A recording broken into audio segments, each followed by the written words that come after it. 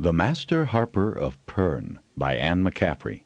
Copyright 1998 by Anne McCaffrey and performance copyright 1998 by Brilliance Corporation. All rights reserved.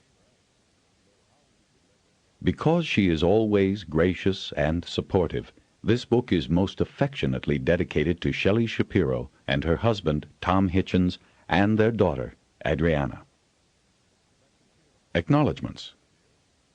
As usual, I am indebted to a variety of people for their help and input in writing this volume, not the least of whom is Master Robinton, also known as Frederick H. Robinson, who was quite upset that I had ended his life so abruptly. I would suspect it of a tenor, but for a baritone to insist on another encore is almost unheard of. But I have recently been asked, via the impressive Del Rey website, to explain certain facts which had not previously been brought to light anent Pern pre-Dragonflight history. As Robinton had a fine Pernese hand in most of it, it behooves me to tell the story from his viewpoint. I would like to thank Dr. Will Closta of St. Mary's Hospital, New Haven, for reading over the medical and sartorial inclusions. This time, my gratitude to Marilyn and Harry Alm as first readers is immense, since they saved me from several time discrepancies and inconsistencies. Their knowledge of Pern is extensive and better remembered than mine at times. I am also grateful to my daughter, George Ann Kennedy, for reading 2 sets of proofs within 4 days, a true labor of love. Most of all, let me thank Tanya Opland and Michael Freeman for their invaluable contribution on the musical side. When I asked them if they could possibly supply some of Robinton's early compositions, I didn't realize that Tanya had always wanted to be Robinton from the days when we first met in Fairbanks, Alaska. Mike has already made up a tune for me, The Dragon Lady, so his inclusion was natural. Finally, let me thank the numerous folk online in January and February whose IDs helped me find character names. Chapter 1.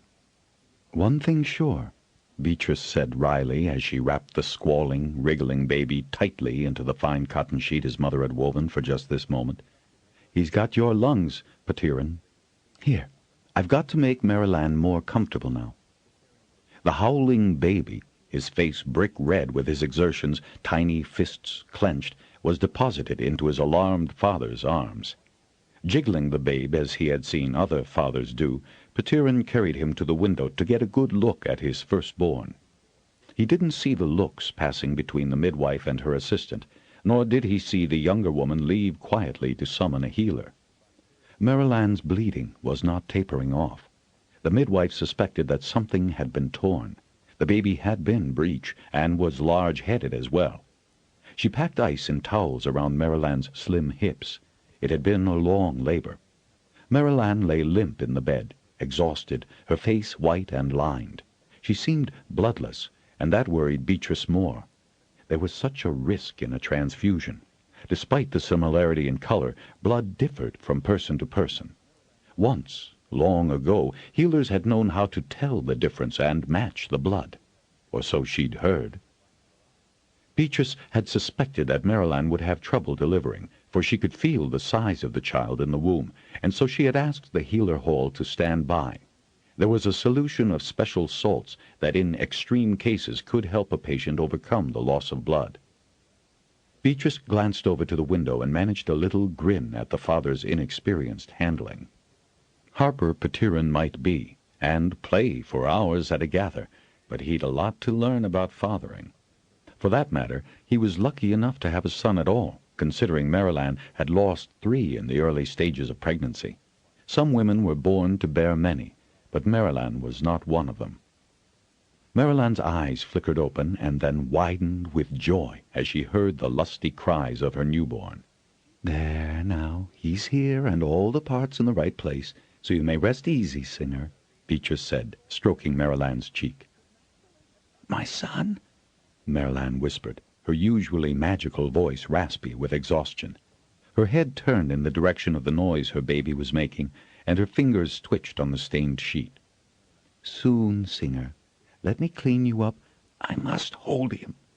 Maryland's voice was feeble, but her need was fierce. "Now you'll have plenty of time to hold him, Maryland," Beatrice said, a hint of sternness in her soothing tone. "I promise you that. And hope I'm not lying in my teeth," she added to herself. Just then Surrey and the healer arrived. Beatrice breathed in relief when she saw Ginia and the bottle of clear liquid she carried that might mean the difference between life and death for the new mother.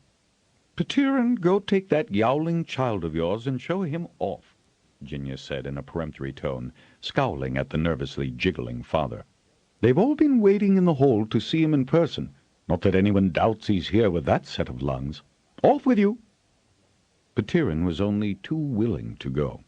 He'd been as much help as he could be, rubbing Maryland's back and sponging her sweaty forehead during the long labor, and he desperately needed a drink to soothe his nerves. He'd been so afraid for Maryland toward the end, especially right after the birth, when she seemed to shrink into nothing in the bloodied bed. They wouldn't have told him to leave if it weren't all right. He was sure of that. He was also sure that he'd never put Maryland in such danger again. He hadn't known just how difficult childbirth was. "The lungs on him," Ginia said with a mirthless smile. She bent to examine Maryland. "She's torn, all right. You can give her some fellas now, Beatrice. Surrey, strap her arm to that splint board. She needs fluid. How I wish we understood more about whole blood transferences. That's what she really needs, with all she seems to have lost. You know how to find a vein with the needle thorn, Surrey, but if you've trouble, let me know." Surrey nodded and began her ministration, while Ginia did what she could to mend the torn flesh. The baby's protests were still audible, despite the distance between this room and the main hall. "She's fighting the fellas, Ginia," Beatrice said anxiously. "What's she saying?" "She wants her baby." Then Beatrice mouthed words that Ginia could easily read. "She thinks she's dying." "Not while I'm here, she isn't," Ginia said vehemently. "Get the babe back. It won't hurt her to have it suckling, and that would help contract the womb. Either way, it'll calm her, and I want her as calm as possible right now." Beatrice went herself and brought the now outraged infant back, grinning broadly at his ferocity and grip on life. "He'll put fight back into her with his own, so he will," she said, smiling as she laid the baby beside Maryland, whose right arm instinctively curled about her child. He found her breast with no help from anyone, and Maryland sighed with relief. "I swear he's doing the trick," Beatrice said, amazed at the sudden flush of color in the singer's cheeks. "I've seen stranger things happen," Ginia replied, glancing up. "There, that's all I can do, except caution Petiron that she's not to get pregnant again. I doubt she can, but he'll have to restrain himself." The three women grinned at each other, for the entire hold knew how devoted the couple were to each other, enough so that thinly disguised love ballads about their adoration circulated Pern. "With all the talent available on this continent, it isn't as if Petiron had to breed a choir," Ginia said, rising. Briskly, the women changed the bedding for fresh, Maryland barely stirring as they did so, the baby clinging tightly to her. When Ginia and Beatrice felt they could leave her safely in Surrey's care, she was asleep, but looking far less pallid. "Tell you one thing," Beatrice confided in the healer. "She won't be all that pleased having just one baby." "Then we'll see that she fosters others. It's far better for a child to have siblings than not, especially the way Maryland's going to dote on that boy. Keep that in mind next year. That is, if she continues to pick up strength." Beatrice gave a snort. "She'd better. I've a reputation to keep." "Well, don't we all?" It was Petiron who objected to his spouse fostering the children of others. He found it hard enough to share her with their son, and he didn't believe other fathers and mothers when they informed him that young Robinton, for that was what they named him, in memory of Maryland's father, Roblin, was a good child and very undemanding. "I always thought Petiron a generous man," Beatrice told her spouse, Masterharper Genel. "Why have you changed your mind?" Genel asked with mild surprise. She paused, pursing her lips. She was not much of a tattler. "I'd say he was jealous of the time Maryland spends with Robbie." "Really?" "Not that it's much, for I think she's aware of his resentment and does her best to ease it all. But young Marty's had another child, for all I warned her not to, with her third not yet a full turn old." Beatrice sighed with exasperation, and Maryland could help, if Petiron weren't so set against it. "Young Robinton's what?" "A full turn next third day, and already walking, stout as you please. Tending one in a cradle during the day to give Marty a hand wouldn't be troublesome. Robbie's no trouble, and as sweet as his mother." Beatrice beamed with an almost maternal pride. "Leave it for now, Beatrice," General said. "There's all this excitement over Petiron's new Moreta cantata at Turnover, with Maryland as the major soloist." "I can't say I like her working so hard at it, though, Jen, and that's the truth, for she isn't fully recovered from such a difficult birth." General patted his spouse's capable hand. "Petiron wrote the music for her, and there isn't another soprano with her range in old Pern. I can quite understand how he'd be jealous of anyone taking up too much of her time." "Unless it's himself doing it, you mean?" "There's more than one way to accomplish the same purpose, you know." He caught and held her eyes and smiled. "At it again, are you?" Beatrice said, with no heat and some affection. General was not Masterharper of Pern just for his expertise on every instrument in the hall. "No," he replied cheerfully, "but I'll get at it on this matter now that you've been good enough to point it out to me. Petiron's a good sort, you know, and he really does love the boy." Beatrice firmed her lips together. "Loves him, does he?" "You doubt it?" She regarded her spouse critically. "I do." She curled her hand around his arm. "But then I have you as an example. You were as eager to tend the first of our 5 as the last, and they have certainly turned out well. Oh, Petiron looks in the cot now and then, or at the child when he's toddling in the yard, but only if you remind him that he's fathered a son." General picked at his lower lip and began to nod. "Yes, I believe I see what you mean. But I don't think loading Maryland with Marty's latest is going to remedy a fatherly absent-mindedness, especially as Petiron's so involved in the turnover rehearsals." "Them! Well, let's hope he doesn't wear Maryland out beforehand." "That I can oversee," General said briskly, "and will. Now, off with you."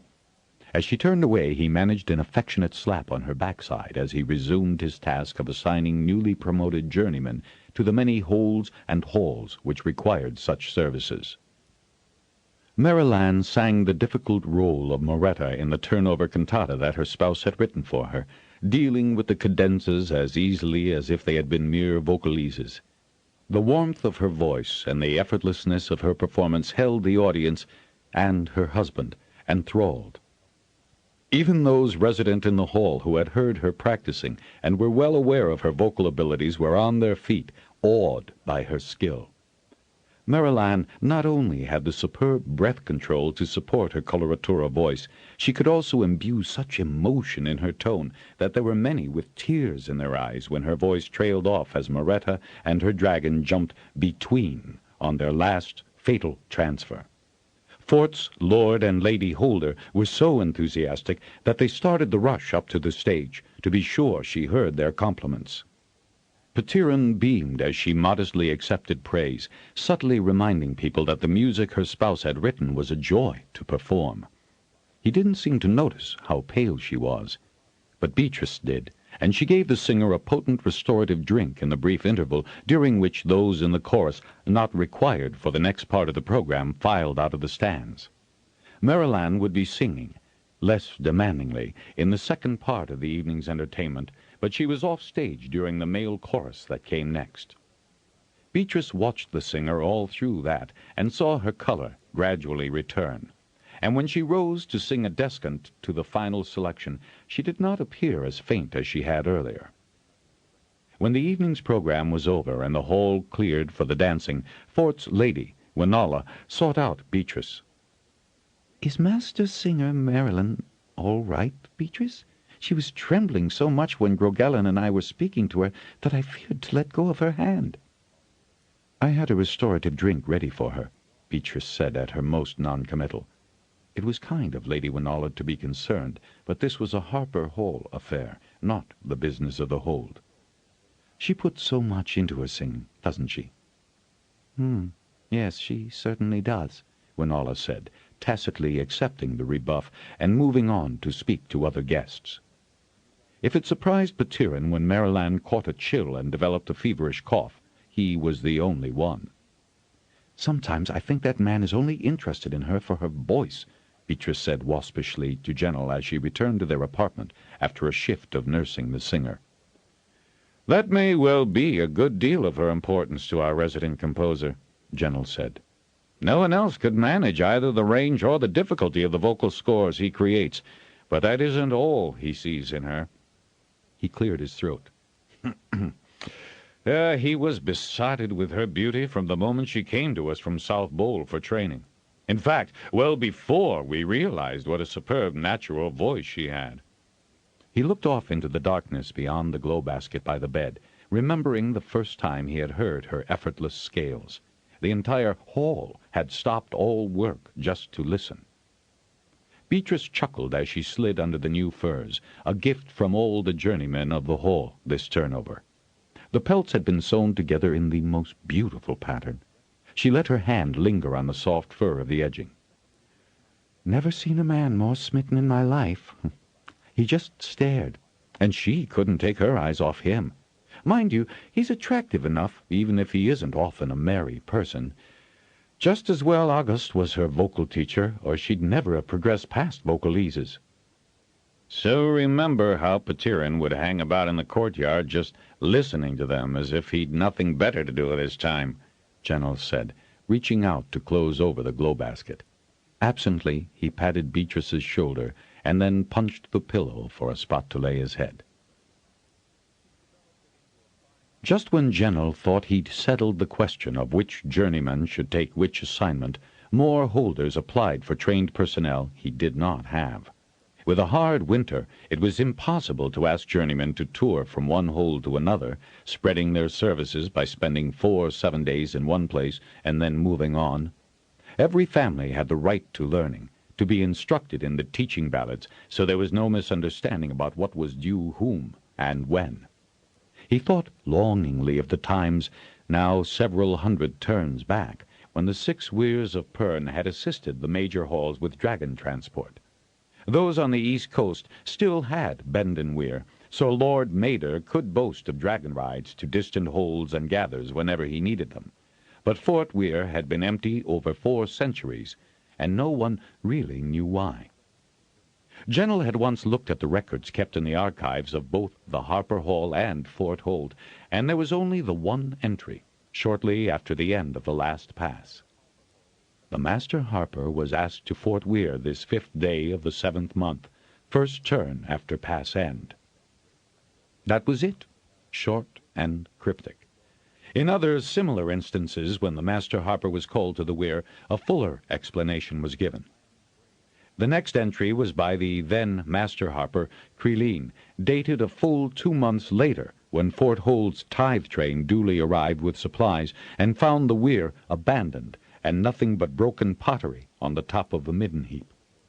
Other holders had noticed that their flags requesting dragon assistance had gone unanswered, and, while annoyed by the discourtesy, people were far too involved in relaxing after 50 turns of ground crew duty to wonder much about the absence of dragons from the skies.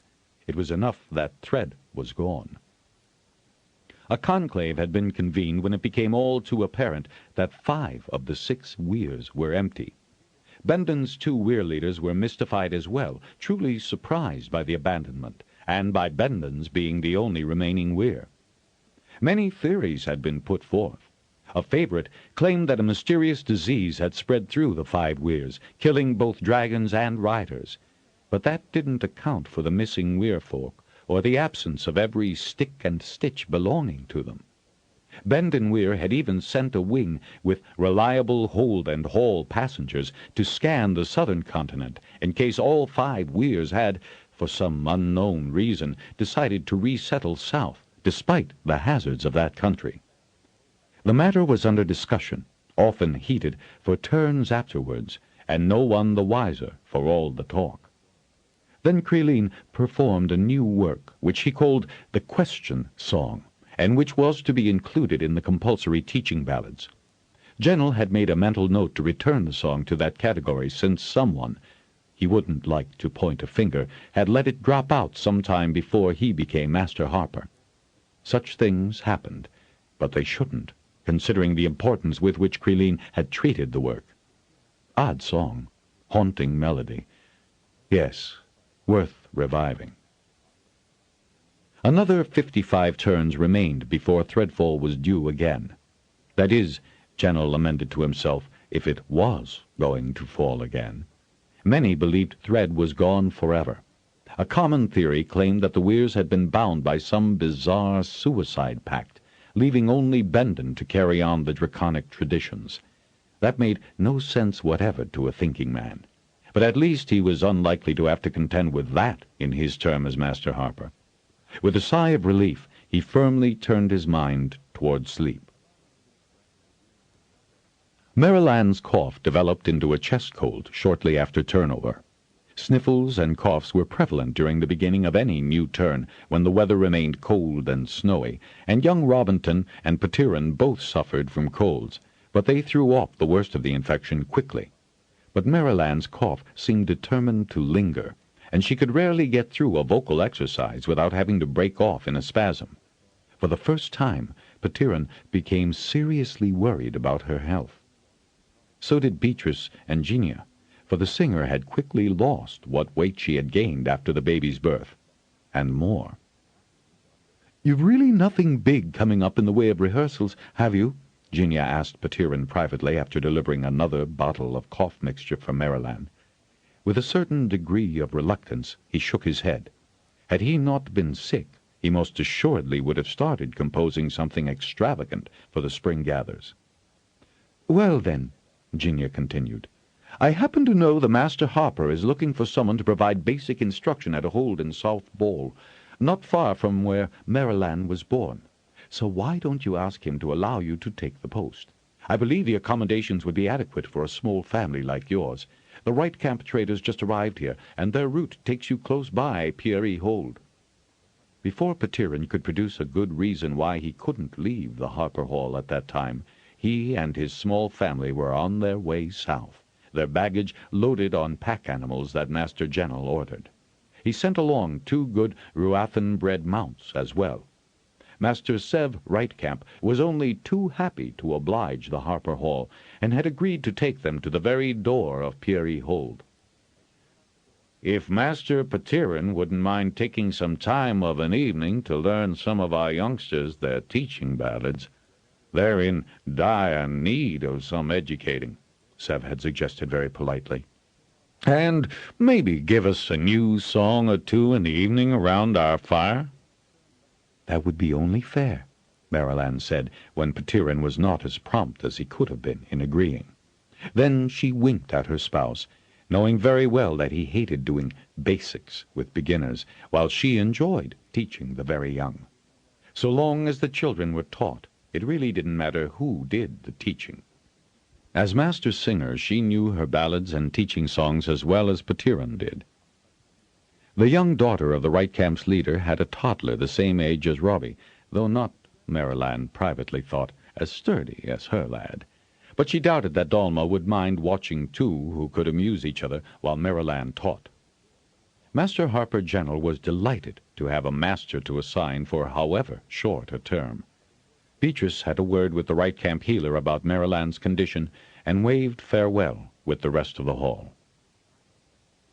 Although the Ruathan runner beasts provided were well-trained and easy riding, Marilanne at first rode in Dalma's efficient house wagon, since she knew herself incapable of managing the antics of a mount right then. Petiron, less familiar with riding beasts, was more often on the lead wagon seat, talking to Sev Rightcamp or his father or his uncle or whoever was the day's guide. Despite his forebodings and initial dismay, Petiron soon began to relax and enjoy the trip.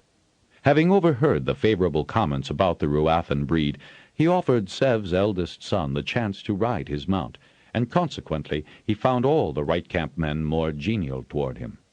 He even enjoyed the nightly music sessions, for almost everyone in the 30 wagons of the train played some instrument and could carry intricate parts.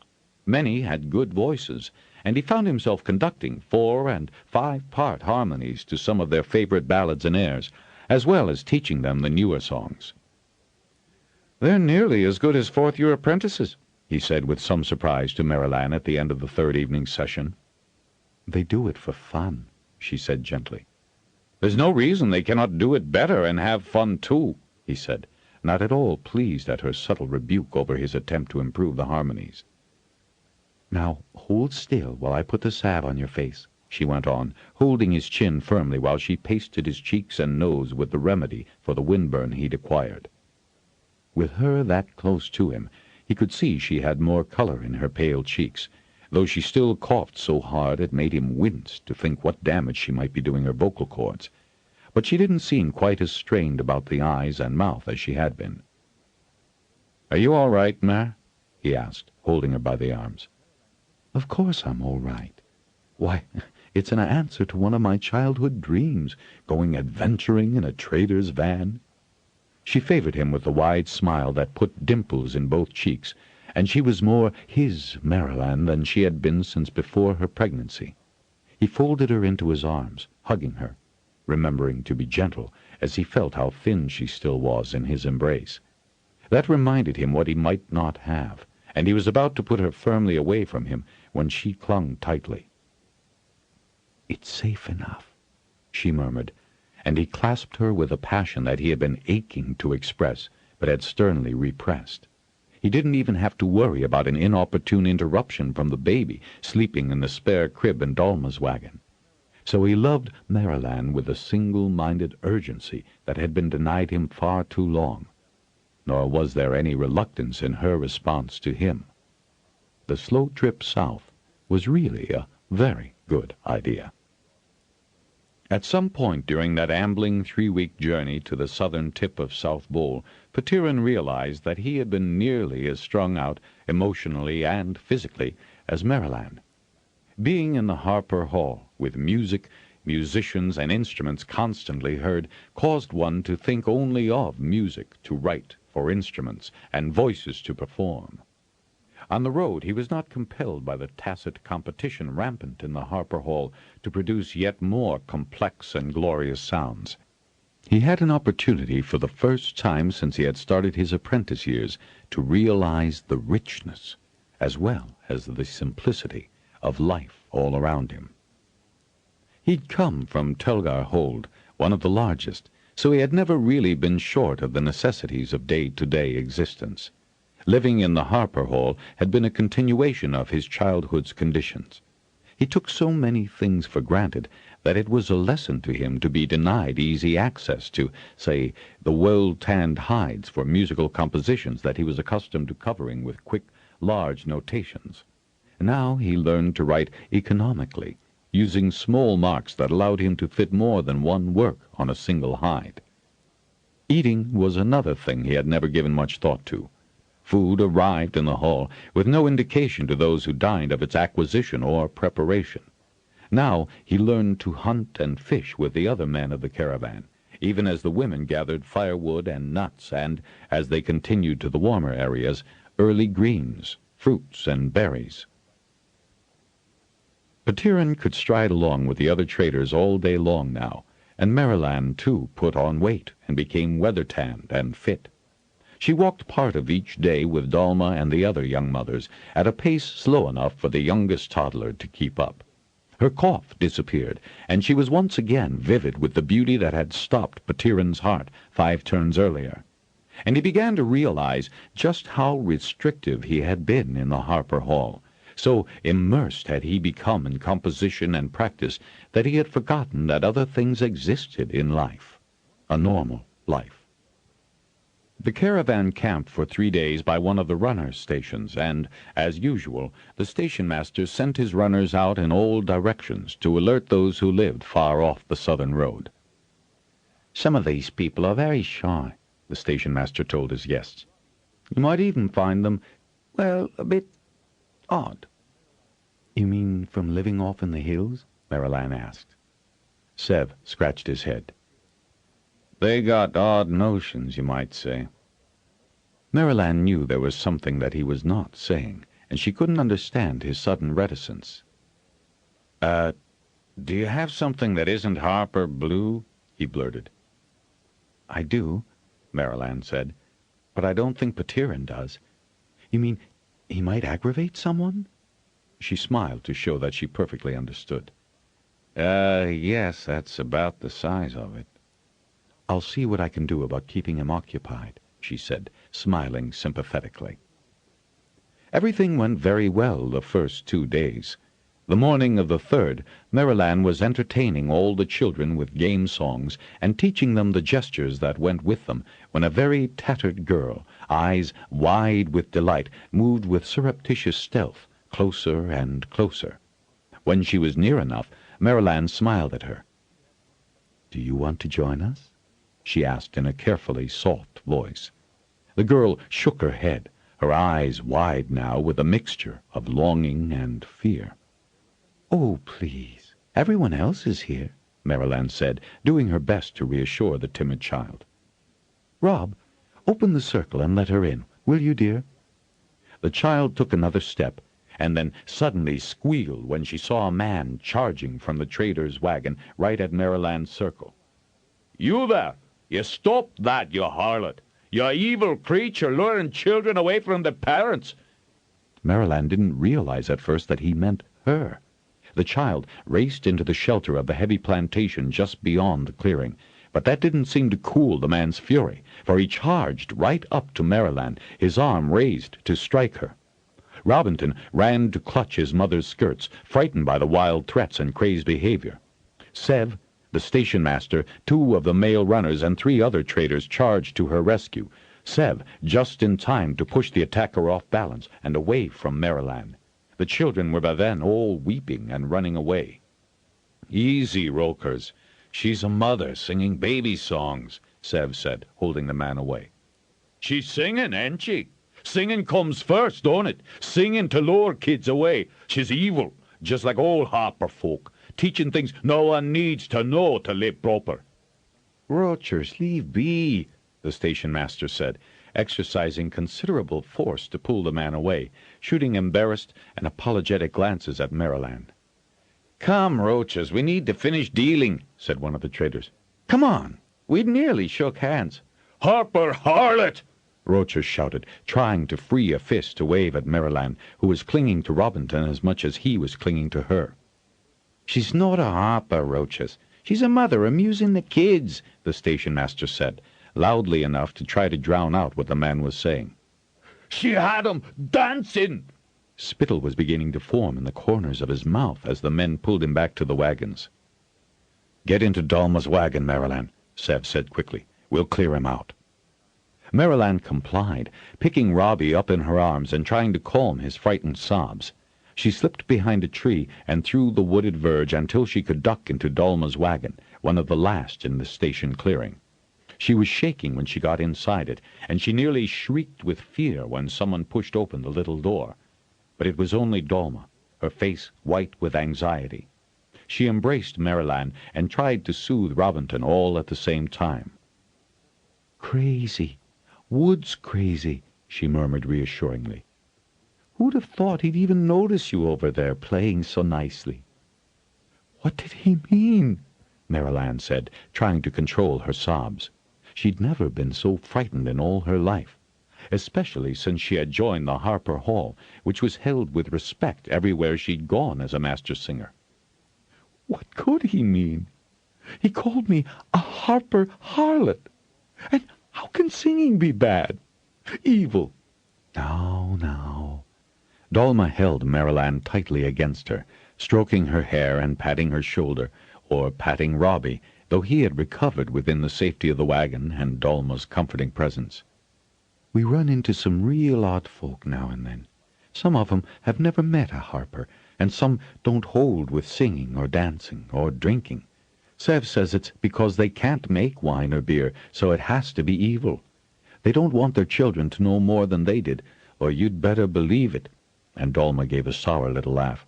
"They couldn't keep them from leaving those awful jungles." "But it was the way he said Harper." Maryland swallowed at the tone of hatred in which the word had been uttered. Now, Oh, now it's all over with. Sev and the others'll see those woodsy ones leave. And that dear little girl, Marilyn, forget her, please. Although she nodded in compliance, Marilyn wondered if she would ever forget the wistful hunger in that child's face, a hunger for music, or maybe just other children playing. But she stayed in the wagon until Sev came to say that the woodsy ones had left, and to apologize for exposing her to such a distressing incident. There were no further upsets, although she did learn that not every hold the traders stopped at had the benefit of Harper education.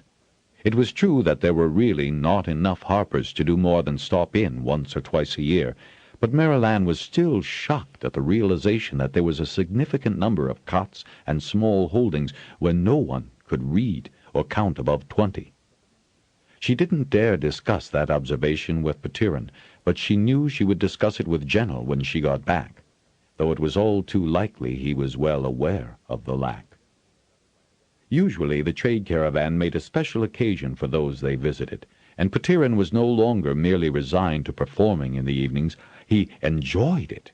So many good voices, so many instrumentalists, not as expert as those he was accustomed to playing with, but good enough, and more importantly, willing enough to add to the evening's entertainment. He also acquired variants of ballads and airs that were traditional with the smaller holders, but unknown to him. He jotted those down. Some of them were quite sophisticated, and he wondered which was original, the Harper Hall's versions, or those that had been passed down through generations in the holds. One of the most nostalgic ballads, about the crossing, could indeed be turned into an instrumental piece, starting with the basic melody, haunting enough, and then embellishments added. To transcribe this, Petiron acquired enough of some of the reed-based writing material that was a local product. It had a tendency to absorb so much ink that his scores were a bit blotchy, but he could amend that when he got back to the Harper Hall. He had always prided himself on his musical memory. They reached Peary Hold halfway through the morning of the 21st day of travel, even with a full 2-day halt at Marilyn's home hold. She had a chance to see her family, to exchange news and see all the new babies and congratulate the recent pairings, and to show off Robinton. Petiron was warmly received by the aunt and uncle who had reared Marilyn when her own parents had died in one of the fierce autumnal storms that battered the western coastline. He was truly amazed at the number of really fine, if untrained, voices that her hold had produced. "Not one of them but can't carry a tune," he told her after the first evening. "Which aunt did you say gave you your first training?"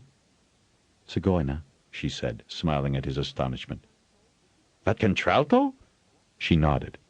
He whistled appreciatively. "She insisted that I be sent to the Harper Hall," Marilyn said with considerable humility. She ought to have gone, but she'd already espoused Dougal and wouldn't leave him. "And wasted that glorious voice on a hold?" Petiron rather contemptuously indicated the sprawling red-stone dwellings that comprised the hold. "Sigourney has never wasted her talent," Marilyn said a bit stiffly. "I didn't mean it that way, Mare, and you know it," Petiron replied hastily. He had seen the genuine respect and love that existed between the two women. "But she'd have been a master singer." "Not everyone would find that as productive as we do, Petiron," she said gently, but so firmly that Petiron saw he would offend her with further comment. Indeed, she thought wryly, remembering Rocher's The Woodsy, not every Pernese approved of Harper's. When they were settling into Peary Hold, his misgivings about this assignment returned. There were only 3 rooms for their quarters. The baby would have to sleep in with them, at the foot of the bed that took up nearly all the room, though there were storage compartments cut into the rear wall of the cliff. The larger room was clearly for daily affairs, including kitchen work, with an outer wall hearth. The third was more of a cubicle than a room, and served the purpose of toilet and bath, though Marilyn said gaily that most everyone bathed in the sea. Petiron gazed askance at the flight of steps that led down to a sandy crescent of a beach where some of the hold's fishing sloops were moored. He was soon to learn that people here were more accustomed to doing everything outside. either in the wide open patio where various workstations were situated, or under the shade of a vine-covered arbor larger than all the individual accommodations put together. There were even 2 sections fenced off for toddlers and the slightly older children, complete with a little pond where they could safely wade, sand to play in, and a rather extensive collection of toys. Already Robinton was tottering about carrying one of the stuffed toys. "That can't be a dragon he's been playing with, is it?" Petiron asked Maryland. "Dragons were never toys. It would have been blasphemy to play with one." "No, silly. It's supposed—" Maryland grinned reassuringly up at her astonished spouse. "To be a fire lizard." "A fire lizard? But they died out centuries ago." "No, not entirely. My father saw one, and Uncle Patry said he'd seen one this past year." "He's sure?" Petiron had a pragmatic streak that required proof. "Indeed he is. And we've empty shells gathered from Flotsam to prove that they exist, even if they aren't much in evidence." "Well, if they've shells—" And Petiron was mollified. Maryland turned her head away so that he wouldn't see her smile. She was quite aware of Petiron's opinions about everything here in Peary Hold, but there was no sense in arguing with him about his misconceptions. In general, he was a fair man, and she was sure he'd come round. He might even get to like living here, away from all the bustle and overstimulation of the Harper Hall. She had been so pleased with his thanks to Sev, Dolma, and the other traders. He'd meant every word he'd said to them, about learning so much on the route, and that he had enjoyed the evenings, and the teaching. He'd learned to feel comfortable on a runner beast, so she knew she could talk him into taking trips to the other nearby holes where her brothers and sisters lived, especially as she would have to leave Robinton behind so as not to irritate Petiron by his son's constant presence. Not only was he weaned now, but Sigorna was almost panting to have a chance to tend him. If only Petiron could learn to like his son a little for his own sake, and Robinton's, rather than see him as a rival for her attention. Teaching came first, and Petiron divided up the 42 prospective students into 5 groups. The beginners, novices, middle, and advanced were of mixed ages, since some had had a little more training from a parent than others. The final group was made up of the 5 who were much too old to be included in the regular classes. Those he'd teach in the evenings by themselves. Not that anyone was embarrassed. "Living up in the mountings, never had the chance to learn nothing," Rantu said, unabashed. The stocky timberman had glanced over at his young spouse, who was visibly pregnant. "That is, until I met Corral here." Then he blushed. "Really like music, even if I don't know much. But I got to learn so the baby won't have no stupid for a father." Despite having had no formal training at all, Rantu could produce the most amazing sounds out of a multiple reed pipe, although he waved aside Petiron's earnest desire to teach him to read music. "You just play it all out for me once, and that'll do me." When Petiron paced about that evening in the privacy of their little home, terribly upset that an innate musician of considerable talent was risking talented fingers with saw, axe, and adze on a daily basis, Maryland had to calm him. "Not everyone sees the Harper Hall as the most preferential occupation, love. But he's doing very well for a young man with a family on the way," she said. "And he'll always love music, even if it is not his life the way it has always been yours." "But he's a natural. You know how hard I had to work at theory and composition to get complicated tempi, and he manages cadenzas after one hearing that it would take you, good as you are, days to command. And Sigorna told me he makes the guitars, the flutes, the drums, all the instruments in use here." He raised both hands high in exasperation and frustration. "When I think how hard I had to work to walk the tables for journeymen for what he just picked up listening to me, I'm speechless." "Rantu doesn't want to be a musician, love. He wants to do what he does do, manage forestry. Even the instruments he makes are just a hobby with him." "That may be very true, Mayor, but what you fail to realize is that the Harper Hall needs more young folk to train up than come to us. Peary needs a full-time journeyman, not a vacationing one." Petiron was pacing and rubbing his hands together, a sure sign to his spouse of his rising agitation. Everyone has the right to learning. That is the traditional duty of the Harper Hall. We are desperately short of harpers. But people do learn the teaching ballads and songs, as they have here, Mariland said. As I did. Only the usual ones, but not all the important ones, Petiron said sternly, with a scowl. When he frowned like that, his heavy eyebrows nearly met over the bridge of his aquiline nose. Though she'd never tell him, Mariland adored his eyebrows. They don't know the dragon duty ballads, for instance. Mariland suppressed a sigh. Was it only people brought up in strict Harper Hall tradition who believed that thread would, not just might, return in the next 50 or so turns? Or was their belief merely an extension of the traditions of the Hall? You are teaching those as I am, and I don't think anyone here, now that they've met you and seen me again, would take it amiss if you did suggest that one of the more talented youngsters look toward the Harper Hall as a life's work. Petiron gave her a strange look. You don't? She pursed her lips. That tone was his driest and most repressive, the one he reserved for apprentices who had not studied hard enough to suit his exacting standard. There was plague, you know, as well as that storm that took many lives from this hold, she said, as casually as she could. This may be a small hold, but to do all that is required properly also takes a fair-sized population. Sometimes there are none to be spared. Yet they spared 2 lads to the weir, Petiron said begrudgingly. Mariland tried to hide her laugh behind her hand, but couldn't. The look of him was so jealous. And I suppose you wouldn't have accepted being searched for the weir? I wasn't. I know, but if you had been searched by Bendon Weir, would you not have gone? Well, he said, hedging, I certainly don't dispute the honor of being searched, but not everyone searched impresses a dragon.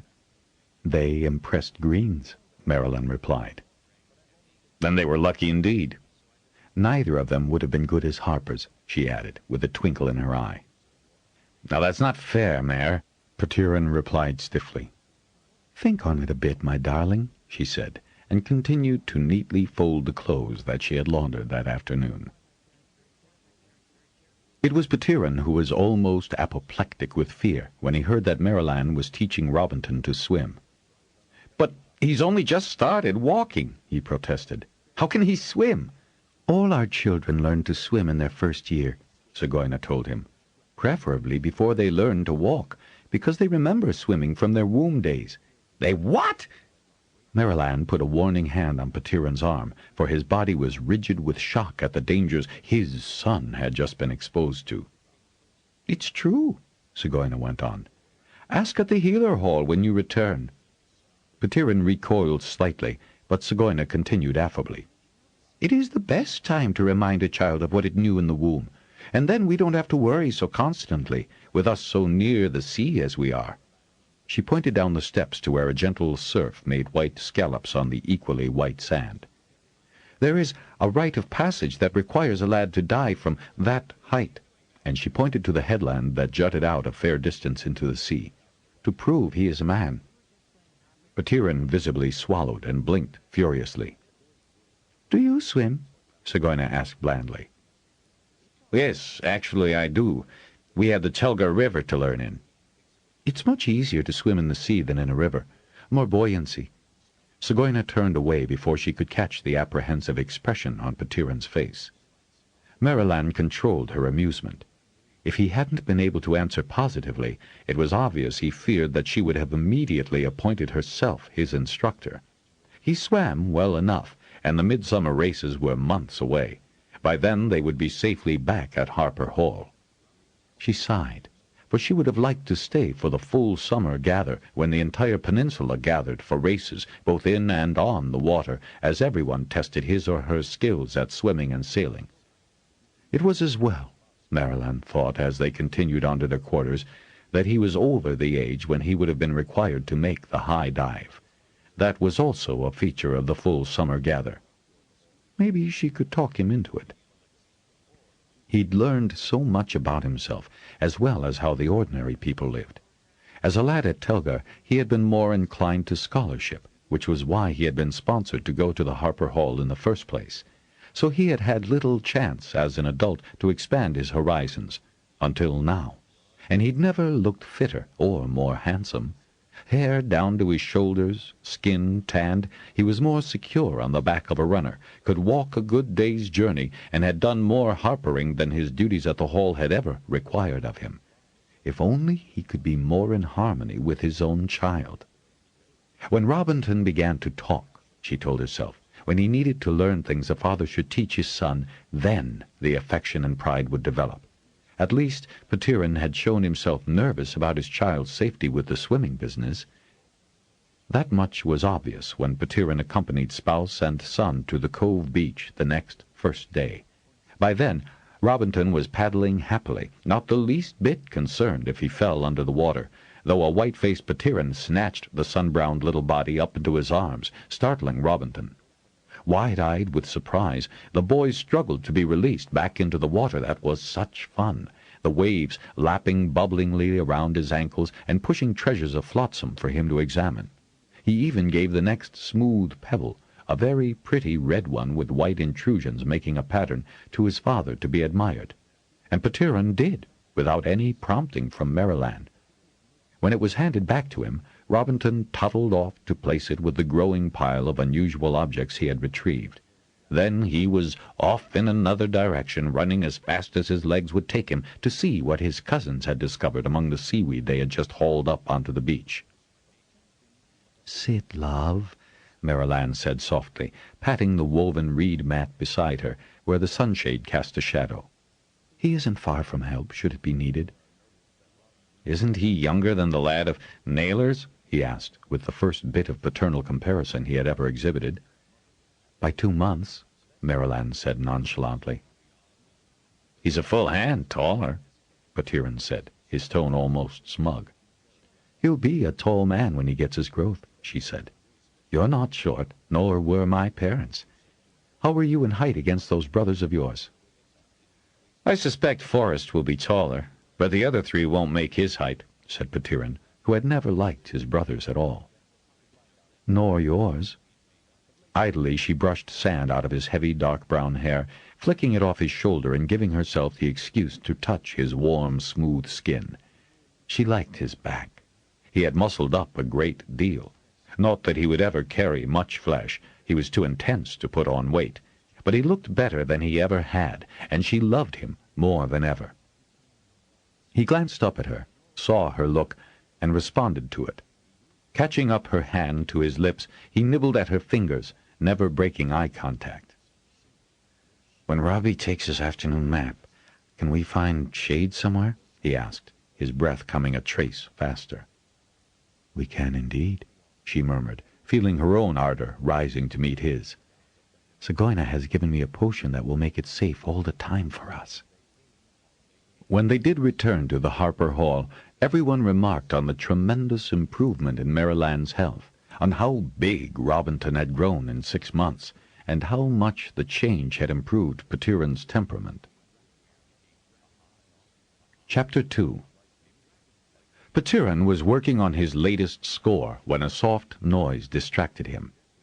Listening, he could hear it coming from the other room. Maryland had stepped out on an errand. Robinton was having his nap. The faint noise was an echo of the theme he was hastily inscribing before he lost it.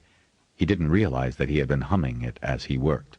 Irritated, he looked around for the source of the mimicry, and found his son awake in the trundle bed and humming. "Don't do that, Robinton," he said in exasperation. His son pulled the light blanket up to his chin. "You were," he said. "I was what?" "You hummed it." "I may, you may not." And Petiron shook his finger right in the boy's face so that Robinton pulled the blanket over his head. Petiron pulled it down and leaned over the little bed. "Don't you ever mimic me like that. Don't you ever interrupt me when I'm working. Do you hear that?" "Whatever did he do, Petiron?" Maryland exclaimed, rushing into the room and hovering protectively at the head of the cot. "He was sound asleep when I left. What's been going on?" Robinton, who rarely cried, was weeping, stuffing the end of the blanket into his mouth as the tears crept down his cheeks. The tears were more than Maryland could endure, and she picked up her sobbing son and cradled him, reassuring him. Petiron glared at her. He was humming while I was writing. You do, why shouldn't he? But I was writing. How can I work when he does that? He knows he's not to interrupt me. He's a child, Petiron. He picks up on anything he hears and repeats it. Well, I'm not having him humming along with me, Petiron said, not the least bit mollified. Why shouldn't he if you wake him up? How can I possibly work if you're both interrupting me all the time? He flung his arms up and stalked out of the bedroom. Dude, take him somewhere else. I can't have him singing in the background. Maryland was already halfway across the sitting room, her crying son in her arms. Then you won't have him in the background at all, she said in a parting shot. I don't know when I've been more annoyed with him, she told Beatrice, who was fortunately in her apartment when Maryland tapped at her door. I don't suppose he noticed that the child hums on key, Beatrice said in her droll fashion, clearing the mending from the padded rocker so that Maryland could calm her child. Maryland blinked at Beatrice and then began to chuckle. I'm certain he would have mentioned it if Robbie were off-key. That would have been injury added to insult. Then she paused. You know, Robbie hums along with me when I do my vocalises. I hadn't realized it before. There now, little love. And she dried Robbie's eyes with an edge of the blanket he was still clutching to his mouth. Your father didn't really mean to yell at you. Ah, was Beatrice's soft response. But we do have to be quiet when your father's working at home. He has his own studio, Beatrice put in. Washel borrowed it to speak to those parents who wandered in unannounced. Only Washel could get away with that.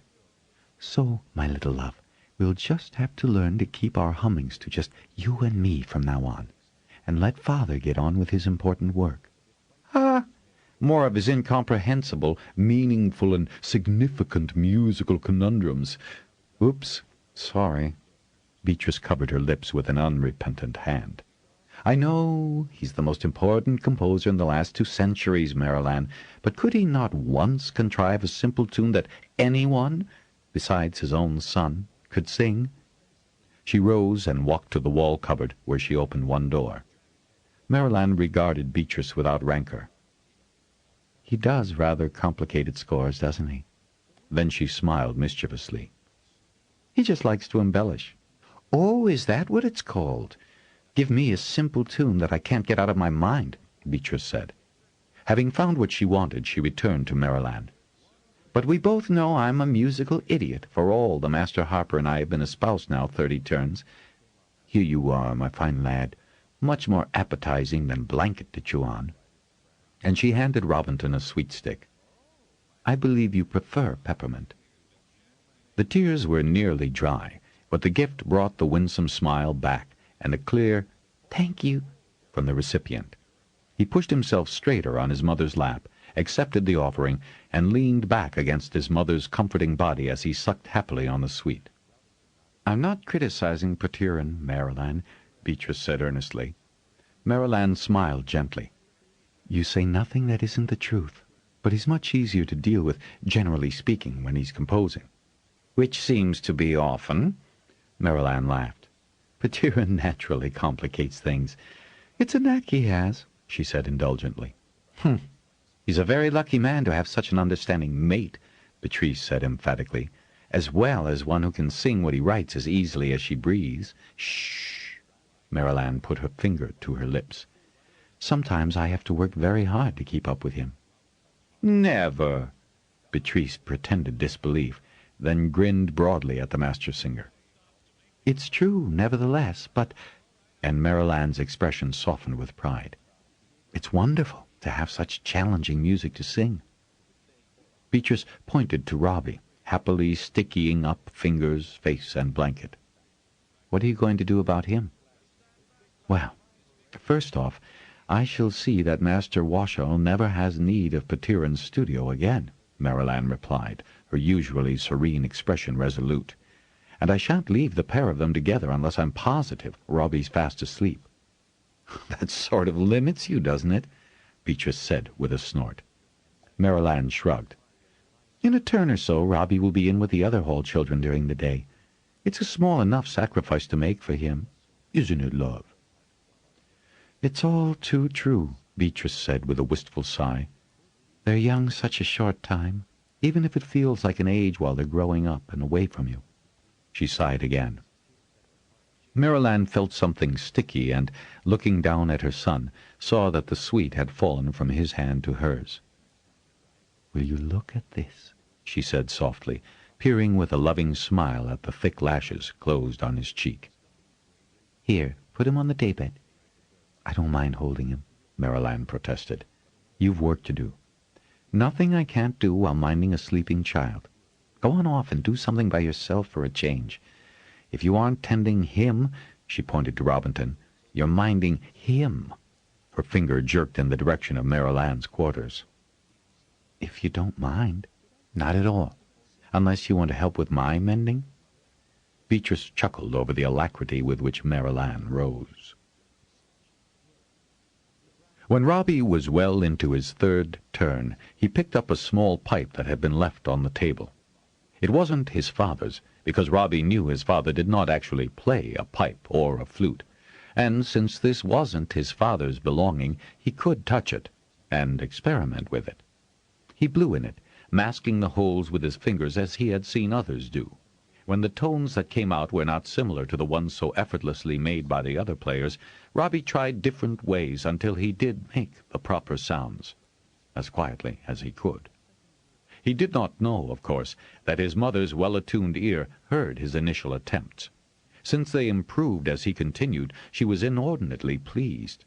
Sometimes, despite a strong musical tradition in a family, there was one born who was tone-deaf or totally disinclined to do much about an innate ability. She had wondered how she would be able to placate Petiron if his son turned out to be musically incompetent, because one way or another Petiron would be determined to impart suitable musical training to his only child. Now she did not have to worry about that. Her son was not only inclined to musical experimentation, he also had a good ear and, it would seem, perfect pitch. When Petiron was busy with students, Marilyn would often whistle simple tunes within her son's hearing. Petiron did not like her whistling, possibly because he couldn't, but more likely because he felt that girls shouldn't. Despite how much she loved him, she privately admitted that some of his attitudes, including this one, made no sense to her. Robbie picked up the tunes she whistled as effortlessly as he had learned the scales on the pipe. When he started doing variations on the airs, she had to restrain herself. She wanted desperately to tell Petiron that his son was musical, but she did not want her 3-turn-old son suddenly rushed into training. It could turn the boy off music entirely. Petiron was marvelous with the older lads, but far too strict for the youngest apprentices. She worried about the zeal with which he would train Robinton. So one afternoon she asked Washoe, the master who taught the youngest, to help her with the dynamics in a quartet they were both rehearsing for turnover. A jovial, easy-going man in his 6th decade with a rich, deep bass voice, he arrived with some cakes just out of the hall ovens and a fresh pot of clah. "So, why is it that you really want to see me, Marilyn?" he asked, after she had profusely thanked him for the refreshments and served them. "The day you can't carry your own part in anything Petiron writes, I'll resign my mastery." "Oh, but I do need help, Wash," she said airily. "Robbie, come see what Master Washoe has brought us." She hadn't needed to call him. The delectable aroma of warm pastry had wafted into the next room, where he had been flat on his stomach, making doodles in a sand tray that had been a recent gift from his mother, a preparation to teaching him his letters and, possibly, the scales. "I mail 'em," he said, still not quite able to pronounce the sibilants with the gap in his front baby teeth. "I mail 'em. Thank you, Master Weil." "My pleasure, young un." Marilyn's stage setting was complete. "Here," she said briskly. "This measure where the tempo changes so rapidly, I'm not sure I've the beat correctly. Robbie, give me an A, please." Washel's gray brows went up his balding head, and his eyes glittered as Robbie produced the tiny pipe from his trouser waistband and played the required note. Then Marilanne sang the troublesome measures, deliberately shorting the full quality of one whole note. Robbie shook his head and with his fingers beat out the appropriate time.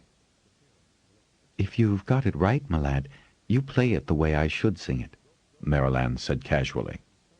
Young Robinton played the entire measure, and Washel, who looked first at Marilanne and then at her son, folded his hands across his stomach and caught her eyes, nodding with comprehension.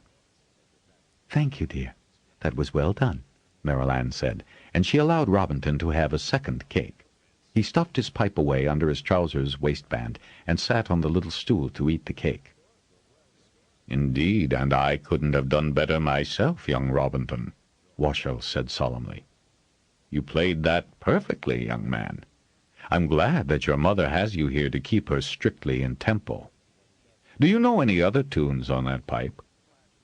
Robbie glanced at his mother for permission. She nodded, and he licked his lips free of crumbs, pulled out the pipe, and lifted it to his mouth, and began to play one of his own favorites. When he had finished, he gave his mother a second look.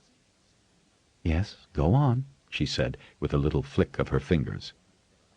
He looked for a moment at Washel, who knew enough to keep his expression polite, and then the boy closed his eyes and started the round of variations he liked to wind about that tune. Washel bent his head down over his heavy chest until he was peering directly at Robinton, who was now oblivious, wrapped up in his piping, fingers dancing, stopping, busy over the little pipe's holes. The instrument was small and could have produced an unpleasantly shrill sound, but the way the youngster handled his breathing and instinctive dynamics sweetened it to a delightful lilt.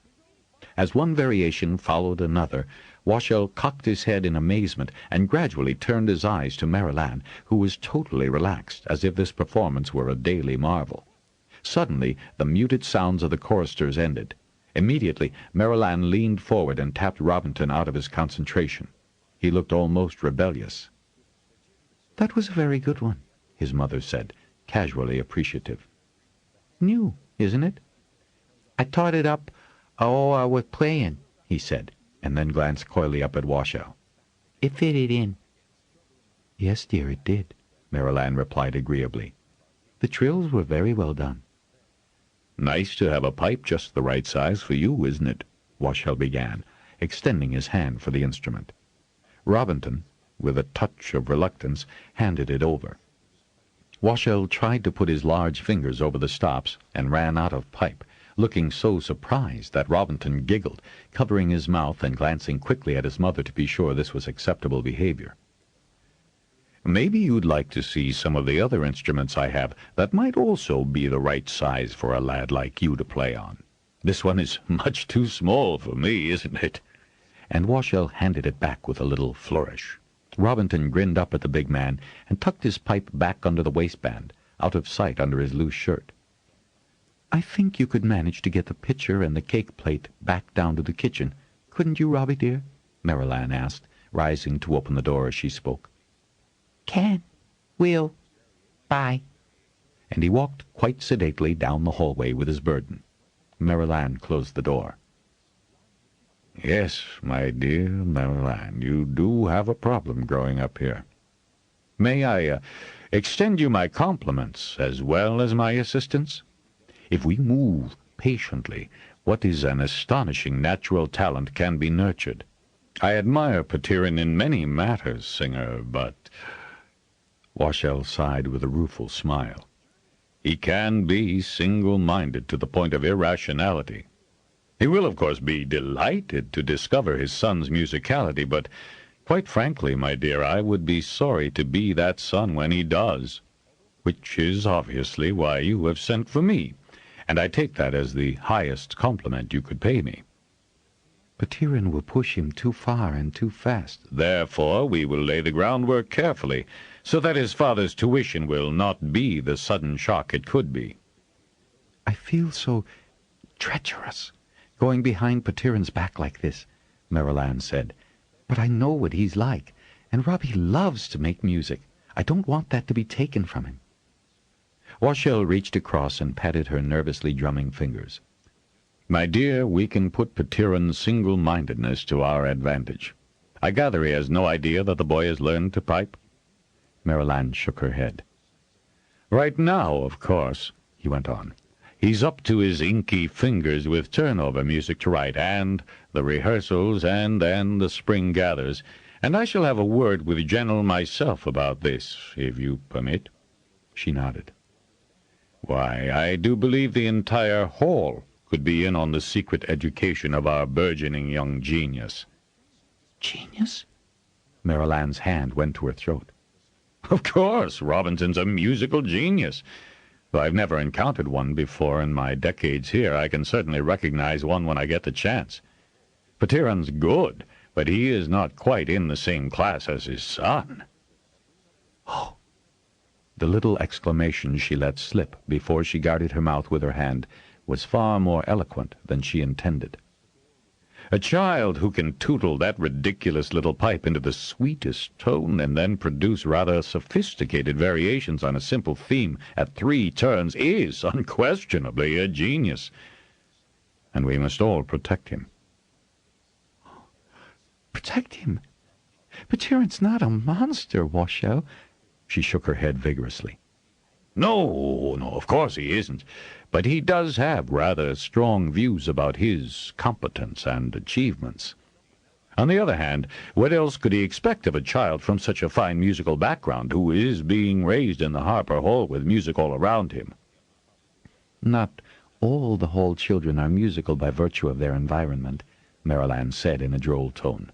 But when one is, as your Robinton, there couldn't be a better environment, and we shall see that the matter is handled as diplomatically and kindly as possible. I give you my hand on that, Master Singer Marilanne. He held it out, and she took it gladly, the relief and even her guilt at the promised subterfuge easily read by Master Washel. We'll do no more than what the lad is able and willing to absorb. Ease him gently. His thick fingers rippled descriptively into the discipline, so that when, and he clapped his hands together, we suddenly discover that this 5, maybe 6-turn-old lad is so musically inclined, why, we can be as surprised and delighted as Petiron will be. But won't Petiron be at all suspicious when he discovers how much Robbie already knows? Washel raised his arm in a broad gesture. Why, the boy absorbed it from his parents, of course. Why would he not, with 2 such talented musicians? Oh, come now, Washel. Petiron is scarcely stupid. With musical scores and instruments all around, you'll doubtless mention that you've heard him humming tunes now and then, on key, that you gave him the little pipe and a drum, since he begged for them. Bosler will say he only thought to amuse the lad one afternoon while you were busy with rehearsing, and taught him how to place his fingers on the guitar strings. It won't be hard to get our master archivist to connive to teach the boy more than his letters. And we'll all be so amazed that Petiron will have such a student to bring on. He's always better with the quicker students, you know. They don't try his patience the way the younger or slower ones do. Thoroughly pleased with the plot he was spinning, Washel once more patted Marilanne's hands reassuringly. Then, abruptly, he pulled the quartet sheet between them. Beat it out one more time, Marilanne, as I sing the bass line. You should... The door opened, and there were Petiron and Robinton. I really do think, Petiron, that you write some passages just to tease me, she said. And did you get the plate and pitcher safely down to Laura, dear? I did, Mother. Well, then, off with you, Rob, his father said, giving his son a slight push toward the other room.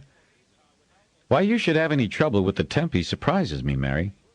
Because your scribbling is almost unreadable, Petiron, Washel said firmly, his bass voice rumbling in mock rebuke. See here? His thick index finger pounded the culprit measure. One can barely see the dot. No wonder Marilanne was having difficulty with the beat when she couldn't even see the dot after the half note. It's clearly marked on my copy, but not on this. Petiron peered down at the offending score. It is a little faint at that. Sing it for me. And he gave her the upbeat. Washel could not resist singing the bass line as Marilyn faultlessly sang hers. "You did help, Wash. Thank you so much," she said. "And thanks for bringing along the cake and cloth." "My pleasure, Master Singer."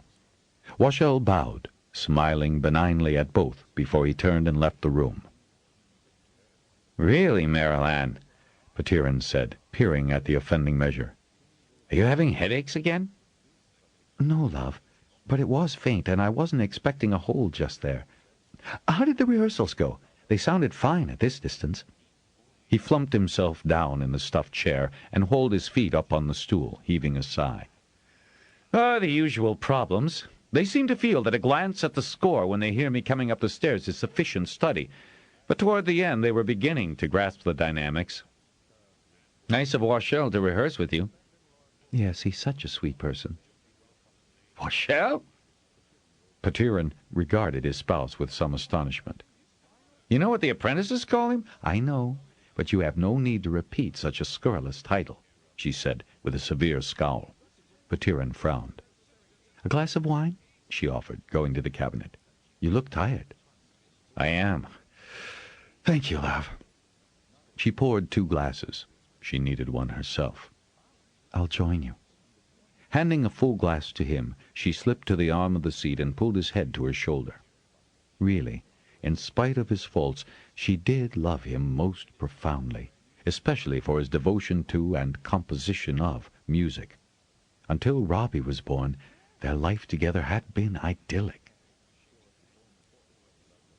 The one aspect that neither Washel nor Robbie's mother had considered was the child's enthusiasm for things musical. They did not expect quite how swiftly and eagerly over the next few months he absorbed his lessons and learned how to play the various instruments. No sooner had Master O'Golly taught him musical notations and the value of the notes on the staff, signatures, clef, and measure, than young Robbie jotted down the variations he had created on his first simple tunes. Marilyn had the hard job of suppressing such enthusiasm within their quarters, especially since Robbie wanted to show his father what he was doing, because he hoped his father might approve of him then. "But father likes music. He writes it too," Robbie said plaintively. He still had trouble with his S sounds, though he had extended his working vocabulary as well as his musical aptitudes. "That's just it, my love." Marilyn hated herself for such hypocrisy. "He hears it all day long, has to cope with such stupid students, and—" "Am I stupid, Mama?" "No, love, you are not the least bit stupid. But your father does need quiet and a rest from music when he's here with us." "I guess," Robbie said sadly. "The big spring gather is so important, and you know how hard your father is working on the new score." "Yes, he is," Robbie sighed. "Can you smell the sweet cakes, dear?" she asked, grateful for that diversion. Robbie dutifully sniffed, and a smile broke over his sad little face. "Do you think—" he began hopefully, brightening. "You'll never know until you ask Laura, will you?" Marilyn said, turning him toward the door. "And be sure to ask for enough for me and your father, love." Kubissa, who taught the youngsters from Fort Hold as well as the Harper and Healer Halls, allowed young Robbie into her classes before his 4th term began. "He's well advanced as far as wanting to learn, Marilyn," the woman said. "I could wish half my class were at the same level, but I'll give him little extra musical-type things to do while the others are catching up." Then there was a morning when Kubissa brought a bloody-nosed, sobbing Robinton back to his mother for aid and comfort.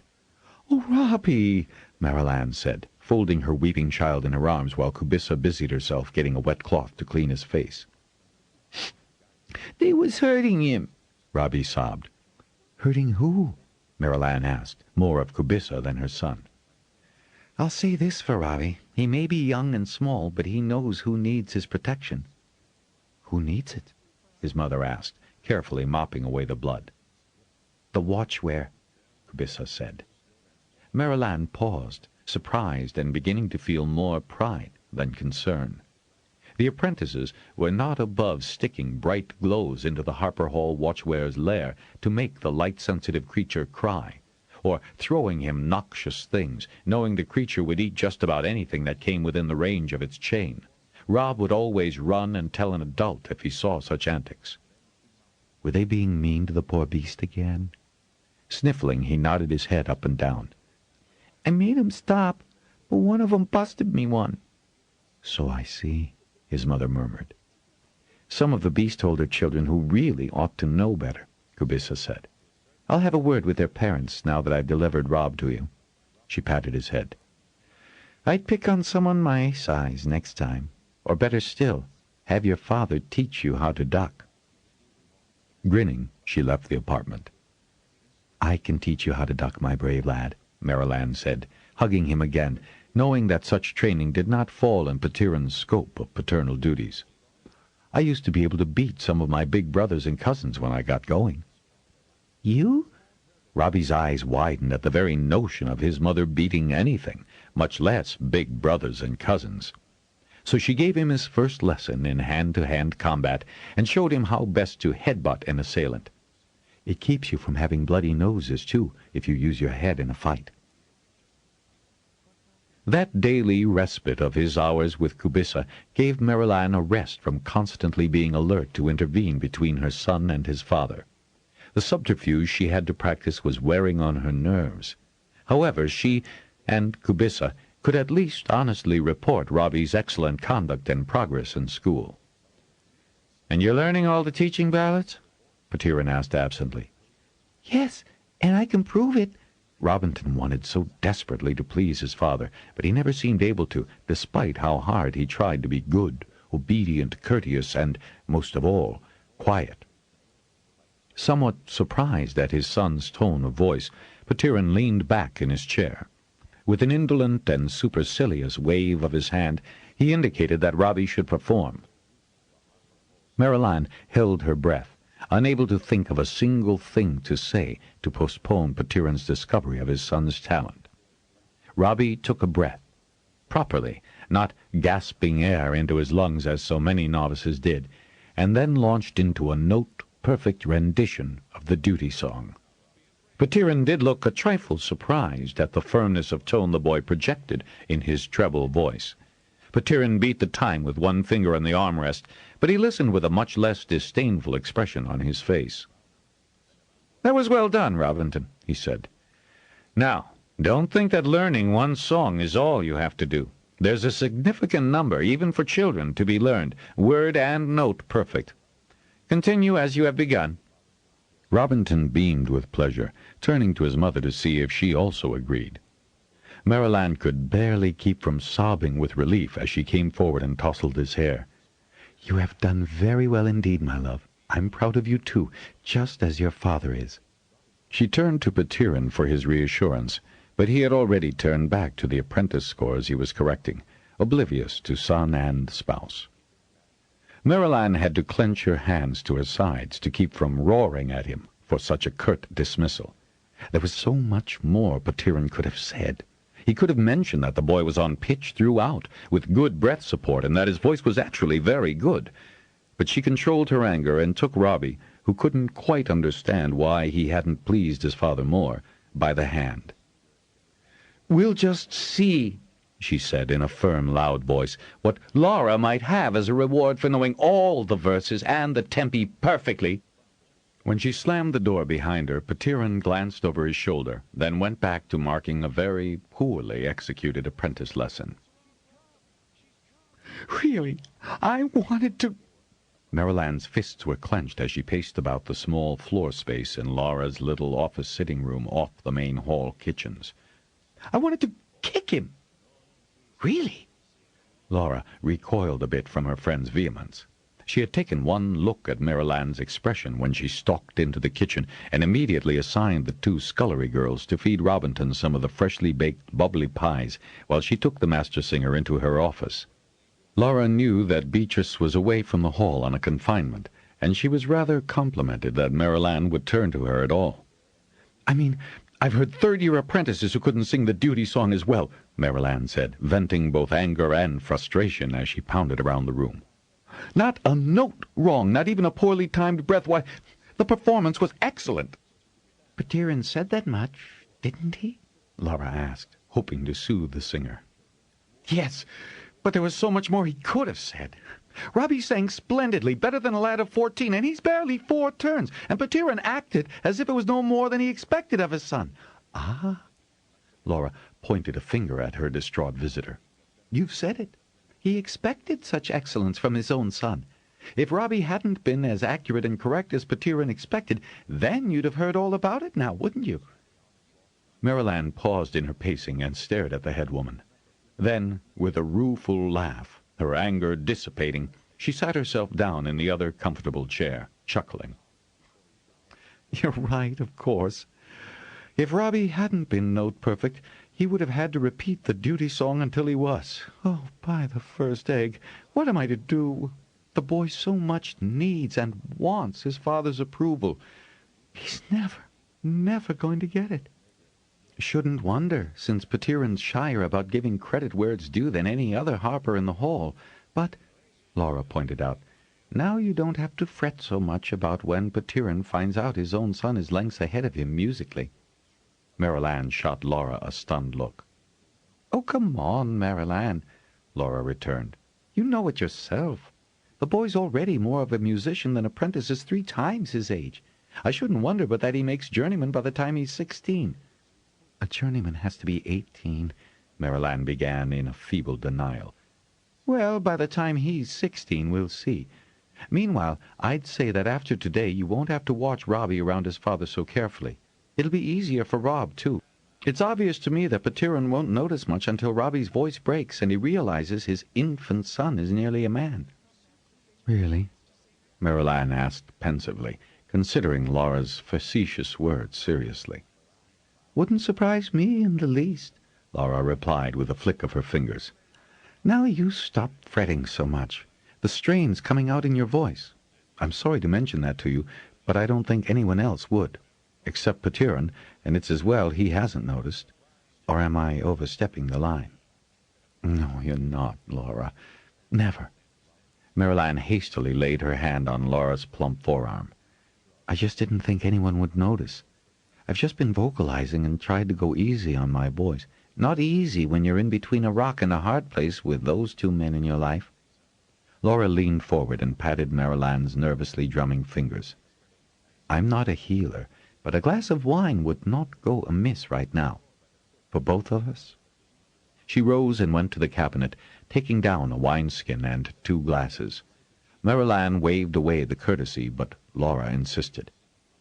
There are a lot of things Petiron won't notice, including wine on your breath, if that's what you're worried about.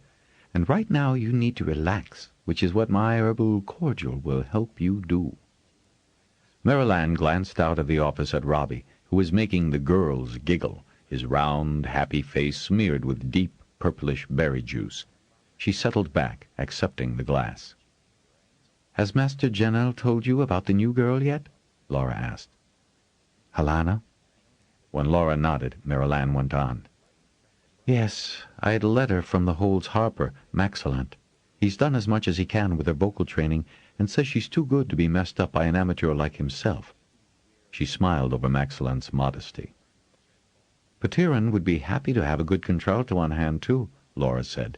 She sang in that range, though never as a soloist. Odd, isn't life?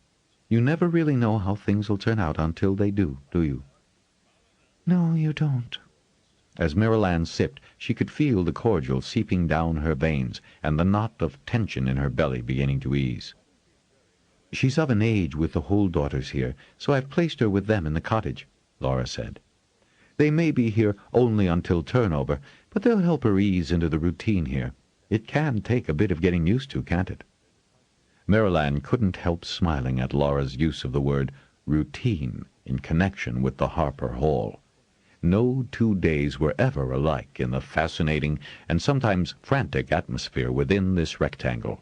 She did very vividly remember her own first days there, and would help young Helena as much as she could to become accustomed to the requisite study and practice. In fact, if Laura was correct about Petiron, and she rather suspected the head woman was, Maryland herself would welcome having a female student to bring on. she'd have less time to fret herself into stress over all the confrontations she imagined between son and spouse. Chapter 3. Helena arrived and created an instant impression on all who met her of an overly self-confident 17-turn-old young woman who found fault with everything at the Harper Hall, and especially the cottage where she was lodged.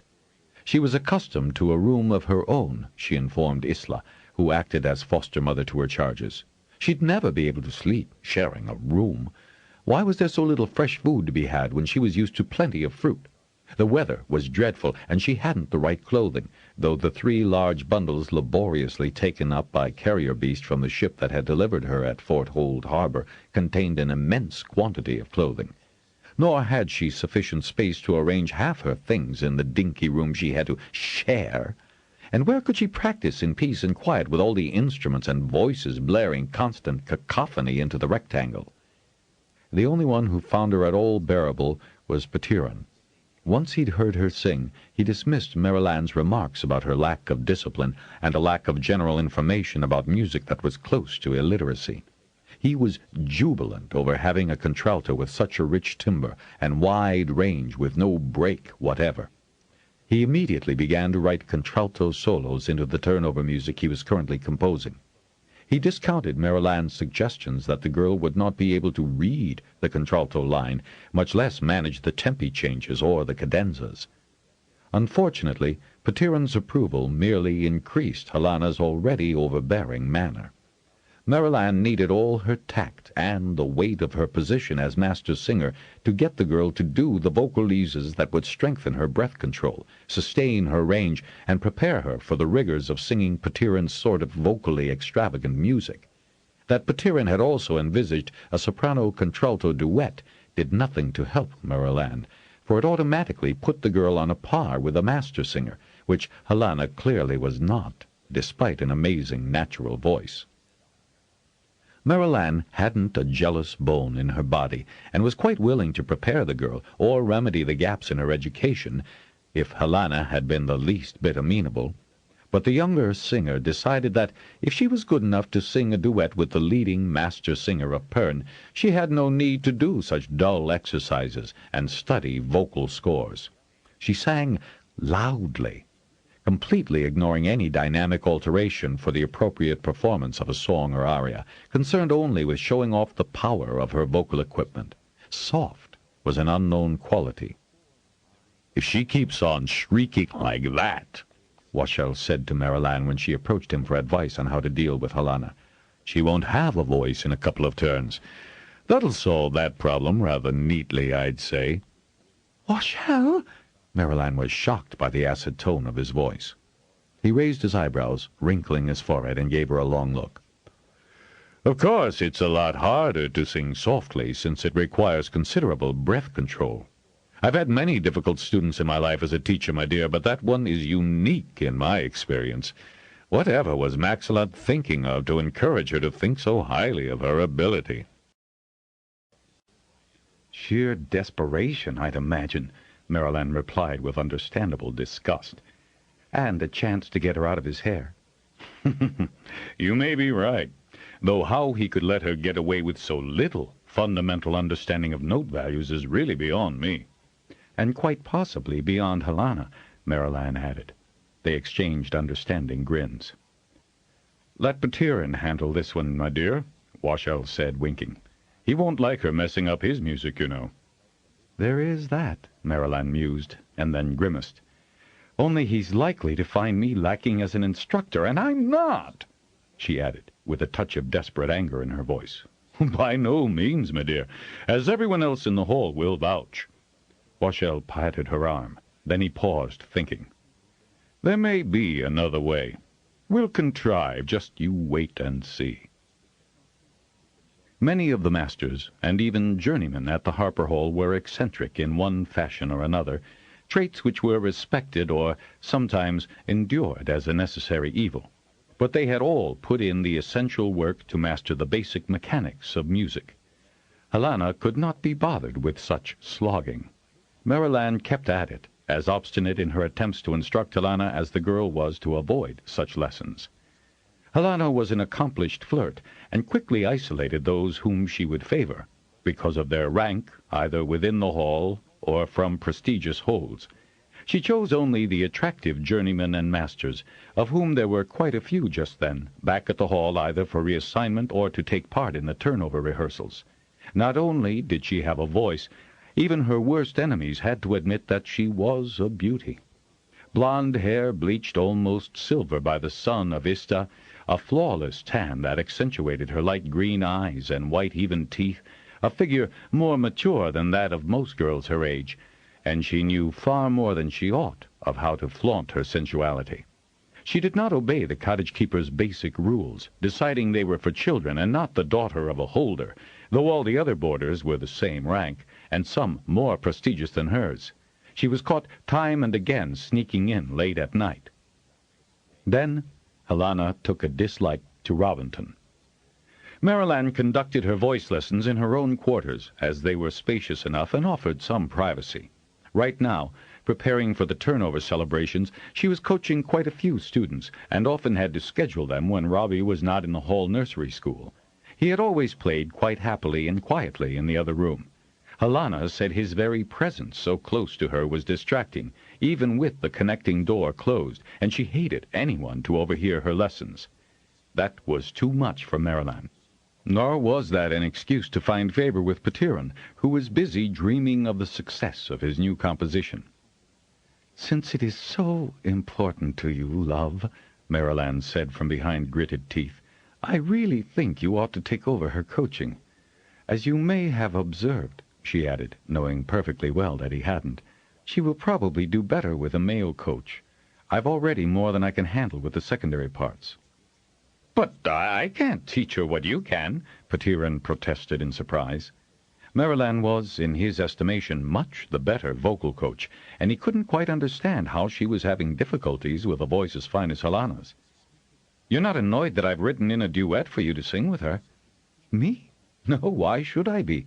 She has a magnificent voice, but she's a little shy on technique, and I know she'll respond better to your comments."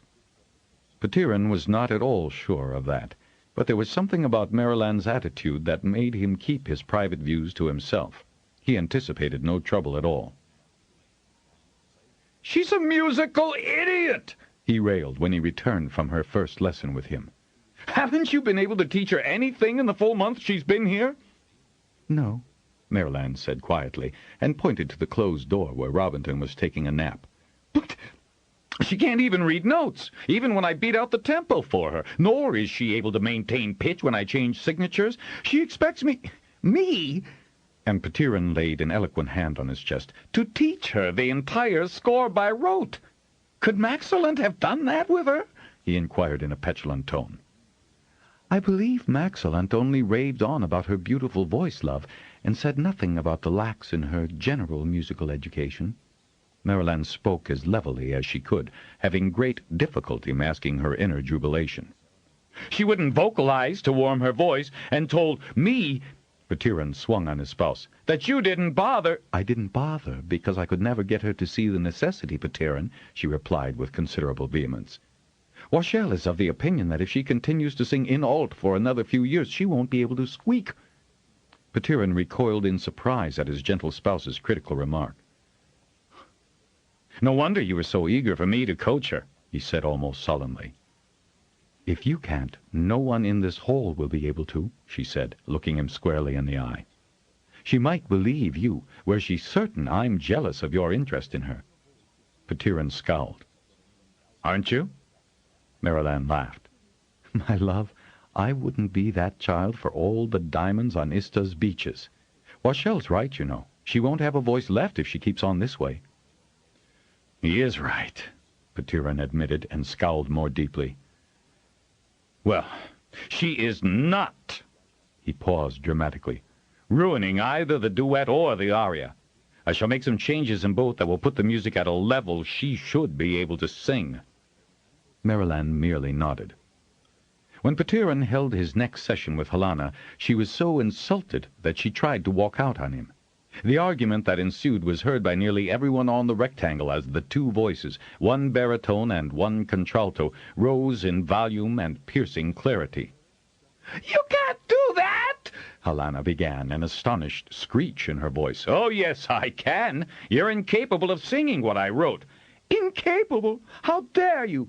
"How dare you address a master in such a tone, young woman? I don't know what Maxwell taught you, but it wasn't manners, and it certainly wasn't how to read a simple score." "Simple score? You're notorious all over Pern for the complexity of your music. I never hear anyone singing what you write. No one can. The first-year apprentices have no trouble, but then they can read music and know the value of the notes they're singing. I do, too, know how to read music. Then prove it." "No, you will sing. You can't force me." Many allowed as how they had heard the crack of flesh hitting flesh, and it was true that the right side of Helena's face was darker than the left when she was finally allowed to leave the studio. But she did begin to sing in a much muted voice, and she continued to sing the music as written until she did so correctly, sometimes until she was hoarse. "I hope he didn't push her too far," Marilyn murmured to Washel. "Perhaps it might be better for all of us if he did," he replied uncharitably. After that session, Helena hurried out of the studio and disappeared. She was seen a little later on her way across the great Fort Hold courtyard to the cottage, where she slammed and bolted the door of the room she still shared. What they didn't realize, until the next morning, was that she had bribed a Drum Heights apprentice to send an urgent message to her father, Halibran, saying she was being abused. Petiron admitted that he had slapped her to stop her hysterical ranting, to which everyone in the hall had been audience. Any master was permitted to chastise a student for inattention or failure to learn assigned lessons. When Master Harper Janelle and journeywoman healer Beatrice interviewed her about the impropriety of her action, not to mention the content of the message, she was defiantly tearful. "No one understands me in this place. I'm being humiliated at every turn, and I had expected so much from you," she said. "So much, and you're like everyone else after all." Beatrice later told Marilyn she almost laughed out loud at such a performance. "No one has humiliated you, young woman," Janelle replied, as stern as Beatrice had ever seen him. "You were welcomed, and the very best instructors assigned. You have been paid a high compliment by Master Petiron, who wrote a part especially to show off your voice, scarcely a humiliation, but an honor you seem unable to appreciate. You will apologize to Master Petiron for your unresponsiveness." "Apologize?" Helena rose from the stool in amazement. "I am the daughter of a holder, and I apologize to no one. He's to apologize for slapping me or—" "That's enough out of you," Janelle said, and turned to his spouse. "She's to be quartered in an appropriate room and given only basic rations." That was more easily said than done. It took Janelle, Beatrice, and Laura to get her, screeching and struggling, up to the third story of the Harper Hall, to one of the spare rooms used by messengers or overflow guests. She refused to eat the food supplied at mealtimes, and actually emptied the first 3 pitchers of water, until her thirst got the better of her histrionics. Since it took nearly 6 days before her clandestine message brought results, she got hungry enough to devour what she was given, though she refused to apologize or promise to remedy her attitude. Such interviews usually resulted in her hurling threats and promises of just retribution at those trying to talk sense into her. Even Master Healer Ginia had no luck in trying to talk sense into the girl. The sentry on the Fort Hold eastern tower spotted the 10 armed men racing up the harbor road and blew the alarm, alerting both Lord Grogellan and the Harper Hall. Having been informed of the illegal drum message, Grogellan assembled a larger force from his sons, nephews, and armsmen to meet the newcomers just as they turned into the Harper Hall quadrangle. Master Genel, Beatrice, Ginia, Petiron, and Marilyn were waiting on the broad steps, and every apprentice, journeyman, and master had found some vantage point from which to view the confrontation. As Halibran and his troop halted their runners, he had no trouble locating his abused daughter, screeching at the top of her lungs from an upper window. "She's been at it again, Father," one of Halibran's riders said in disgust. "She was the one abusing, I've no doubt." The resemblance to his sister was obvious, and he was not the only young blond male in the group with a similar cast of countenance. Halloran, dismounting, waved the young man to hold his tongue. Not a major holder, though a wealthy one from the produce of his lands and the mines under them, he had none of his daughter's arrogance as he mounted the steps and held out his hand to the master harper. "Since she is sequestered, I assume that Helena has not seen fit to apologize. Let me do so in her stead," he said, allowing everyone to heave sighs of relief. Master General, however, shook his head slowly. "It is her place, not yours, Holder Halloran, to make restitution for her behavior and her refusal to accept the usual necessary disciplines of the Harper Hall. She has much to learn." The screeching, which the new arrivals were pointedly ignoring, took on a shriller note.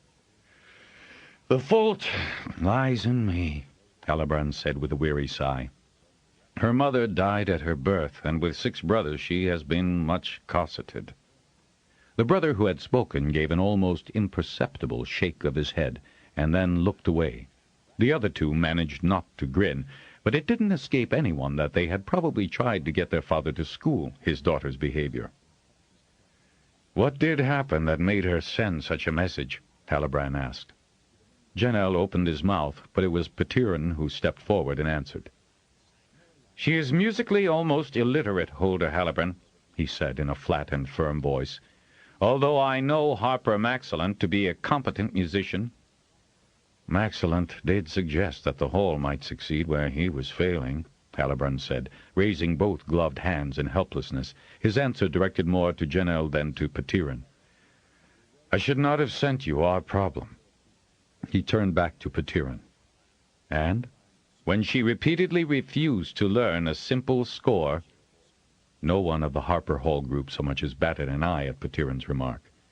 "And started to rant in an hysterical fashion, I slapped her. Once." And Petiron put up one finger in emphasis. Everyone on the steps nodded. "We all heard the entire argument," Master General said, and he pointed to the studio windows. "And the single slap." "She'd need more than one," a brother said. "We shall take her off your hands," her father said in an almost meek tone, though it was obvious that he was probably not one whit less proud than his daughter. "Nonsense," Master Janel said, just as Petiron stepped forward to protest. "With your permission, we shall continue to discipline her firmly until she realizes that such behavior gets her nowhere in either her relationships with others or in learning the lessons you asked us to teach her." Halloran was astonished. The brothers muttered amongst themselves. "That is too fine a voice to be misused," Master Janel said, glancing up in the direction of the outraged cries. Strips of clothing flapped out of the window and drifted to the ground. "Or abused. We have disciplined recalcitrant students before now. She may be," and Master Janel paused significantly, "unusually obdurate, but give me leave to doubt she is beyond redemption." "I'd say she is," the brother murmured, and received a buffet on his leg from his glaring father. "Give us until the spring solstice, Holder Halloran, and you will be pleased with the change." "How do you propose to achieve that?" the holder asked, tucking his gloved thumbs into his thick riding belt and regarding not only Janel but the others on the top step. "If you would make it exceedingly plain to her," Janel said, "that such antics cut no ice with you, that you will no longer condone her behavior or rescue her from its consequences, she will soon capitulate." Halloran considered as he removed his gloves, stowed them in the saddlebag, and flexed his fingers. "If she does, it will be the first time in her life," he said. "But it had better come now." He opened and closed his fists. The expression of profound satisfaction was mirrored by all 3 brothers and, indeed, the other 6 men of the party. "I'll lead the way," Janel said affably, and as Beatrice and Ginia fell into step with Holder Halloran, they disappeared into the hall. "Is that the girl you said had a superb voice, Petiron?" Grogellan asked, moving up to the steps from where he and his men had witnessed the interview. The oldest brother, recognizing that this was the lord of Fort Hold, respectfully dismounted and gestured for the others to do so, inclining his upper body politely to one of higher rank. Just then Helana's voice rasped to an even higher note, almost a wail, and Petiron winced. "If she keeps on forcing the upper register like that," Washel remarked to no one in particular, "she may end up soprano instead of alto, if she's any voice left at all." Was Grogellen's reply, as he turned his head up to the window. "She certainly shouldn't be allowed to carry on like that." "It's a specialty of hers," the oldest brother remarked. "She's developed it into a fine art, and none of us," he included his brothers, "could do a thing about it." Grogellen looked at him with such a glare that he grimaced, shrugging his shoulders. Fort's Lord Holder did not approve of sons criticizing their fathers, no matter what the cause. "Any moment now," Washel said, grinning in happy expectation. He was right. Helana's shriek broke off abruptly. There was a long wait for those on the ground before her voice was heard again, and this time her shout was defiance mixed with astonishment. That tone altered to outraged cries, screams, and finally into penitent sobs, which gradually, over the next few minutes, dwindled into silence, or at least to a level that was not audible to those below. To give him credit, the oldest brother controlled his expression as he turned to Washel. "Our mounts need to be refreshed before we start back," he said. "Then follow us," Grogallen said. "You will guest at the hold, for I know the Harper Hall is presently filled to capacity." He gestured for the Istons to follow him. The oldest brother, astonished and grateful for Grogallen's hospitality, looked from him to the doorway of the Harper Hall. "I should await my father." He turned back to Grogallen. "I am Braille, and those two are my brothers, Landon and Brosel," he said by way of introduction. "And Gostel here is our good captain who sailed us here." Grogallen nodded approval of Braille's manners, and leaving the young man to wait for his father, he swept the others ahead of him toward the hold. "How was the sea on your way here, Master Gostel?" he asked, assuming the duties of a genial host. The Istan holders stayed 3 more days, until Helana finally capitulated, from sheer physical exhaustion. Genia had naturally attended the girl after each session with her father, and, although she was discreet, she did imply that it was no more than the child required to make her mend her ways. "For so many children, disapproval is sufficient, or a rap on the knuckles," she said to Marilyn, who was genuinely worried when Helana showed no signs of repentance after the second chastisement. "Then there are some who have to have manners thumped into their heads. Oddly enough, they seem to recover more quickly than the sensitive child who is only verbally rebuked." "But he uses only his hand, and it's more her pride that's been offended than her butt end," Genia said. "If the issue is not forced now, she will become far worse in later years and end up disgracing her entire family and hold. That can't be allowed." "It's just that we've never had a child that difficult," Marilyn said. Isla joined them, breathless from a fast walk across the courtyard. "He's taken most of her clothing back with him, and has asked me to provide warmer garments. Just a few, and nothing fancy, though I did talk him into permitting one nice outfit for gathers and performances." She looked almost regretful, though Helana had driven her to despair with her snide comments and spiteful ways. "Only she's not to pick it out. I'll let Neela do so. She has the best taste and the most forgiving heart." Helana was required to apologize to the Master Harper, journeywoman healer Beatrice, and Master Petiron for her intransigence. Janelle had wanted to include Marilyn, but the singer put her foot down. She would have the instructing of the humbled girl, and that was going to be hard enough to handle without the child experiencing further abasement. "She brought it on herself," Halloran said sternly. "That does not require me to compound it," Marilyn said, lifting her chin to match his attitude. "You are a gracious lady," he said, relenting and bowing to her. Helana was granted a room to herself, the attic one, which had sufficient space for her much reduced wardrobe. Her father had left instructions with Master Janelle to take disciplinary steps if she did not apply herself to her lessons. "And if you should decide this regimen doesn't suit you," her father said in so cold a voice that Maryland shivered, "and attempt to run away from the Harper Hall, I will have the drums repudiate you across all Pern. Do you understand? You wanted to sing. You wanted to come here to the Harper Hall so you could improve your voice. Now you will do just that and nothing but that. Do you understand, Helena?" Head hanging after the ordeal of apology, she murmured something. "I didn't hear that. Speak up." A flash of her old spirit flared in her eyes, but vanished when her father lifted his hand. "Yes, Father, I understand." She stood, head up, lips and chin trembling slightly. Satisfied with her demeanor, he strode out of the Master Harper's office. "Master Singer Maryland will be your primary instructor, Helena," Master Janelle said. "You will review your foundation lessons with the first-year apprentices." He was almost glad to see the flare of dismay in her eyes. Her punishment had not broken her spirit, even if it had quelled her arrogance. "Until you have learned enough to graduate to the more advanced classes. Although classes have begun for the day, Master Washel has given permission for you to arrive late this morning. Now go on to room 26, and you'll need this slate and chalk." He handed her the items she had refused to carry or use in her first days at the Harper Hall.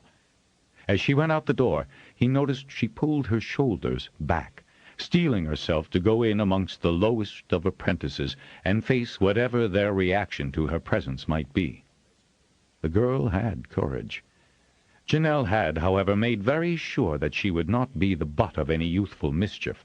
He had given a stern lecture to the apprentice contingent that they were to behave properly at all times in her presence, and never refer to the incident, or they'd have worse of the same. In fact, the affair had subtly improved the behavior of even the more inventive miscreants among the apprentices. But that didn't keep many of the principals from deeply regretting Helena's intransigence. Petiron did not restore the more complex music he had written for contralto voice, but Helena did sing at turnover. In the duet with Maryland, she modulated her tone to match the soprano, so that it was technically well sung, though the contralto part did not match the soprano in the joy that the song had been written to express. Petiron was profoundly disappointed in her performance, having worked so hard with her to produce the dynamics he had heard during composition. "Don't you dare chide her, Petiron," Maryland said, intercepting him after the performance. "She's done well, all things considered. No one can beat joy into music unless it comes from the heart." "But her voice!" Petiron was beside himself with dismay. She could so easily have risen to the occasion." "Give her time, love. Give her time. She may not be as rebellious or arrogant as she was when she first came here, but give her time to realize how much she has learned and how much her voice has improved. If you can't say anything complimentary, say nothing."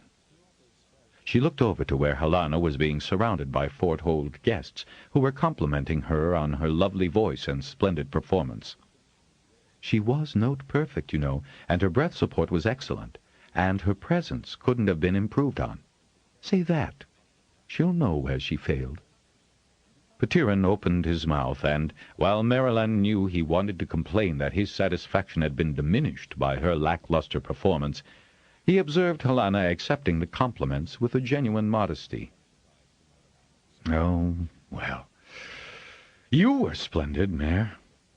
"I'm glad you think so," she said, and if her tone was a little dry, Petiron missed it as he was surrounded by those wishing to congratulate composer and master singer. Chapter 4. Of Helena's family, only the second brother, Landon, was able to attend the turnover performance, since Halloran had unavoidable hold obligations.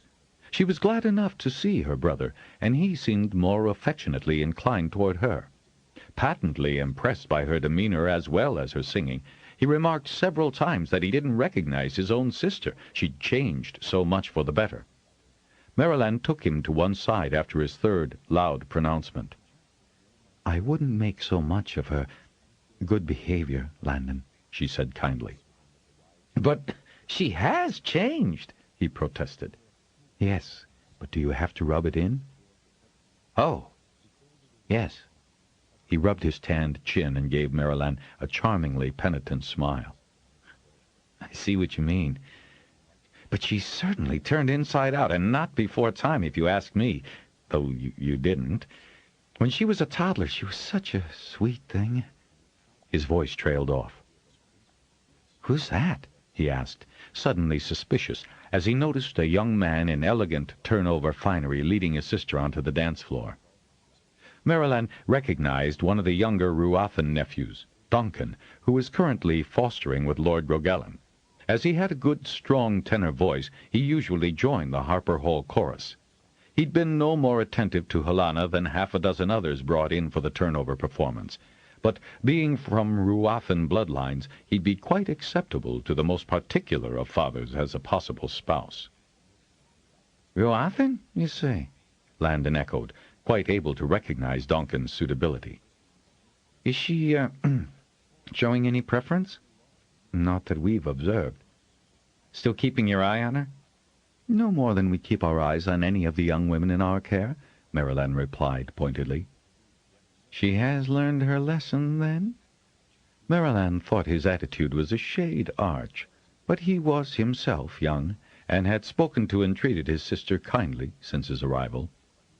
She has learned a good deal more about the mechanics of both producing her voice and music in general. She has proved a good student.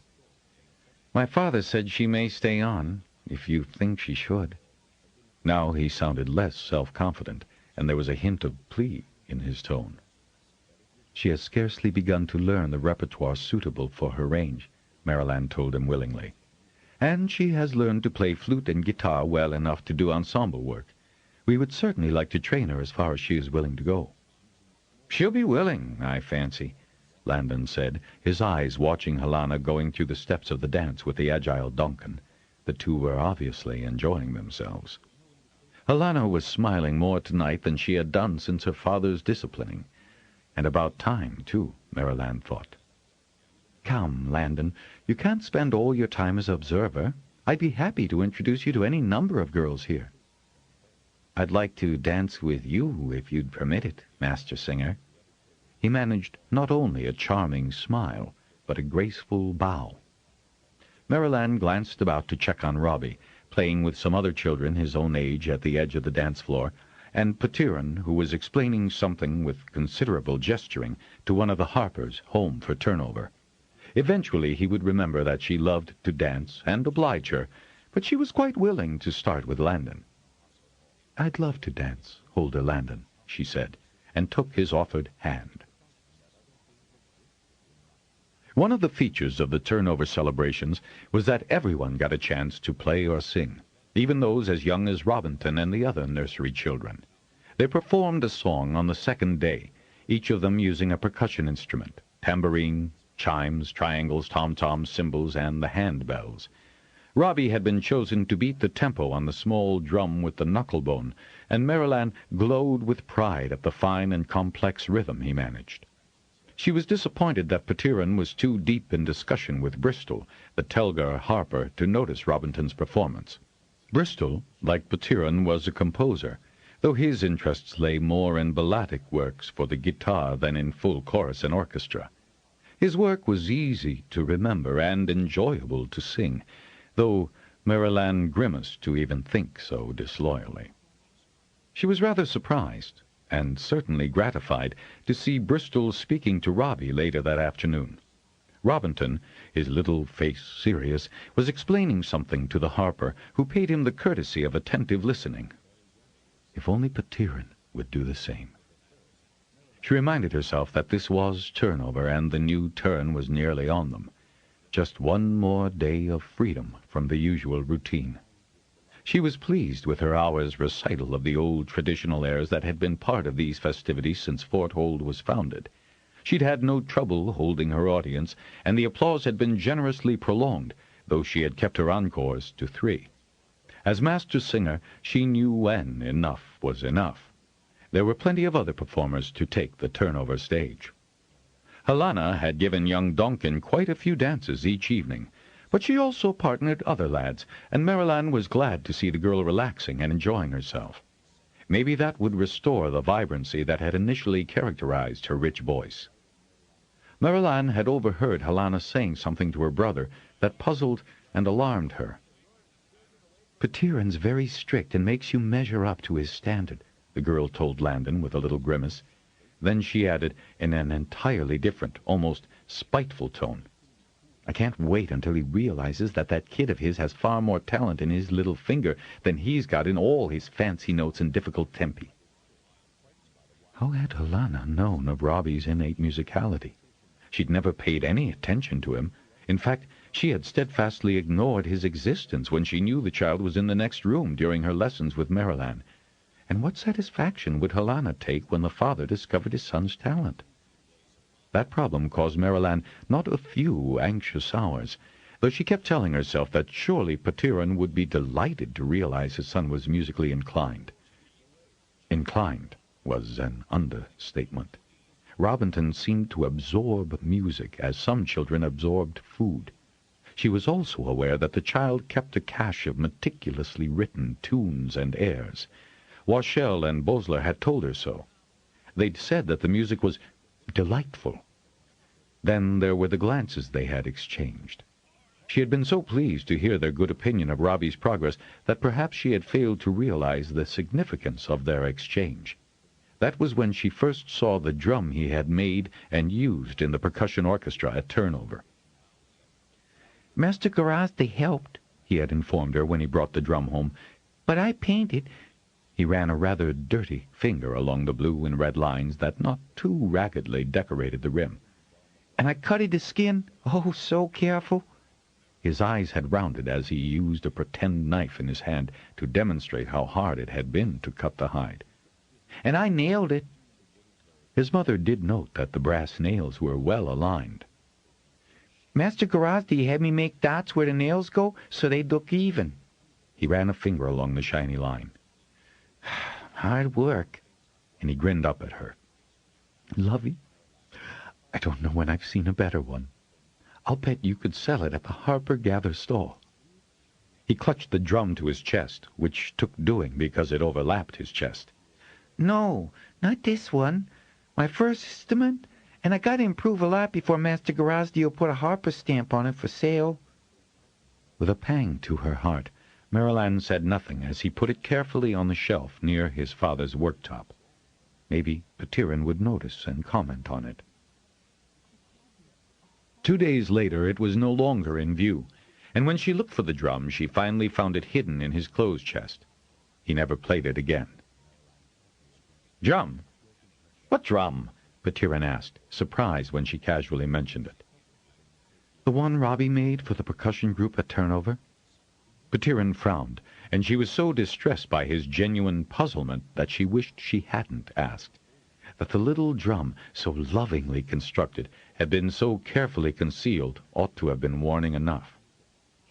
"Oh, that one," Petiron said, turning back to checking apprentice papers. "If Robinton really did have a hand in making it, I wouldn't have passed it for a Harper stamp." Marilyn abruptly rose, and, murmuring that she must see Laura, left the room before she either burst into tears or threw something at her insensitive spouse.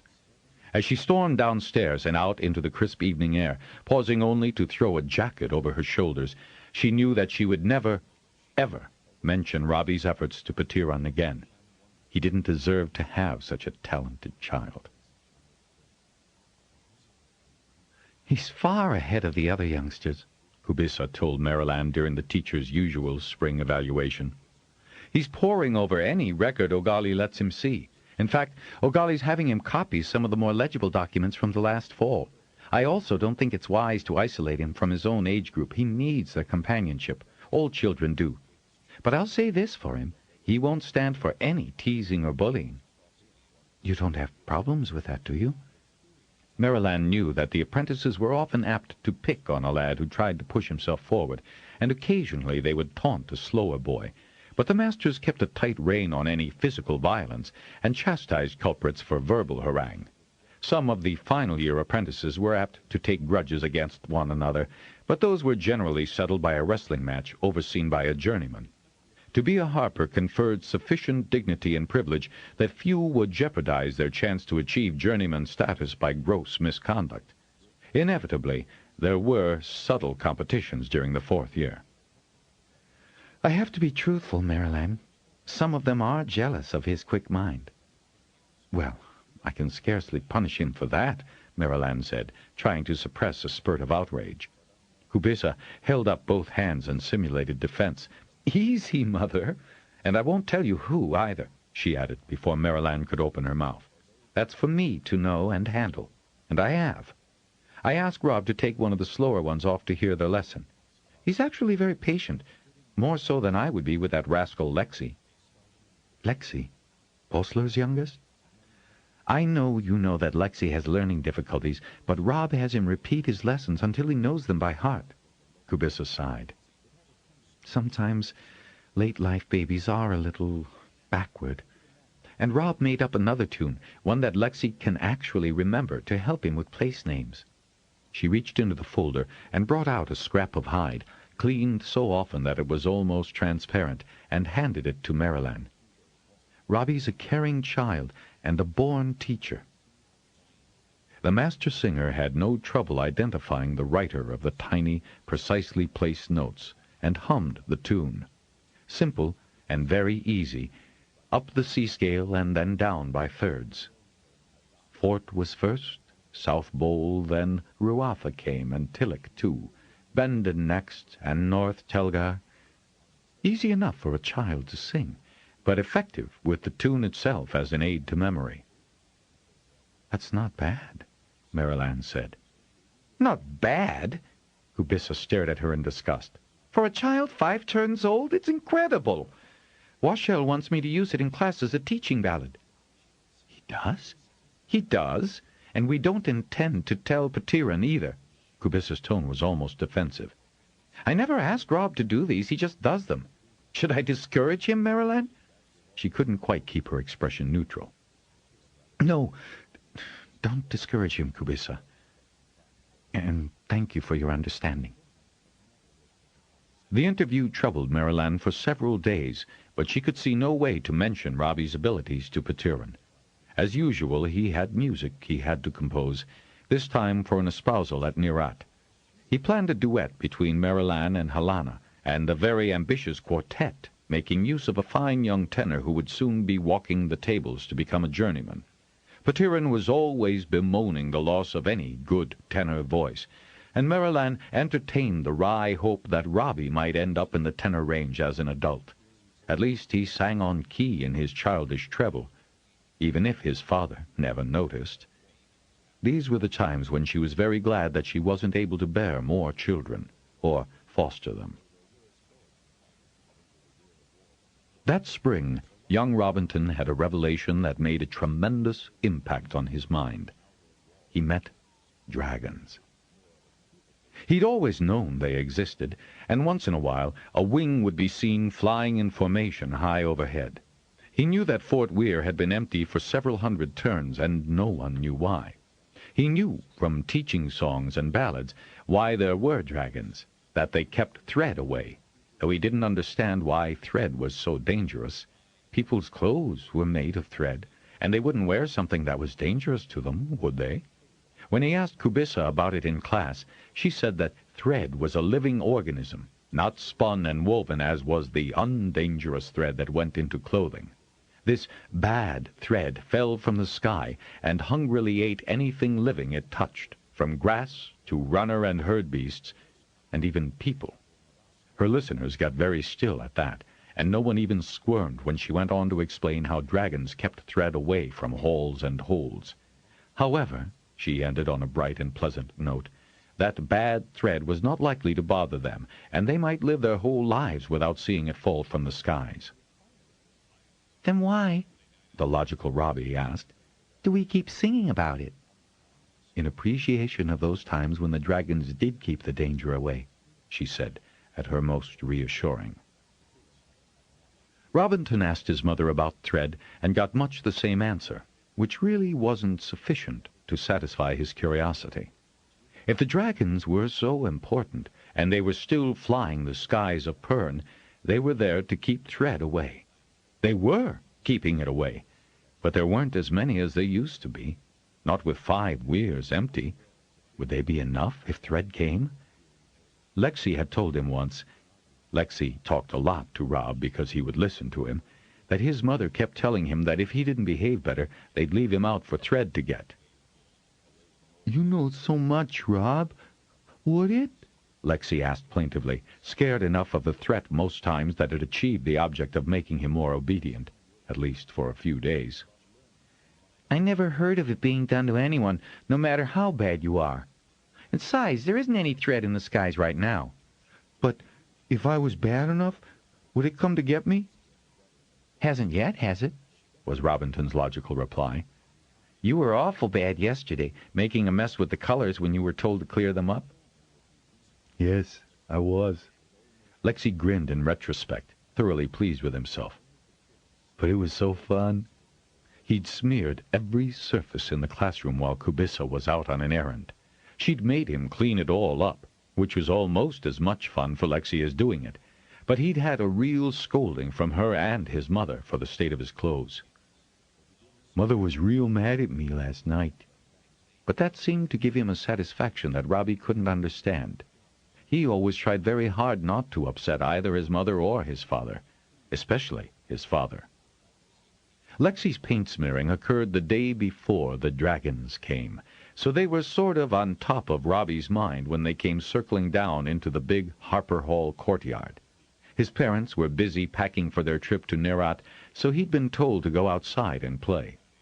He always missed his mother, but it would be nice to stay with Kubissa and her daughter Libby, where he could sing and play his pipe or his drum without worrying about annoying his father.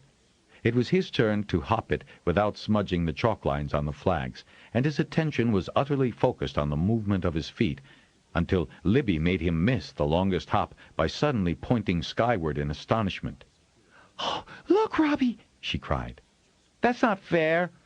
His complaint died as he realized that the dragons soaring above were coming closer to the Harper Hall, rather than the hold where they usually landed. Half a wing of dragons, 6 of them. As they swept closer, back-winging, their hind legs stretching downward to land in the Harper Hall rectangle, Robbie, Libby, and Lexi pressed themselves tightly against the wall to stay out of the way. As it was, 2 of the dragons had to land outside, since the 4 made the big quadrangle suddenly appear very small. The ridged tail of a bronze was so close to Robbie that he could reach out and touch it, which he did, greatly daring, while Lexi regarded him with staring eyes, aghast at his impudence. "You'll get left out for thread for sure, Robbie," Lexi whispered hoarsely, pressing his sturdy body as close to the stone wall as he could, well away from the dragon's tail. "He's soft," Robbie whispered back, surprised. Runner beasts were soft, and the spit canines, but Watchwares had hard hides, sort of oily. At least the Harper's Hall Old Nick did. Were Watchwares another kind of dragon, the way runner beasts were another kind of herd beast? No, they most certainly are not, a voice said in his mind. The dragon turned his huge head to see who had touched him, causing Lexi to hiss in alarm and Libby to whimper a bit in terror.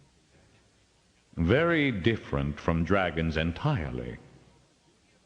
"I do apologize. I didn't mean to insult you, Bronze Dragon," Robbie said, giving a jerky little bow.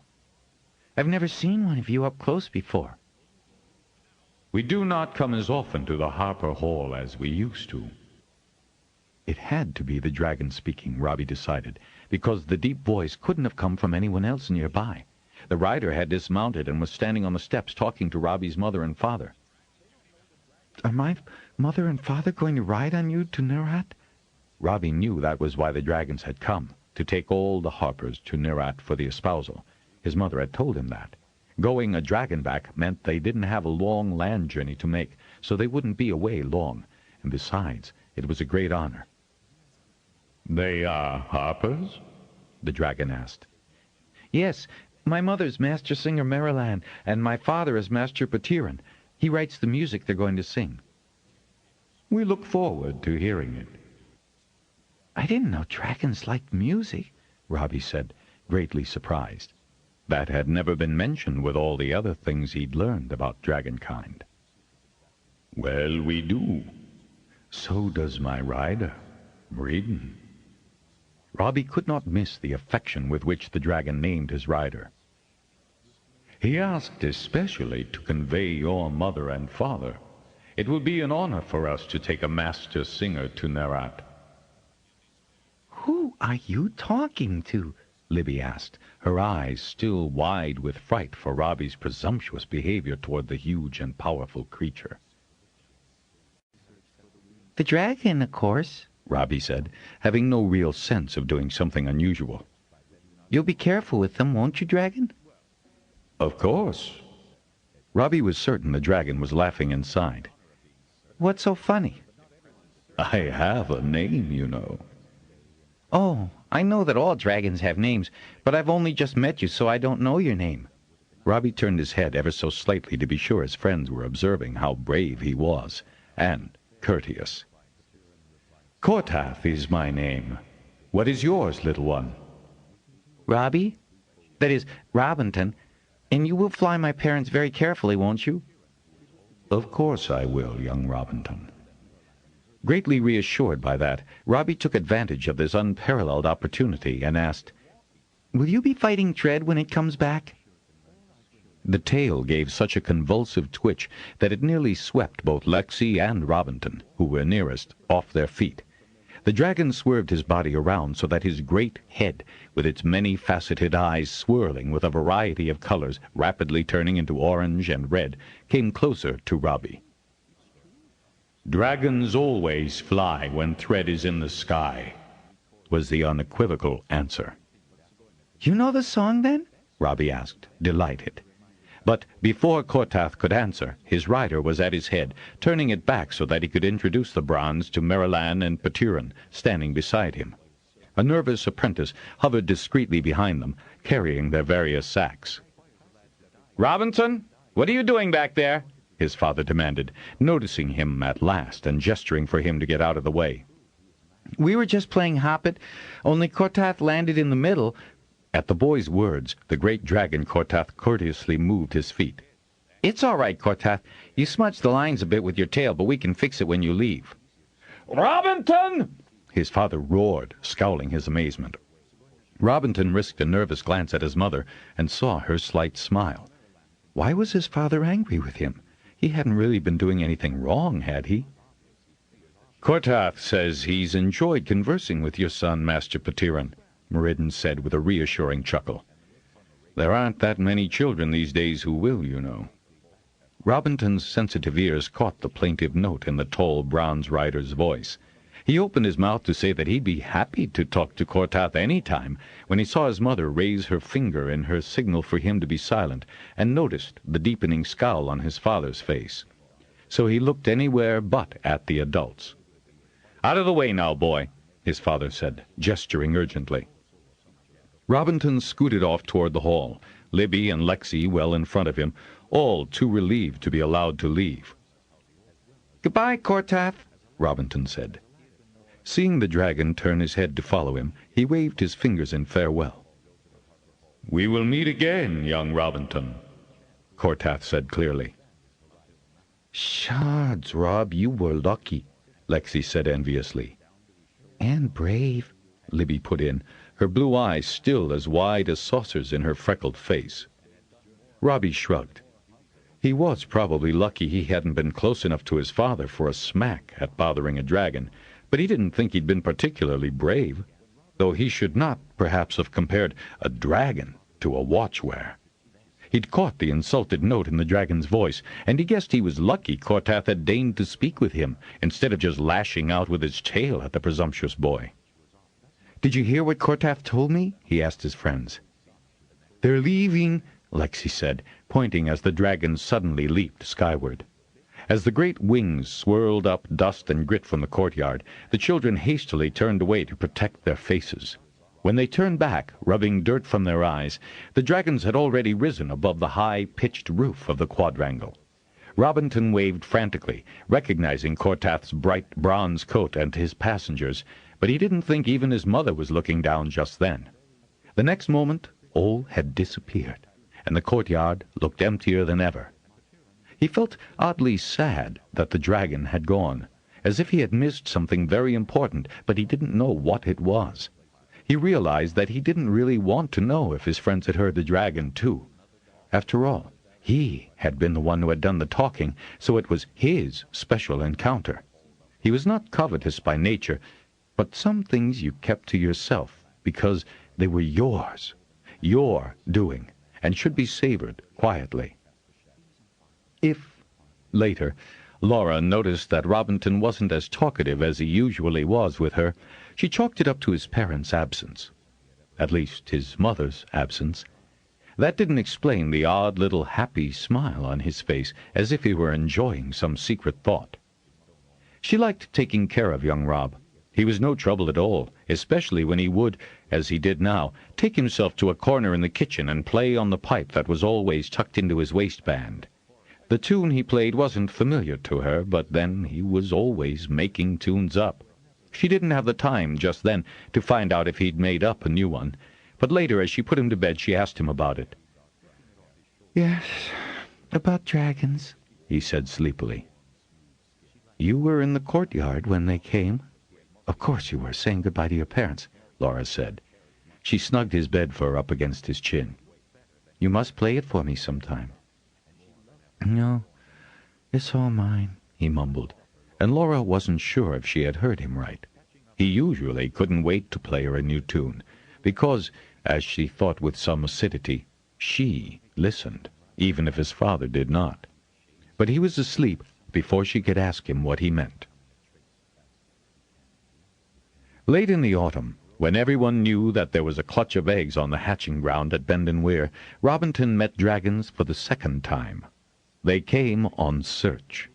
He already knew about search, since it was the subject of a teaching ballad, about the duty of hall and hold to allow any person the dragons chose to go to the weir. Most of those who went to a weir became Dragonriders, a high honor. If dragons liked music, as Cortath had told him they did, maybe they'd like Robinton's tunes, and no one would object to having a Dragonrider who had musical training. By the time he was old enough to be searched, he'd be at least a second-year apprentice. When the wing landed in Fort Hold's courtyard, he was playing. Hoppet again, actually, with Lexi, Libby, Kurtos, and Barba. Barba was not his favorite playmate. She was awfully bossy. But the moment the dragons landed, she started shrieking and ran into the hall. Robinton ran, too, right for the dragons. "Cortath!"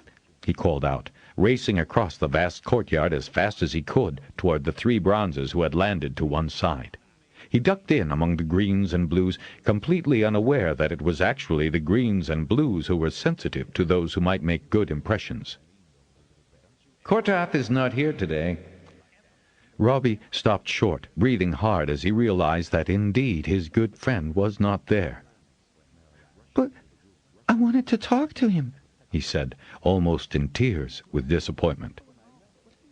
"I will tell him a Harper boy regretted his absence." "I'm not a Harper yet," Robinton admitted, identifying the not-so-bright bronze as the one who had spoken to him. "Would you mind my talking to you, if you've nothing better to do for a moment? May I ask your name?" And he executed a half-bow to show he was being respectful. "You may. I call myself Kilminth, and my rider is Sabran. What is your name?" "As if you'll remember," said another dragon voice. It was the very dark bronze one. "It is only a child who hears dragons when they speak, so I will talk to him while our riders are busy. It is nice to talk to a child who hears. He's not old enough to be searched." "Don't mind Callanope," Kilminth told Robbie in a somewhat supercilious tone. "He's too young to have much sense." "Who's talking about having some sense? Oh, curl up in the sun." And then Kilminth lowered his head down to Robinton. Robbie was a touch nervous at the size of that head, But the eye nearest him, almost bigger than his sturdy little boy body, was green and circling idly. He could see himself reflected over and over again in the facets closest to him, making him slightly dizzy. The upper facets, however, reflected the sun and the sky. Did seeing all those different things make a dragon dizzy, too? No, but it helps us to see thread coming from above us when it falls. When is it going to? The dragon seemed to consider this question for such a long moment that Robinton wondered if he should have asked it. The starstones tell us that. They talk? Robinton didn't know about starstones yet. He knew about the eye and finger rocks, but not starstones. They are the starstones. Oh. The dragon swung his head up, staring at a distant mountain top. The maneuver was a bit frightening to a small boy so close to the ground, but he wouldn't have budged just then for anything. Talking to another dragon was too precious to be scared of. Have you not seen the starstones at Fort Weir? No one's allowed up at the weir, Robinton said, eyes wide. Ah. Why does that make you sad, Kilminth? Robbie asked. The dragon lowered his head again, the eye closest to him tinged with darkness. Sadness, Robinton thought. The weir has been empty so long. Will anyone come back to it? That's what Robinton thought the dragon wanted to know. When threat falls again. So, there's one brave lad here at Fort Hold, is there? A tall rider, skinnier than Cortath's, came up and tousled Robinton's hair. I'm from the Harper Hall, Bronze Rider Sabran, Robbie replied. Oh, my fine friend here has been chatting with you that you know my name. Sabran hunkered down on a level with Robbie. His blue eyes were twinkling. Hall or hold, you're a right one. Want to be a dragon rider when you grow up? I'd like to, Sabran, but I'm to be a harper. Are you now? Robinton nodded his head emphatically. My mother says I'll make the best harper ever. Can one be a harper and be a dragon rider, too? Sabran laughed, and Kilminth's eyes whirled slightly faster. Robinton's jaw dropped. Was that how dragons laughed? No, we laugh like this. And the sound that came from Kilminth's throat was just like Sabran's. Robinton was delighted and giggled. I didn't know dragons laugh. The infectiousness of his giggle made both rider and dragon laugh again, the riders a full third higher than the dragons. Robinton was charmed by the harmony. Come on, Sabran, another rider yelled. We've 3 more stops to make today, you know. All right, I'm coming, Sabran said. Unfolding from his crouch, he gave Robinton's hair a second friendly rubbing. Then he leaped to the short forearm Kilminth raised and was lifted high enough to throw his leg over the next-to-last ridge on the dragon's back. Best stand back, laddie. This big fellow of mine will raise a lot of dust. Robinton scurried to one side, but swerved the instant he heard the sound of wings beating. Raising his forearm to protect his face from the sand and grit, he lifted his other arm in a farewell salute. Another time, young Harper, he heard Kilminth say, and then they had all spiraled high enough to go between. Once again, Robinton felt the same sort of odd emptiness that had followed Cortath's departure. He sighed deeply. They hadn't told him if he could be a harper and a dragon rider, so that probably meant he couldn't be, which would please his mother. She had set her heart on his being a harper, and that would take a lot of hard work and many years. He might even be too old the next time there were eggs on the hatching ground. There was only the one queen, and she didn't clutch that often. Scuffing his way through the neat drifts that the dragon wings had made of the dirt on the courtyard, he returned to the hall, but not to the game. He wanted to be by himself and recall every word Kilminth had said to him, and every word Cortath had said to him as well. Those 2 incidents were so very, very special to him, and truly his alone. "Did I see you out in the fort yard when the dragons were there?" his mother asked when she joined him for supper. She'd been teaching during the search. Yes. The bronze calls himself Kilminth, he said, but that was as much as he intended to say. He filled his mouth with beans so he wouldn't be able to answer another question. That's nice, she said, nodding in approval of his eating so well. Sometimes he didn't have much of an appetite, but he did tonight. Did you know they found 2 lads on search, one from here and one from the hold? Who went from here? The sudden notion that a Harper could be searched startled Robinton so much that he spoke with his mouth full, and his father reprimanded him. A second-year apprentice, Rulya, from Nerat, his mother answered. He plays guitar and sings tenor, Robbie said, secretly delighted. Maybe he could be a Dragonrider and a Harper. Fancy Robinton knowing that, Petiron remarked, surprised. Oh, Rulya's minded Rob a time or two during evening rehearsals, Marilanne said offhandedly. Told me that he missed his small brothers, she added, glancing at her son with the look that meant he wasn't to mention that Rulya had been teaching him guitar fingering for the last few months. Robbie would miss Rulya. He hoped that his mother could find someone else to teach him. That night he dreamed of dragons, sad and tired ones who were trying to tell him something, only he couldn't hear them. It was as if his ears were clogged with the sands of the courtyard, and they wanted so very much for him to hear what they were saying, something especially for him to know. Then he saw Rulya, clear as day, on a brown dragon, and Rulya waved at him, urgently trying to say something too, but the distance between them was too great for Robinton to hear. He was somewhat amazed, a 7 day later, when he heard that Rulya had impressed a brown dragon who called himself Garanath. The Fort-hold boy had impressed a green. That was to be expected, he heard his father say, but he didn't dare ask why that was expected. Chapter 5. Robinton was 9 when his father, looking for some musical score, came across those Marilanne kept safely in her worktop drawer. Whose scribblings are these? He demanded, pausing to read the top one. Without even noticing that his wife was speechless, he looked at 2 more before tossing the tight roll back in the drawer. She seemed stuck in the doorway, an open message in one hand, a very odd expression on her face. "What are you looking for in my desk?" she asked, fighting to keep her voice reasonable. She was furious with him for discarding the, to her, priceless examples of her son's musical genius, let alone going through her things. Any blank sheets? I've run out, he said, irritably pawing through the variety of objects, rather disgusted by the clutter. You really ought to clean this out once in a while, Mare. I keep cleaned pieces there, in plain sight, she said, enunciating each word with angry clarity and pointing with a stiff finger to the box on the top of her desk. Oh, yes.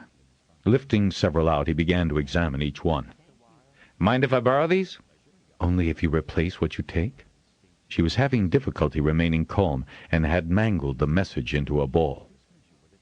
Well, no need to get huffy, he said, suddenly noticing her stiff posture and angry glare.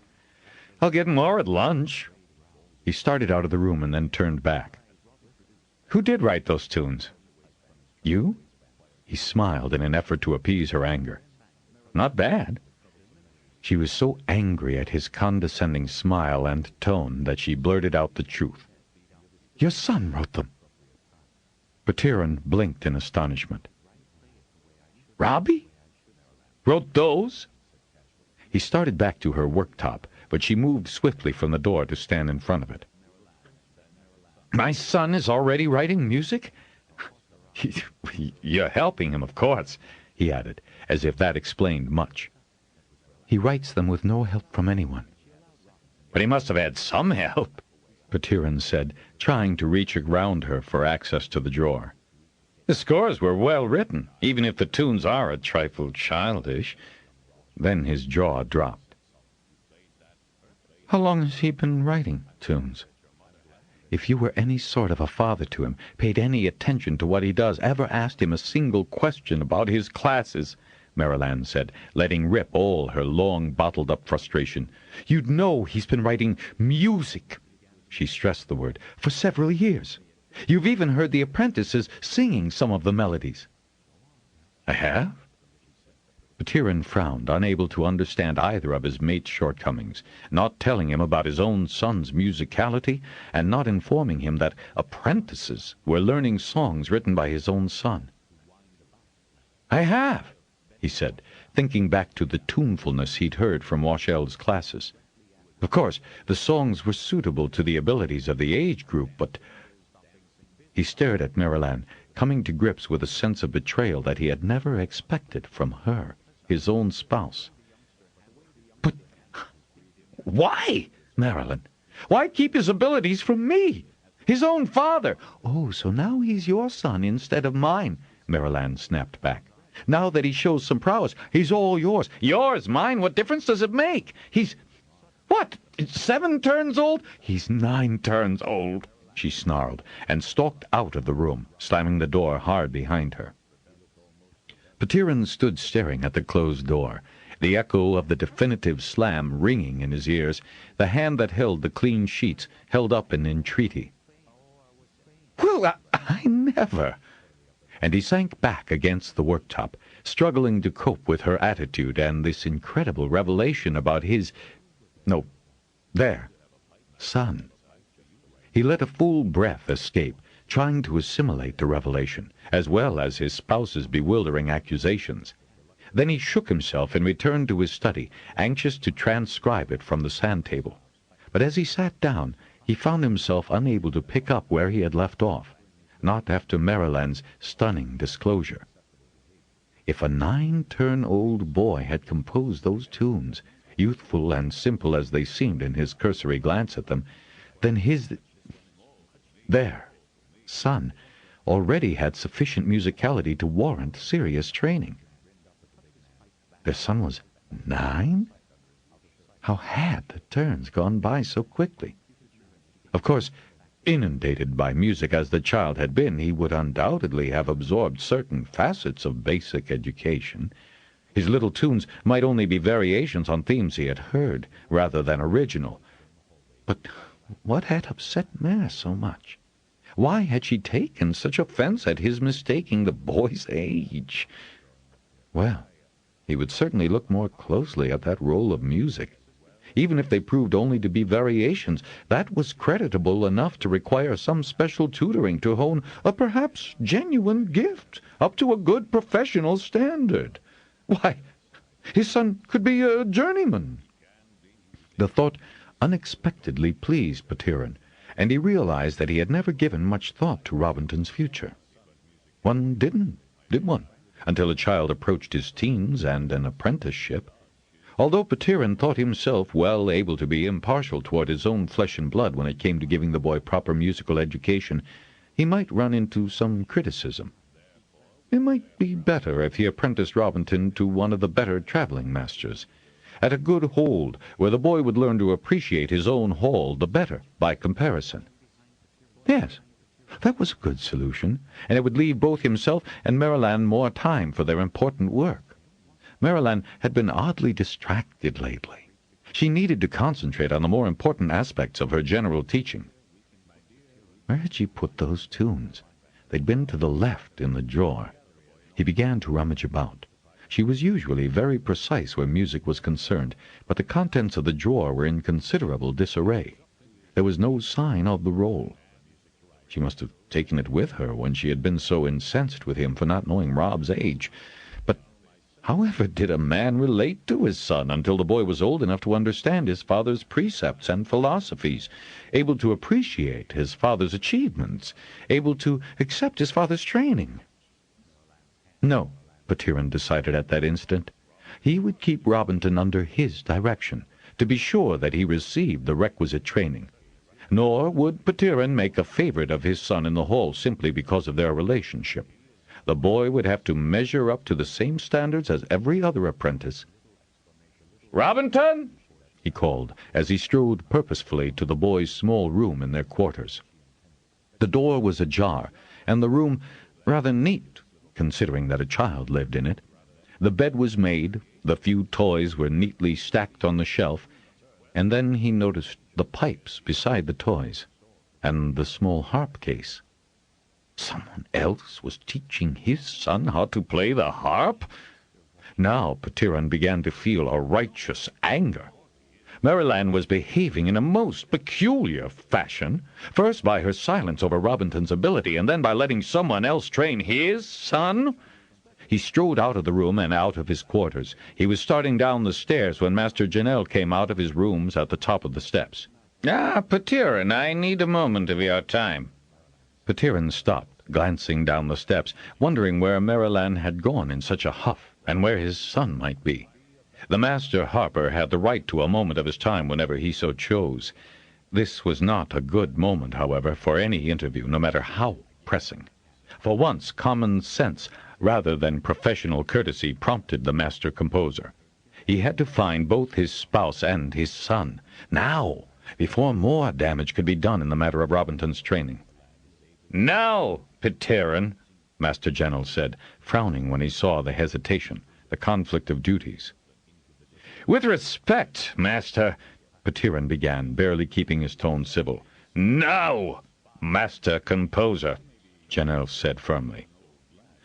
"My son," Petiron tried the only viable excuse available. "It is about your son I wish to speak with you," Janelle said, and his frown so surprised Petiron that he found himself altering his direction toward the Master Harper's rooms.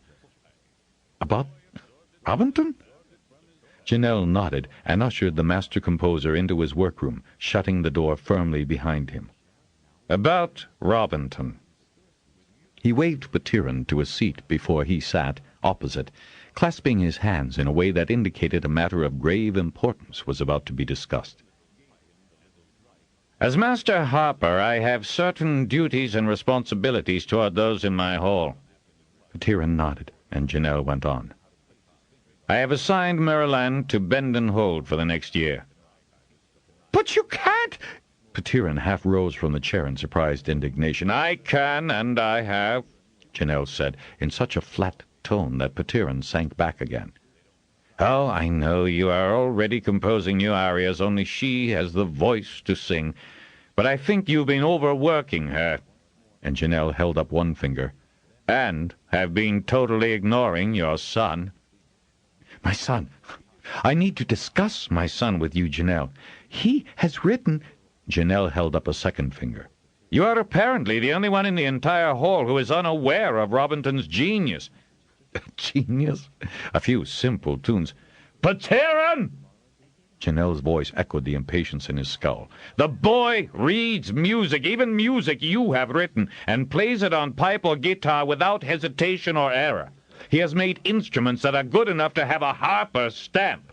"That drum he made was not up to standard," Petiron began. "At that, his first drum was nearly good enough. The others he has made in the past few months have already been sold. So have the multiple pipes and his first flute." "The pipes are in his room." "He is already considered an apprentice by the rest of the hall's masters, Master Composer Petiron," Janelle said.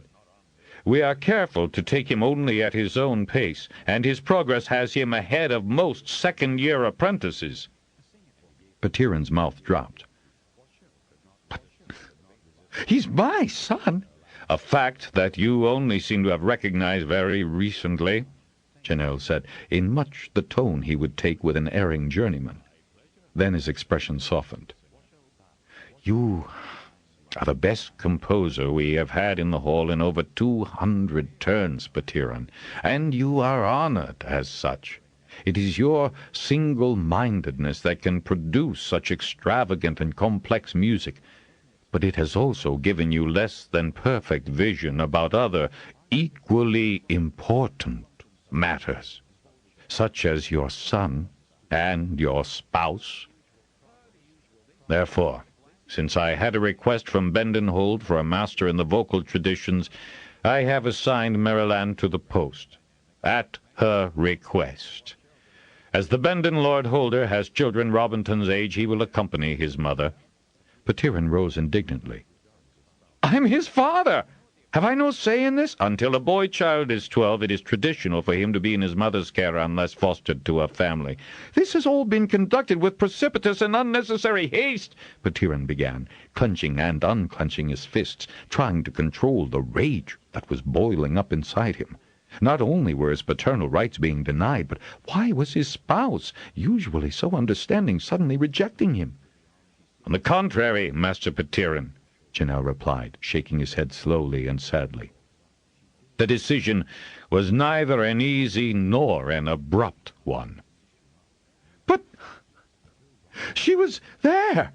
Petiron waved a shaking hand toward his own quarters on the level above. She cannot have gone far.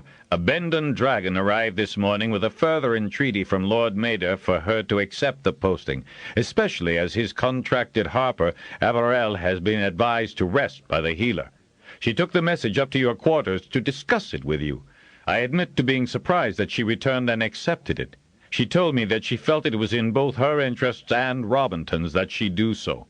Because I didn't know my son's age? Petiron heard his voice rise to tenor range in surprise. Janelle blinked in such an honest reaction that Petiron had to accept that subject had not come up.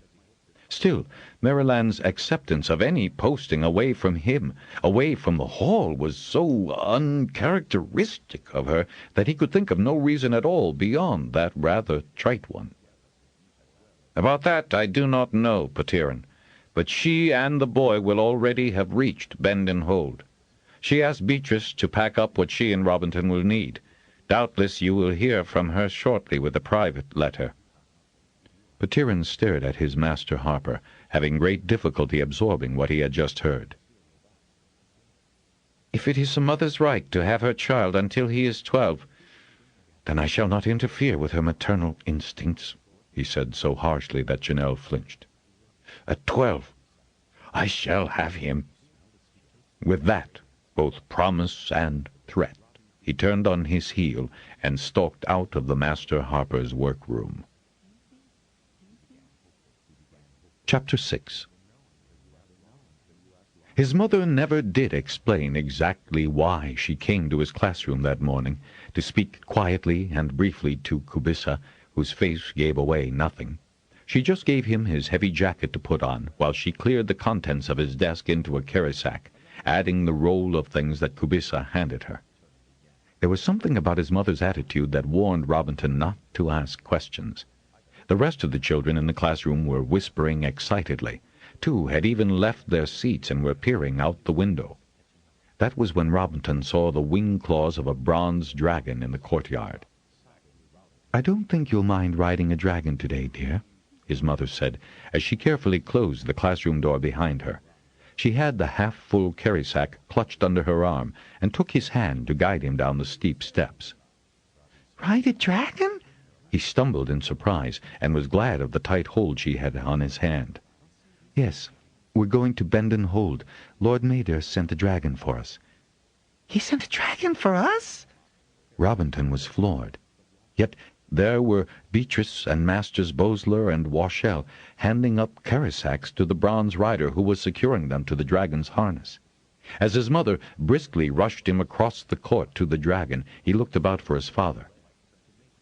"Your father's not coming with us," his mother said, with an odd catch to her voice.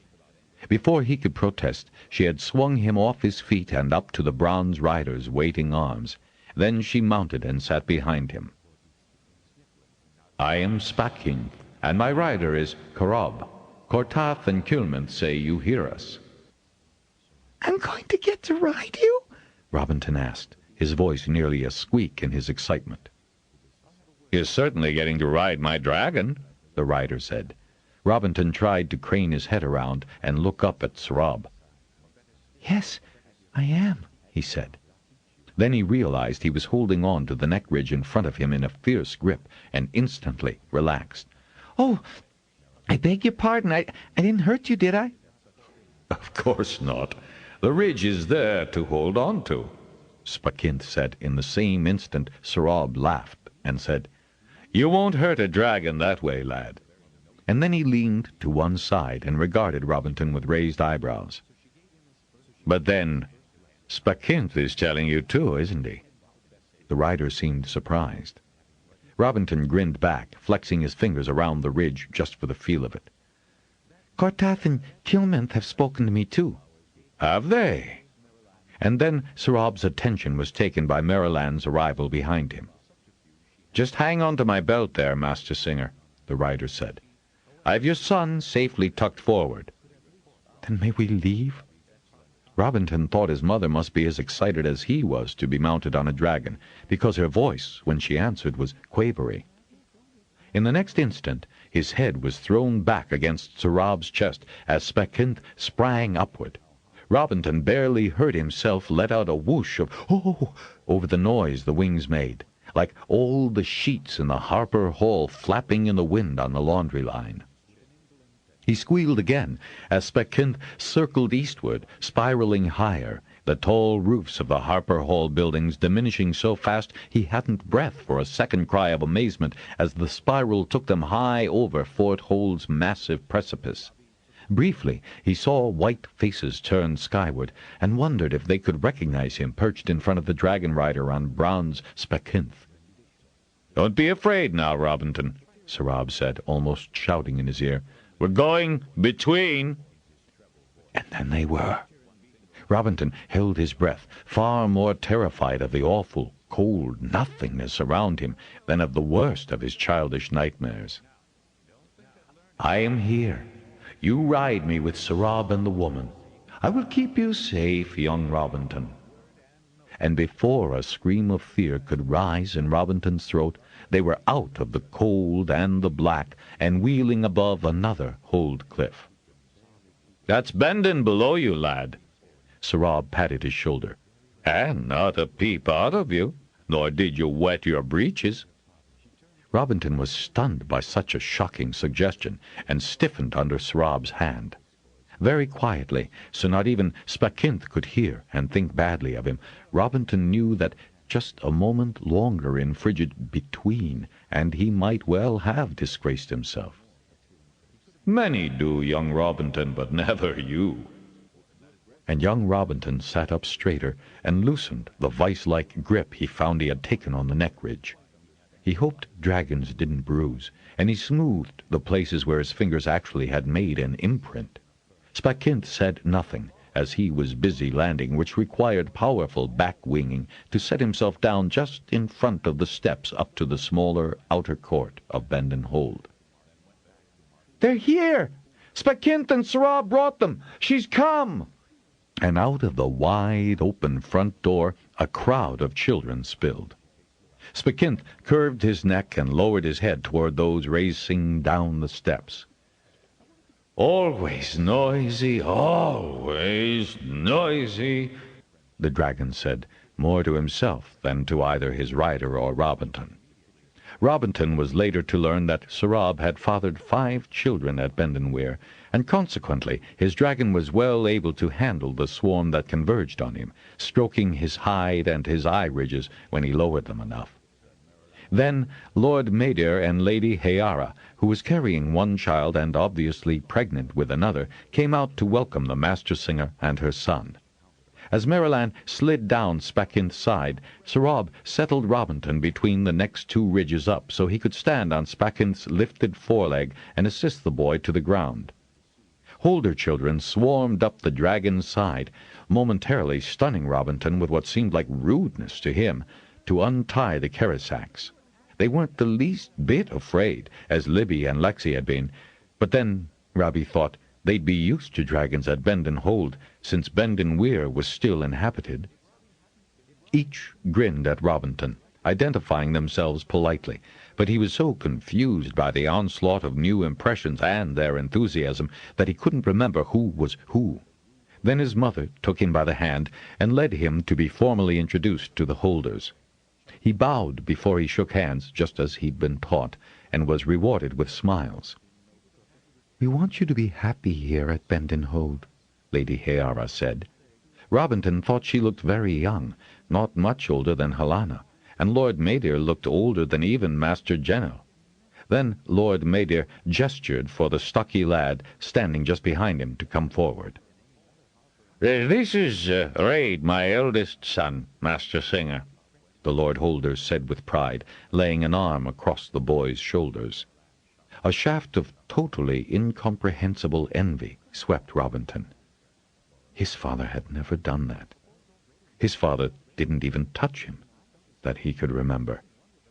And then a girl, not as old as Raid, pushed through to Raid's other side, neatly pushing Lady Heara aside. And Robinton caught a quickly hidden flare of dismay on Lady Heara's face, and the indifferent look on the girl's. "And this is my eldest daughter," Lord Mayor said, "Maizella." "I'm so glad you've come, Master Singer," Maizella began in a fervent tone, and stepped forward to grab and cling to Mariland's hand, her eyes round with excitement and her voice coming out breathily. "Our Maizella has a lovely voice," Mater said proudly, "and Raid, if you could overcome his shyness, has an excellent baritone. Folliner there, the one with all the curls, still has a fine, clear treble." As Folliner was just then standing close to Robinton, he gave him a "what can you do with adults" shrug and grin, and that was their first meeting. "Oh, you," Lady Heara said, stepping closer to her spouse, now that Maizella had moved. Robinton sighed.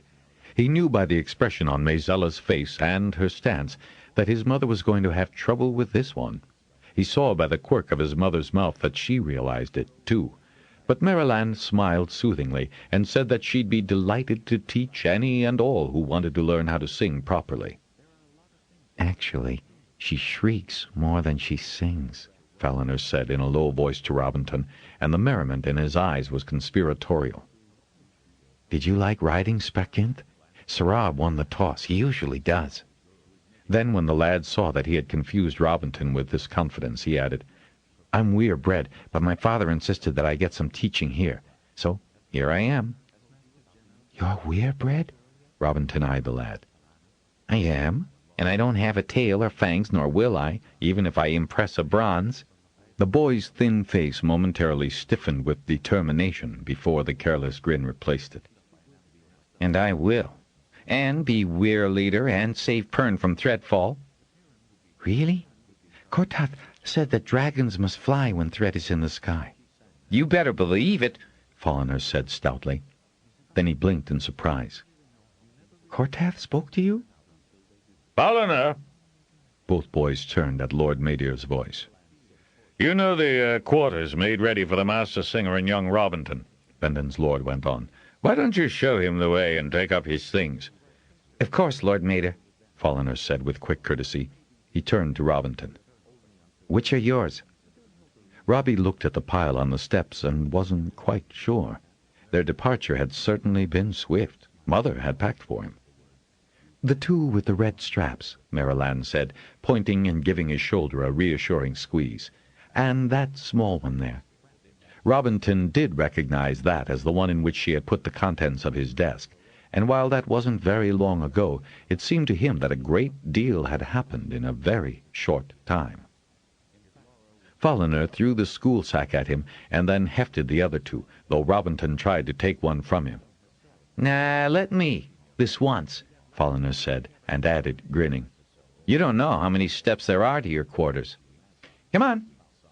They started into the hold then, hearing Maizella and Raid squabble briefly over who was to have the honor of taking the Master Singer's carisacks.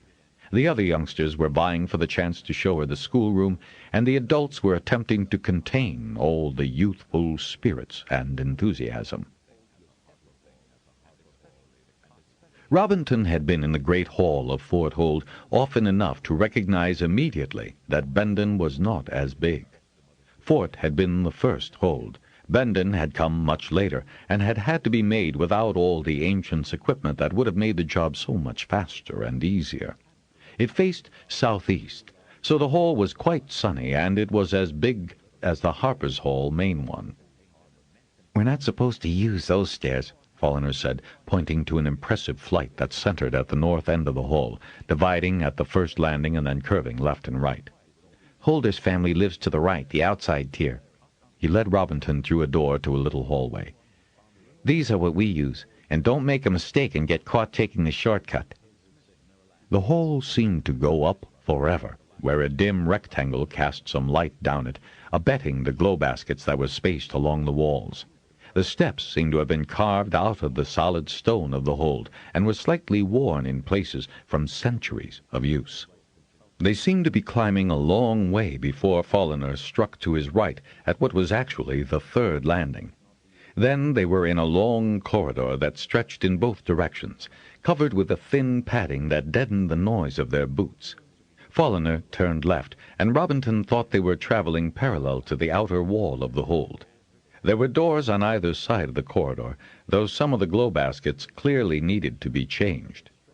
One of the jobs we get, Folliner said, grinning over his shoulder at Robinton as they passed the third of several dull ones. At Harper Hall the apprentices have to do it, Robinton said, panting a bit as he tried to keep up with the longer-legged weir-boy. Lord Mater's fair, and so's Lady Hayara, so don't believe anything Maysella says about her, Folliner added. How old are you? 9 turns.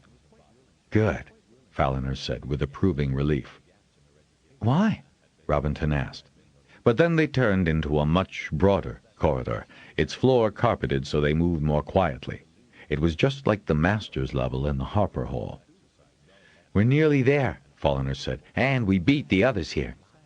He grinned in triumph and pushed wide the half-opened door, gesturing for Robinton to precede him. This is where we'll be living?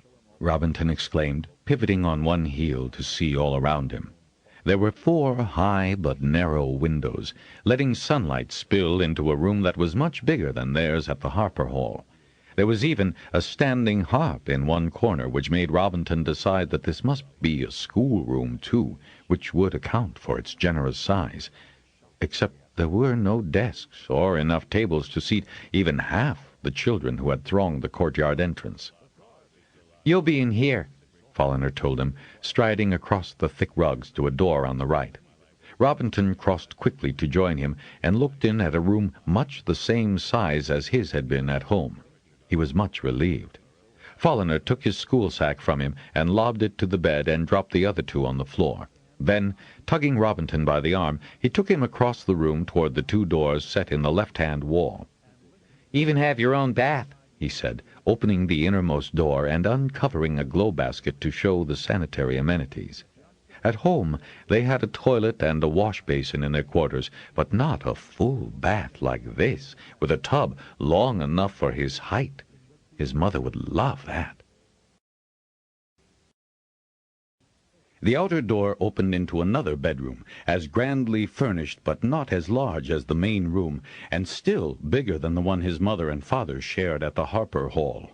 He whistled in surprise and approval, turning his head this way and that to take in all the furniture and even the paintings hung on the walls.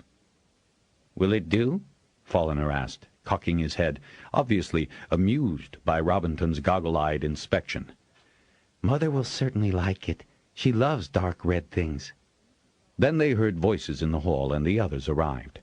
Nodding in surprise to see that the 2 lads had arrived so quickly, Lady Hayara gestured for Maryland to precede her into the room. We even have a bathtub, Mother, Robinton exclaimed. Over my head, at least. Maryland laughed at him, but behind her, Maysella raised her eyebrows contemptuously. Robinton was about to bristle when Folliner winked at him, reminding him of what he'd said about the girl a few minutes before. More high than wide, like ours at the hall, he added defensively. We tap into the Weir's heat source here at the hold, Lady Hayara said, which is such a blessing. So many holds have to heat bathing water. I do hope you'll be comfortable, Maryland, she added as she led the way to the larger bedroom. I think there's enough room for a small bed in here if you'd rather your son sleeps. Goodness me, Maryland said with a laugh. Robinton's much too big a lad not to have his own room. Robinton wanted to put his tongue out at Maysella for the haughty expression on her face, but he knew his mother wouldn't like him to. She reminded him of Helena, and he really didn't need to have to deal with another Helena disliking him. Well, we'll let you get settled in, then. Come on, children, you can make friends at supper time, Lady Hayara said, resettling the child she carried in her arms as she gestured for the others to clear out. Ah, I see there's a tray for you, since I know you've missed your usual lunchtime coming here. We'll be eating in another 2 hours, you know, what with the time difference coming east and all." Marilyn smiled her gratitude and escorted her hostess to the door, the rest of the children following. When they were gone, she turned to Robbie.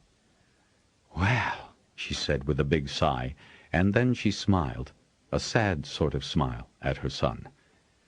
"Let me see your room, love." "It's a lot like mine at the hall, Mother," and Robinton trailed off, the sadness in her smile suggesting he'd better not ask why they had left so abruptly and with no warning. Though he did not follow her, his mother did look into his room in a perfunctory fashion. "Did you and Fowliner make friends on your way up?" she asked, wandering about the living room and touching this and that.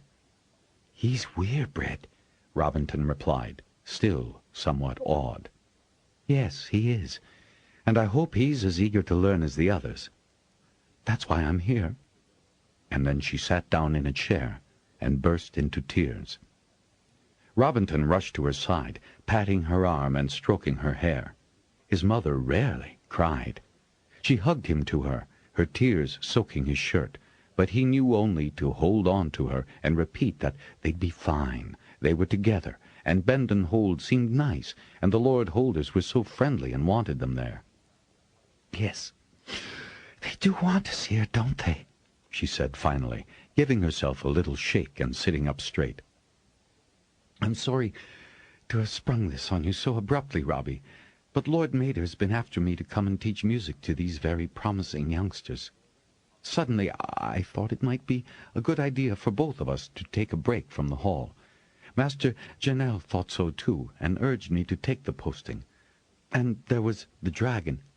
"Spacinth is his name," Robinton said when she paused. She smiled through the last of her tears. "How do you know that?" "He told me." "Sarab told you?" "No, Spacinth." She tilted her head to one side. "You can hear dragons?" "Well, when they want me to, I do." "Oh, Robbie!" She embraced him tightly. "Not many do. It might even mean you'd impress, and that would solve everything." She spoke the last over his shoulder, as if more to herself than to him. "But I could still be a harper, couldn't I?" He hadn't had a definitive answer to that question from the dragons. Maybe his mother would know. "I think that depends on many things," she said, drying her eyes, and suddenly she seemed more like herself. "Like if there's a clutch when you're the right age. Dragons don't have as many eggs during an interval, you see, and you're only impressionable until you're 20, and the weir-bred have preference. At least you'll get to understand more about the weirs, and that's all to the good." Again her remark was not meant for him, but he didn't mind, because he'd like to know more about the weirs. The abandoned Fort Weir was forbidden by order of Lord Grogallan. That might have been one reason why every boy had to go up there alone for a night when he turned 12, or he'd be considered cowardly. "Will I be able to visit the weir?" Robinton asked eagerly. That way he'd know what a weir was like, and then an empty one wouldn't be as scary. "I think that's likely. One of the reasons I'm here is to help Sigan, their current weir singer. He desperately wants more training." His mother gave a little laugh. "I'll be so busy, I won't—" She broke off and stood up. "Well, let's get ourselves settled in, shall we? Or are you hungry enough to sample what's here?" Robinton spotted the large selection of sweet biscuits and pointed. "Well, just 2 of them, so as not to spoil your appetite. I'll have one too. They smell so good. Fresh. Every bit as good as Laura makes." And she chattered away as she insisted on helping him put his things away. "I didn't want to overload the dragon," she said, "so I didn't bring everything you own, love, but your newest drum and pipes. We've my guitar to practice on, and maybe we can get enough wood for you to start your own, because I know Master Bosler said you could start preparing the wood, which takes most of the time it takes to make a guitar, you know. I'm sure we can find gut for strings when it comes time to do that step. And your new gather clothes, because they entertain quite a bit here at Bendon, Lord Mater and Lady Hayara being so popular on this coast. There's a schoolroom, too, so we'll just leave these in the Keresack now, shall we? Now, that's done, and you can help me." As he did, Robinton knew that his mother hadn't brought many of her own clothes, only one gathered dress and one of the long, fine dresses she'd use when she gave concerts. And while she had lots of new musical scores, mainly the ones she'd teach from, there was nothing in his father's familiar broad script. That was odd. His stomach felt a little queasy suddenly, and it wasn't from eating the sweet biscuits. "Mother, will Father come visit us?" She paused, her back to him at that moment, and slowly turned, her expression unusually bleak. "That will be up to your father, Robinton," she said, and turned back to fuss with the things in the top drawer of the chest. "Likely he'll come to the spring gather here at Bendon," she added in a totally different tone of voice, as if it made no difference to her at all. "Now, let's wash up, shall we? I think that soon enough it'll be time to eat." She gestured toward the fading light, and then pulled the heavy drapes across each of the narrow windows, as if shutting out more than the end of this day. At dinner that night, Robinton had a place with the Hold children. It was a crowded table for his age group. He counted 24, but Folliner had held a place for Robinton beside him. "No, you got to take his things up," one of the Holder boys said, rushing to crowd into the space on Robinton's right. "Mother said we've all got to make him feel at home, and you had your chance." "Rob and I are buddies," Folliner said loftily. "But you can sit on the other side, Hayon. He's Lady Hayara's oldest son," he added, and started naming everyone at their end of the table. "Rasa's beside him, then there's Naprilla, Anta, Jano, and Dravella on the other side." Robinton had a moment to glance up at the head table where his mother sat beside Lord Mater, with Raid on her other side and Maizella by her stepmother. "They got graduated off the younglings' table last year," Folliner said with a sniff. He took the bread and board from the serving drudge and started cutting neat slices from the loaf, flipping them from the knife point up and down this end of the table until everyone had a piece. "Stew, I betcha," he added. His bet was a fair one, because the next thing to come was a big pot. "My turn," Anta said, standing up and grabbing the ladle before he could. "Fair enough, only don't slop," he said, sitting down again and shoving a friendly elbow into Robinton's side as he grinned. The upper table was not receiving stew, Robinton noted, but bowls of soup first, and then slices of what looked like wherry, sauces, dishes of vegetables, and individual loaves of bread. He also noticed that his mother was mushing her food around her plate instead of eating, although she was talking to both father and son and seemed her usual self, except she didn't smile as much as she usually did at the head table in the Harper Hall. He didn't hear her laugh once. The stew was good, and so was the bread, and he was hungry. And the afters served at their table were small cakes and fruit that disappeared with amazing rapidity, though Robinton didn't see them all eaten at the table. Maybe his mother was getting special treatment, what with her being master singer, which he felt was only right and proper, especially as he was getting specials, too. His mother sang, too, after the head table finished eating, and there were good voices joining in the choruses, so he wondered why Bendon Hold would need a master singer of his mother's standing. A good journeyman would have done as well. No, she was also here to teach Maizella. Robinton wrinkled his nose. It was obvious from the loud way the girl was singing that she thought her voice was good. It wasn't bad, he had to admit, but she didn't need to shriek, and she hadn't much breath control.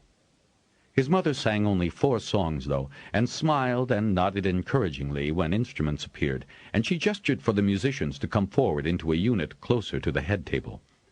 There were 2 guitarists, a tall, pale, older man, and a younger one who looked enough like the older to be son or nephew. One violinist who played with his instrument held on his knee instead of under his chin, but his fingering was very good. A woman playing flute, 2 pipers, both young, and a drummer who had the sense to keep to a mute beat. Of course, when Maryland gestured encouragingly, the rest of the Hold sang the choruses to her first song. The harmonies weren't bad, either, Robinton decided, though he didn't sing out as he would have done back in the hall. Folliner sang lustily in a good, strong alto treble, however, as did all the other younglings at the table, showing off to him probably, But Robinton was used to the way new-come apprentices to the Harper Hall acted, so he pretended not to notice. "It doesn't cost any marks to be gracious, no matter where you are or what you're doing," his mother was always saying. "No singer of a professional caliber would think of drowning out other singers," was another point she often made, especially when she had been having all that trouble with Helena. He hoped Maizella wouldn't be as difficult. Although he knew all the words, Robinton didn't sing along with her in the new song she presented as her final one of this evening. Then she sweetly begged to be excused for such a short program, but she promised she would be more forthcoming when she'd caught up with Bendon time. She sat down to very enthusiastic applause and shouting. Folliner then nudged Robinton and rose. "Can you find your way back to your room, Rob?" he asked. "That was the signal for us to get out of the hall and let the adults have it to themselves." Lady Hayara had risen too, and gestured toward the younglings so that they all obediently rose and started to leave the hall. His mother caught his eye and motioned him to wait for her. "I'll go up with Mother," Rob said, though he would have liked more time to ask Folliner questions. "You're lucky," Folliner said under his breath. "A room of your own? I have to sleep in with half a dozen." "Oh, well, I did it the weird, too," he added in a philosophical tone. "I'll see you tomorrow, I expect." "Thanks, Folliner," Robinton said, a little shy, but meaning his thanks. Folliner grinned a response as he started herding some of the younger ones ahead of him toward the inner staircase. Robinton never did find out from his mother the real reason for their precipitous departure from the Harper Hall, but he did learn that no one at Bendenhold had ever expected the famous master singer to come there. And because she curbed the loudness of Maizella's rather good basic voice, she was very welcome indeed, not just by the girl's disenchanted half-brothers and sisters, but by many of the adults who resided in the hold. Lord Mader was a good man and generally fair, but he adored his daughter, Maizella, who at 16 hadn't the wisdom or common sense that characterized her brother, Raid. Robbie found him a bit stuffy and prim, but Raid had inherited his father's sense of fair play and would take criticism from any of the more senior members of the large group of people who managed the big holding. Unlike his sister, he was popular, and there was a discreet understanding that Heion, Rasa, and Naprilla, the older of Lady Hayara's children, were to be protected from Maizella, who either teased them outrageously or ignored them, as the fancy took her. Inured to such tactics as Robinton was, having survived Helena's antics, he learned to smile and keep his tongue in his mouth. He had a sort of revenge a little later when his mother required Maizella to sing duets with him. He knew he had a good treble voice and had been more than adequately trained by Wachel as well as his mother. In fact, he would have stepped into Londick's place as senior boy soprano when Londick's voice changed, but he'd also observed what happened to apprentices who flaunted their prowess. Besides which, his mother wouldn't have stood for such behavior from him for one moment longer than it took to twist his ear to remind him to keep his place. Dealing with Helena had also taught Marilanne a trick or two about overdeveloped conceits. "Sing with a child?" The girl's tone was insulting. "Singing with a well-trained treble voice, which my son," Marilanne paused briefly, "has, will prove how much more he already knows about singing than you do. Shall we begin at 'Now is the time'?" Marilanne lowered her left eyelid just slightly at Robinton as she raised her arms to beat out the measure, and he was ready. He knew she meant that he should sing out now, something he had not done before, since he knew better than to dominate in group singing. Maizella almost missed her entrance. She was gawking so hard at him. Robinton enjoyed this moment of ascendancy, and, from the susurrus of whispering from the rest of the class, so did the others. Maizella naturally tried to drown him out, and his mother cancelled the beat and called her to order. "In duet singing, the voices must balance for the best effect. We know you can sing the crawlers out of their webs, Maizella, but there are none in this room." Marilanne regarded those tittering with a stern eye. "From 'Now is the time,' and sing with the treble, not against him?" This time Maizella modulated the volume, and even she could sense the effective difference. though she didn't, from the scowl on her face, appreciate it. "That was much better, Maisella, much better. Let's see if we can blend in the third voice." And when the soprano line began, it was Marilanne who sang it and showed, by her example, exactly what she had meant by balancing voices. The rest of the children in the class clapped as the song ended. "You didn't tell me you could sing like that," Folliner accused Robinton as they trotted out to the courtyard, where they had a half-hour's respite from lessons. "You didn't ask?" Robinton said, grinning. "You've been waiting to show Maisella up?" "Not waiting," Robinton said, bouncing the large goal ball.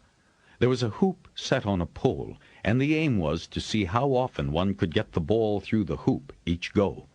Rob was pretty good at goal ball, but just as he was aiming, he saw the dragons flying in a distant formation and missed the hoop entirely.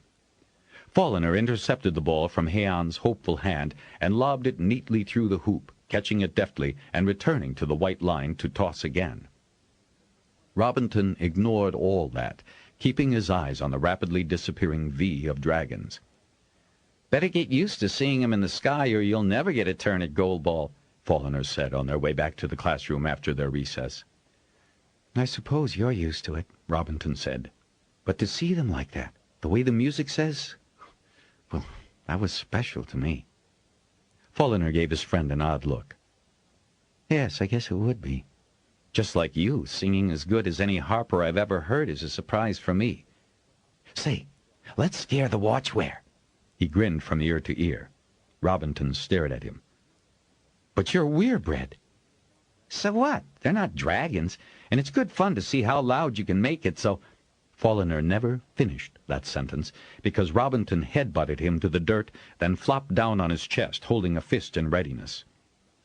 "I don't let watchwares get teased, not at fort or the hall or here," he said in a loud and forceful voice. "Say you won't?" And he cocked his arm further, ready to strike. "But it's not hurting them. If they scream, they hurt. Promise?" "Sure, whatever you say, Rob." "You mean it?" "On my hope of riding a dragon," Folliner said fervently. "Now let me up. I've a stone digging in my ribs." Robinton gave his friend a hand up, and then brushed him off. "Just don't let me catch you breaking your word." "I gave it to you," Folliner said in a surly tone.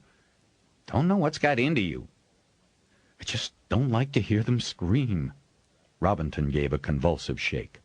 "Goes right through my ears and down to my heel bones, like chalk on a slate." "It does?" Now Folliner gave himself a shake at the thought of that sound. "Doesn't me, but—" He held his hands up defensively as Robinton made a fist again. "I'll keep my word." He shook his head, though. Robinton's unexpected behavior was beyond his comprehension. There were, of course, other teachers at the Hold to cope with the basic reading, writing, and figuring that all children were obliged to learn before their 12th year. After that, they would take up apprenticeships to whatever hall their inclination suited them, or go on in their family hold's work. With a large hold, like Bendon, there were enough pupils to be divided by age and ability, but all had their hour of daily musical training with the master singer. Without ever calling attention to the assignment, Marilanne had her son teaching some of the younger children their scales and how to read music, since he was actually well ahead of whatever Folliner and Heian had learned from the Hold's previous harper.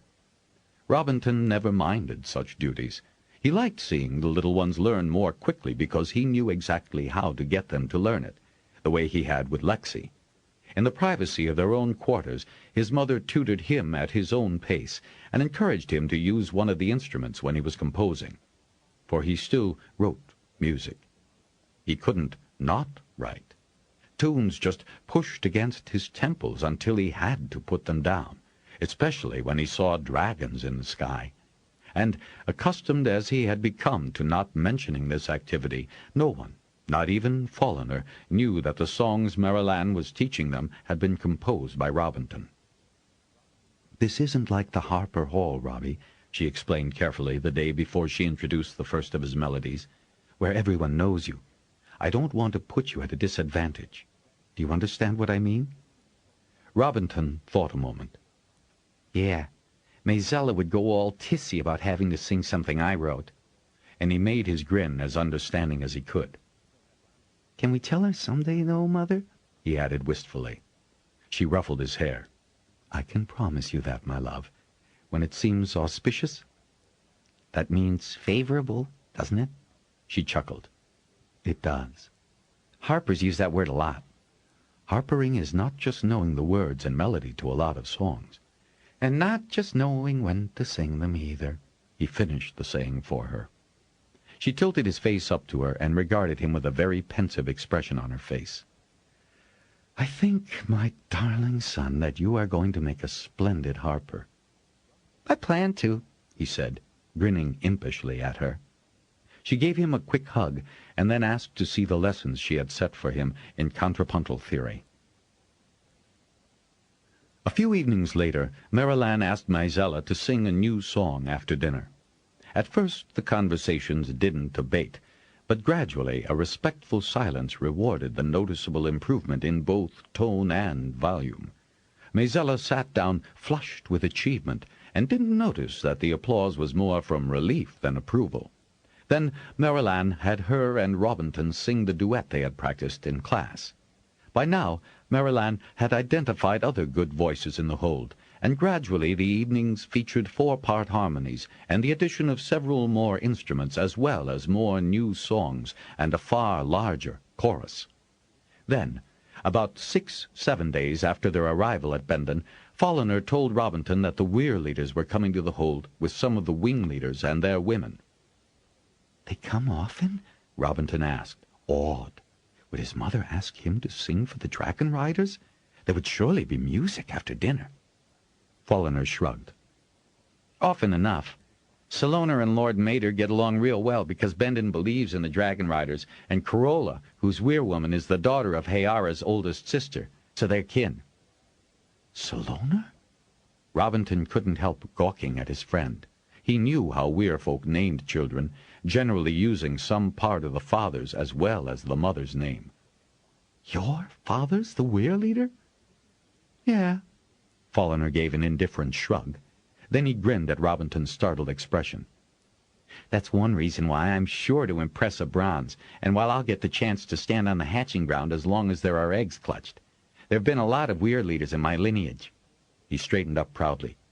And why I'm here, because I'm supposed to learn more than I'd get taught at the weir, since we don't have a hall-trained harper. If I'm going to lead the weir in the next fall, I've got to know more than the average bronze rider, don't I? I guess you do, Robinton murmured, still trying to cope with the status of his friend. Don't go looking at me like that, will you, Robbie? And Folliner gave his shoulder a friendly buffet. When they were in their own quarters, Robinton had to tell his mother. I knew that, dear, and it's one reason I encourage your friendship with him. Folliner's a good-hearted lad and intelligent enough to want to learn. I feel that it's very important for you to have this chance to get to know something about how the weir operates, especially as we only have the one now. She looked off into the middle distance for a long moment. Isn't that what the question song is about? I didn't know you knew about that one, she said, almost sharply, staring at him. How did you come across it? Oh, when I was copying out some of the worm-eaten music in the archives. Master O'Galley says I write with a good, neat hand, you know. He preened a bit. Yes, I do know, love. She finger-stroked a part into his thick, dark hair. Do you know the music? Of course I do, Mother, he said, mildly indignant. She, of all people, should know that he memorized music after one hearing or one reading. Yes, you would, wouldn't you, dear? She gave a final pat to his hair. Well, run over it in your mind. It might be suitable for tonight, and the treble voice would make it more poignant, I think. Yes, rehearse it, dear. Folliner was not at the head table as Robinton thought he might be, since Salona was his father. Corolla was not his mother, and as Folliner took his usual place next to Robinton, he muttered something about her disliking Salona's weirlings. Aren't weirlings small dragons? Yes, Folliner said with a little snort. Applied to us, he explained, sticking his thumb into his chest. It's not a compliment. All she can get is girls. when she has anything." Robinton nodded and decided maybe now wasn't the time to ask more questions about the weir. Besides, the special dinner was being served, special even for those at the lower table, since Nerat had sent up fresh red fruits and other delicacies, transported a dragonback. Robinton had watched with awe as the great beasts, having deposited riders and burdens in the courtyard, rose to the top of Bendon's cliff, spacing themselves along the fire heights. The golden queen, Feyrith, settled in the exact center. The other 10 dragons, including her weirmate, settled on either side of her, like guardians, which was silly, because there wasn't anything on the entire planet that would attack a queen, much less 11 dragons. Robinton thought they were the most beautiful creatures he had ever seen as they peered down at the courtyard, their beautiful, faceted eyes gleaming in the late spring evening. He hadn't thought bronze could come in so many different shadings. "Kortath? Kilminth? Spackinth?" he thought daringly. No one answered his tentative query. Well, maybe none of the bronzes he had spoken to before were on the heights. He could scarcely pick out the individual features from this distance.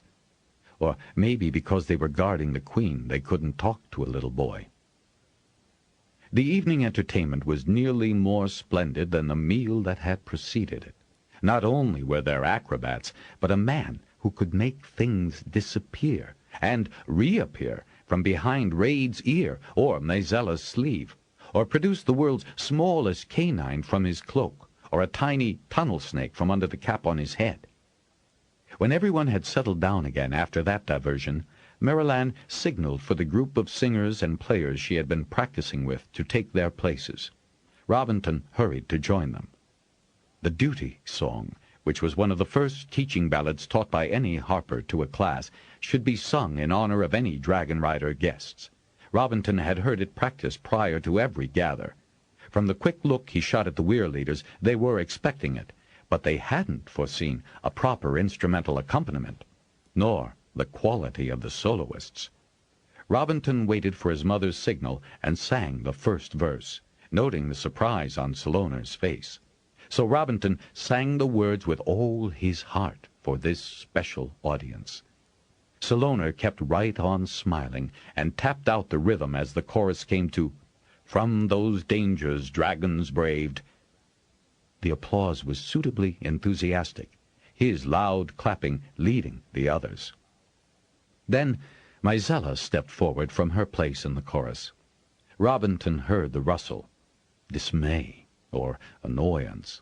They were in for a surprise, too, now that his mother had taken the girl in hand. Instead of planting herself in a defiant way as if to indicate that she was going to sing and everyone had better listen to her, she came to the front in a quiet and professional manner, and then looked to Marilanne, who was accompanying her on the guitar. Robinton couldn't miss Weir Leader Carola's expression, total dismay, until Mizella started singing. Even Saloner regarded the girl with a pleased look and murmured something to Maeder, who nodded and smiled back. Marilanne sang harmony to the chorus of the song, which had 4 verses. The hearty applause was certainly as much an improvement as her performance, and there was a nice rumble of remarks as she stepped back. Marilanne beckoned for the rest of the chorus to attend her signal, and they sang a ballad that was new in the Harper Hall and had such a beat to it that before long everyone was stamping or clapping to the rhythm. The band played new music, and although Robinton caught a few sour notes, he knew how hard they'd worked. A few more rehearsals and performances, and they'd be as good as any gather band. But he was glad he'd be singing with just his mother to accompany him. And he was next. At her gesture, he came to her side. Flute in one hand, she put her other arm around his shoulders as she made her introductory remarks. "This song is very old, and although it's supposed to be in every harper's repertoire, it has lately been sadly neglected. I don't even find it in the very comprehensive Bendon library, so it's about time I reintroduced it to you all." She smiled at the audience. You children will be learning it next week, so listen closely." With that, she put the mouthpiece to her lips and nodded to her son. "Gone away, gone ahead, echoes roll unanswered. Empty, open, dusty, dead, why have all the weir folk fled? Where have dragons gone together, leaving weirs to wind and weather, setting herd beasts free of tether? Gone our safeguards, gone, but whither? Have they flown to some new weir, when cruel threads some others fear? Are they worlds away from here? Why, oh why the empty weir?" There was a stunned silence when Robinton let the last note die away, and his mother lowered the flute. Almost an embarrassing silence, and yet he knew he had sung it well. Everyone looked at the pair of them, as if they couldn't believe their ears. Then there was the noise of chair scraping, and Salona rose to his feet, his expression almost severe. "I thank you, Master Singer, for that beautiful rendition of the classic question." And he inclined his body to them both with the greatest respect. "It has haunted every Bendon weir leader for generations. I learned it as a weirling, but I haven't heard it in, decades now. I think it needs to be heard more often. Maybe someone will find its answer." "Then, Salona, do you believe that thread will return?" asked a man, rising from the far end of the head table. Robinton hadn't seen him before, but he must be a Bendon holder of some prosperity, to judge by his clothing and where he was seated. Robinton was close enough to see Carola tug at Salona's sleeve, her brows drawn together in a scowl. Rob glanced over to where Falhoner still sat, and saw an eager expression on his friend's face. The entire audience seemed to hold their breaths. "We've another 50 turns to go before the Starstones will tell us yea or nay, my friend. But the dragons are here, and Bendon keeps up its strength. That is the pledge we made to Hold and Hall when the first dragon cracked its shell. It is one that I, and every weir leader after me, will keep." Then he bowed again to Marilanne, caught Robinton's eyes briefly, and sat down. Quickly then, Marilanne gestured for the instrumentalists to strike up a merry tune. That was also the signal for the drudges to come and clear the table, to make space for dancing in the center of the hall. There was a lot more talking while the tables were cleared, dismantled, and stored to one side, chairs rearranged, and the younger children taken off to their beds. Robinton was playing hand drum for the early sessions of the dancing, so he didn't get a chance to speak to Falhoner that evening.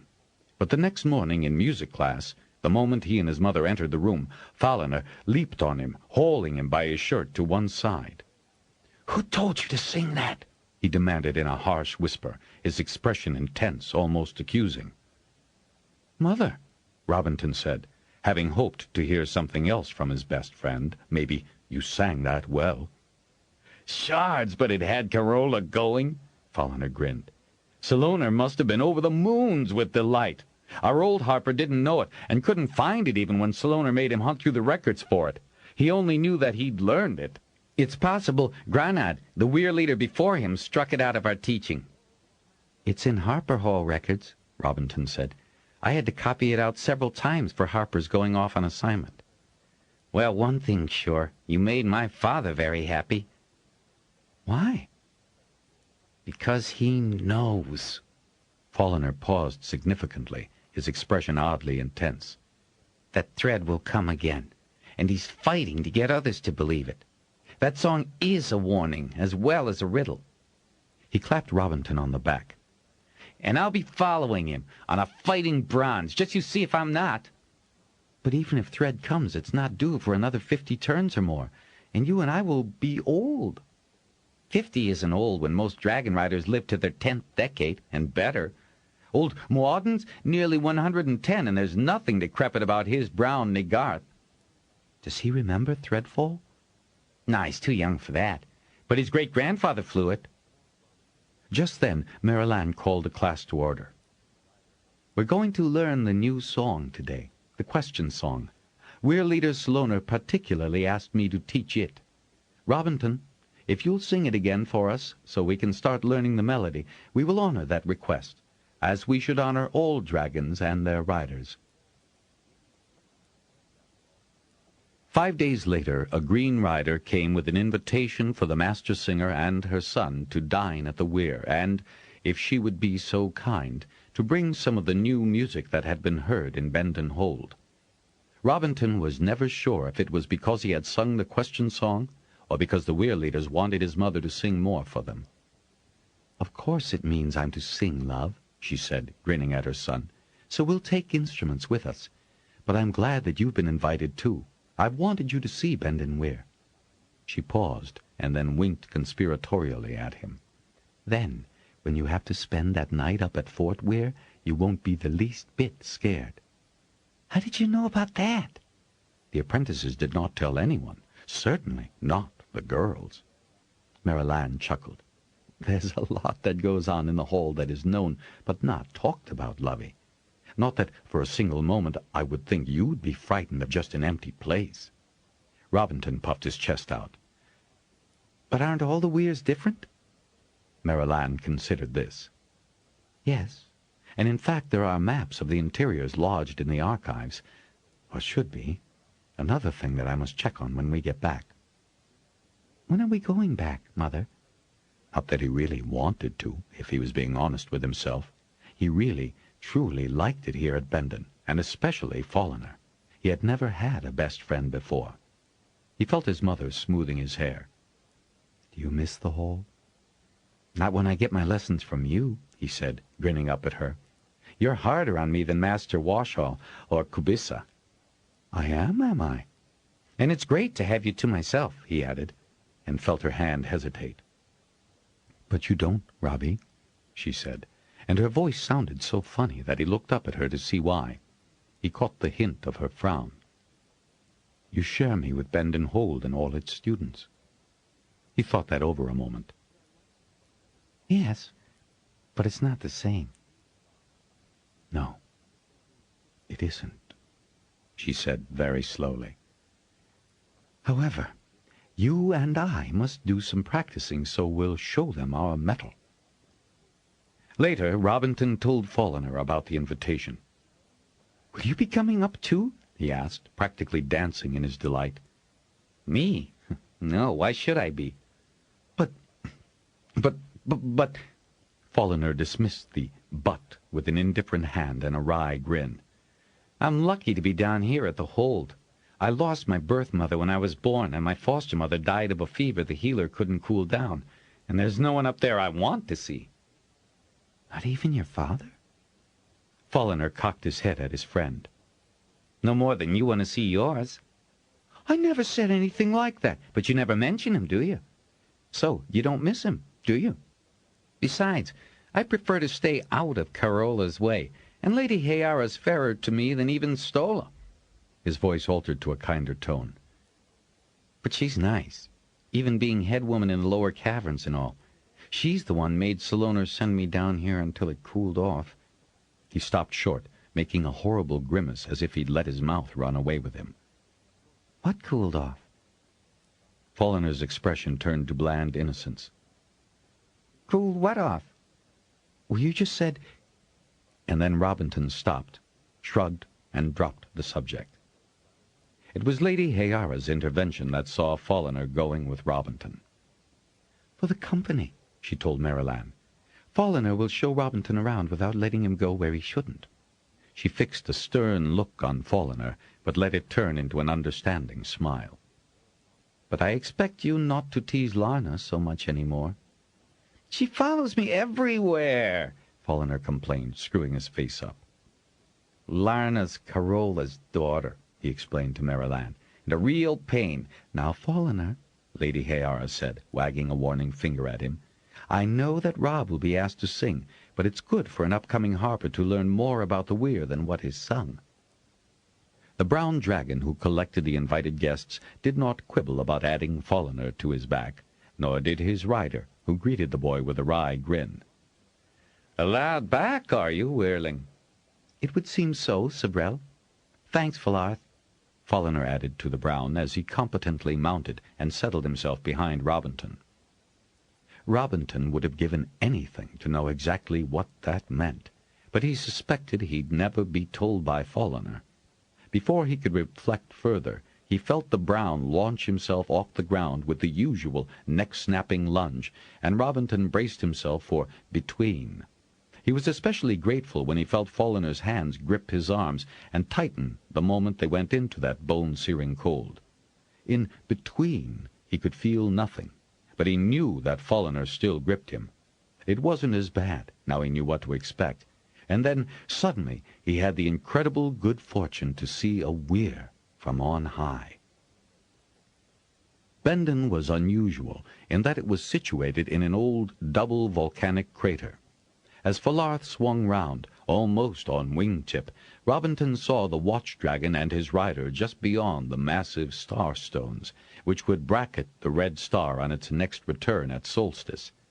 He saw dragons lying on the western-facing ledges, asleep in the sun, and then the several black maws that gave into the hatching ground, where a queen's clutch of eggs hardened until it was time for the whirling dragons to hatch and impress their lifelong partners. As Falarth glided downward, Robinton saw the great golden bulk of Feyrith on her ledge, Chundith lying just above her, his eyes whirling in slow circles as he watched Falarth land lightly in front of the lower cavern. Chapter 7. So here he was. Folliner had diplomatically slid down the off-side of Falarth, thus avoiding a meeting with Corolla, who, with Saloner, greeted their Harper guest and her son, thanking them profusely for accepting the invitation. "Come to Bendon?" Marilanne laughed. "I've been dying to." Then she was introduced to Stolla, the head woman of the lower caverns, a tall woman of middle years who, in turn, introduced the master singer to the blue rider, Sagan, who was Weir's singer, a slight man whose boyish face was eager and earnest, and so obviously thrilled to meet the master singer. The other woman waiting to be introduced was Miata, who handled basic lessons at the Weir. Robinton made his best bow to them all, and then Saloner took him by the shoulder. "Go off with Folliner, Robinton," he said, grinning broadly. "We'll take good care of your mother, never fear." "I don't worry, not when she's in the Weir," Robinton answered boldly, and before his mother could reprimand him, he slipped around behind Falarth to meet up with his friend. "Come on, there's a lot to see," Folliner said, and led the way, running across the bowl to the black maws of the hatching ground. "This is the most important place in the Weir. Any Weir." "Is that son of yours to be a harper, Marilanne?" Robbie heard Saloner asking. He didn't hear his mother's exact answer, and he wondered once again if maybe he could possibly be harper and dragon-rider. And he'd impress a bronze, too. Well, he'd settle for a brown, and be in Folliner's wing, and fight Thread when it came back. Folliner showed him everything. The hatching ground was awe-inspiring, with the great vaulted roof, the steep rank of seats where guests could watch impression, and the raised stone couch where the queen stayed, guarding her clutch and viewing the hatching. Then there were some places that Robinton wasn't sure visitors were ordinarily shown. Folliner took him up steps at the side of the hatching ground and pushed through a door into what had to be the weir-woman's quarters. Robinton gulped, hoping that Feyrith was still fast asleep on her ledge, and that Corolla did not take a sudden urge to leave his mother. He walked on tiptoe and noticed that Folliner was putting his feet down more quietly than usual. From there they went to the council chamber, with its immense stone oval table and the massive stone chairs where the weir leaders and wing leaders sat for meetings. Then down into the musty-smelling rooms that housed the weir's records.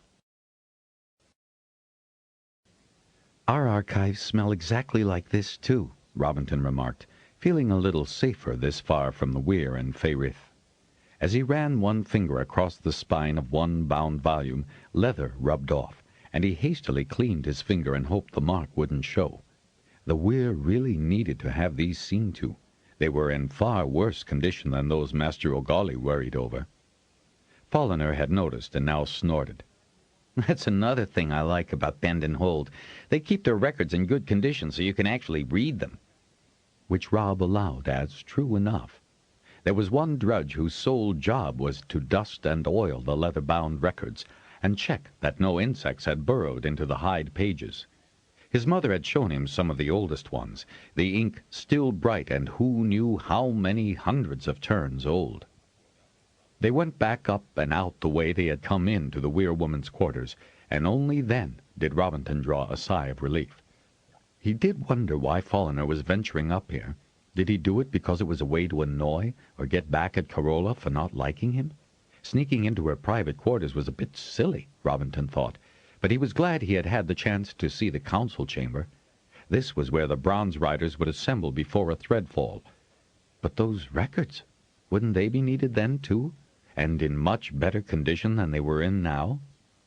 Moving quickly across the warm sands, Robinton expected to go back to the main living area of the weir, but Folliner beckoned him toward the top of the bowl, a wicked grin on his face.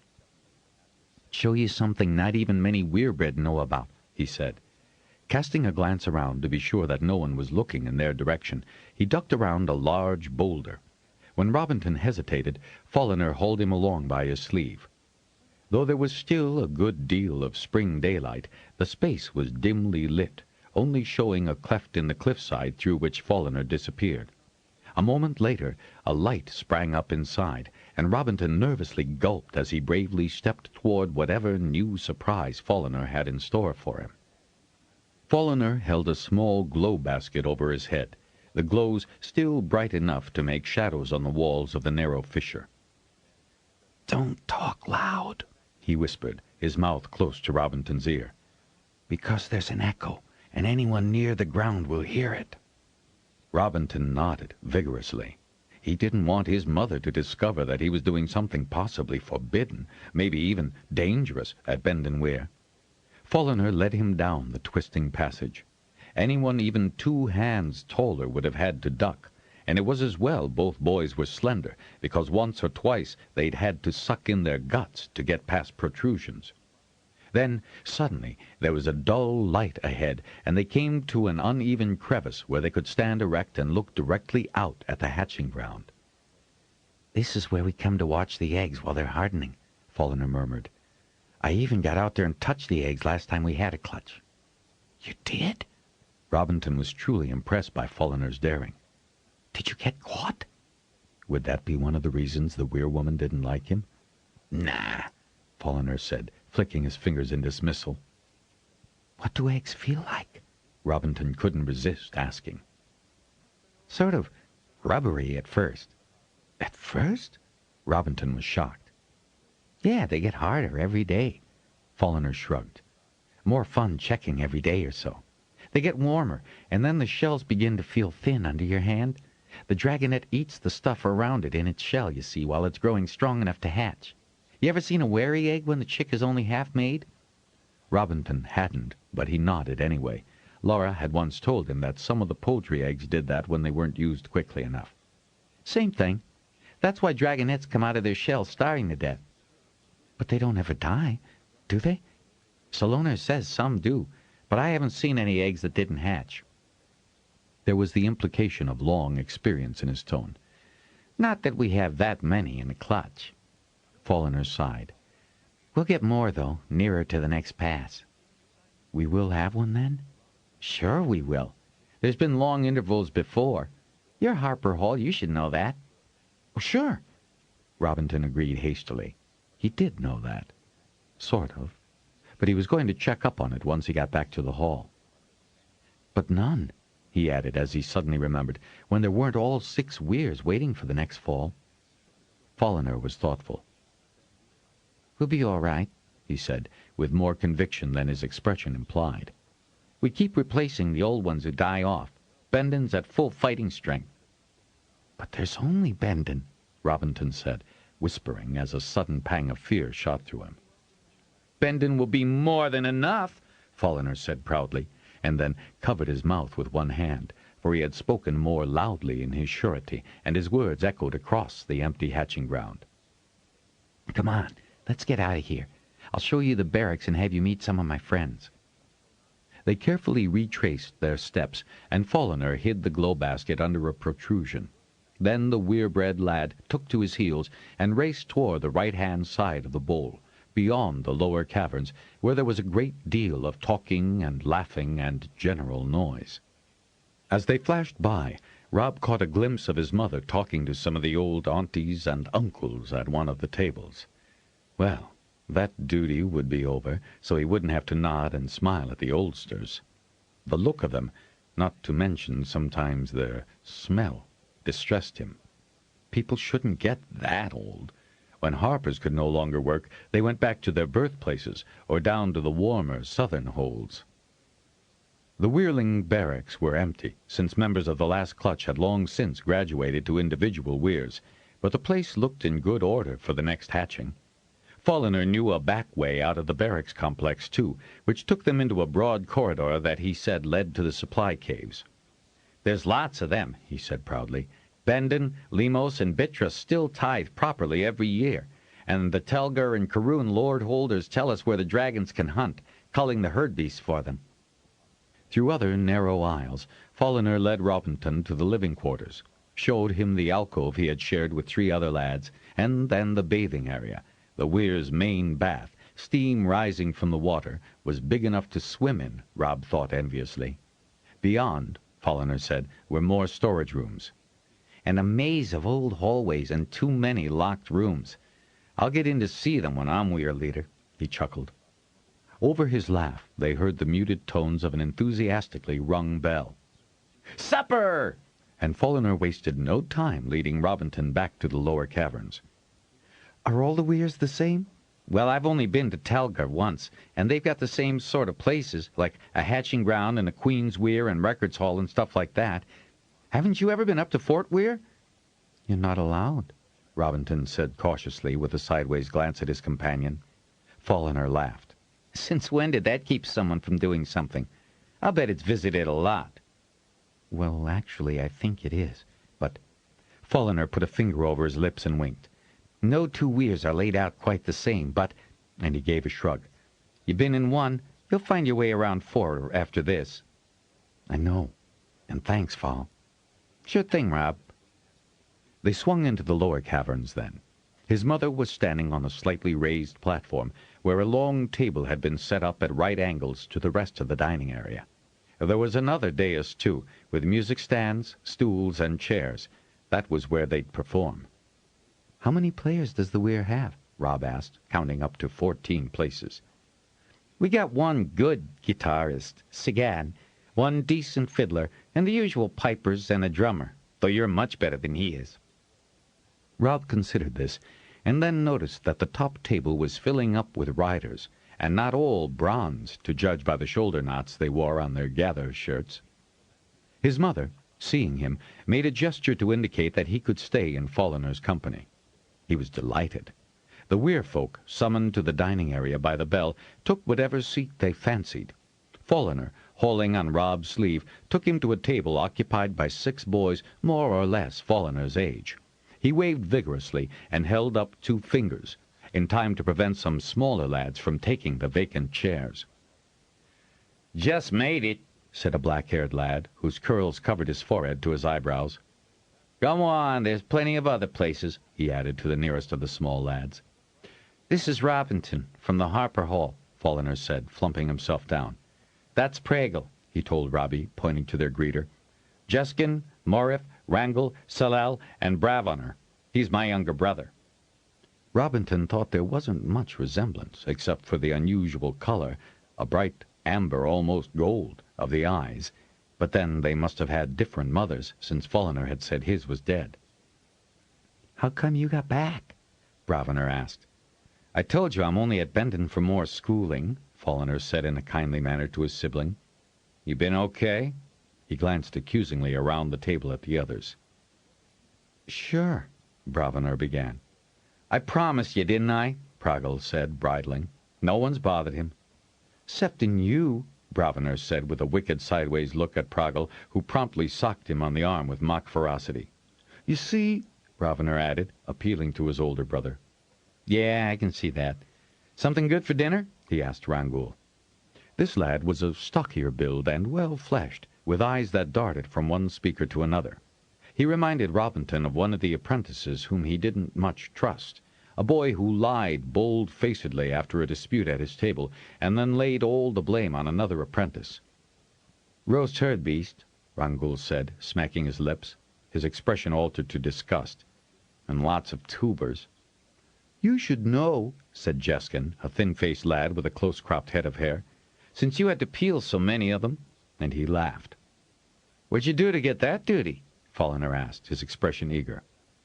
"No one's business but mine," Rangul said sullenly, with a fierce scowl across the table at the laughing Jeskin. "He pushed Larna in the mitten," Jeskin said, raising a protective arm when Rangul reached across the table with his fork to poke him. "Enough of that," Folliner said, in a crisp tone of command that indicated he often had to intervene between this pair. He glanced quickly around to be sure no one had noticed. "Not that Larna doesn't need to be taught some manners, but you only get in trouble.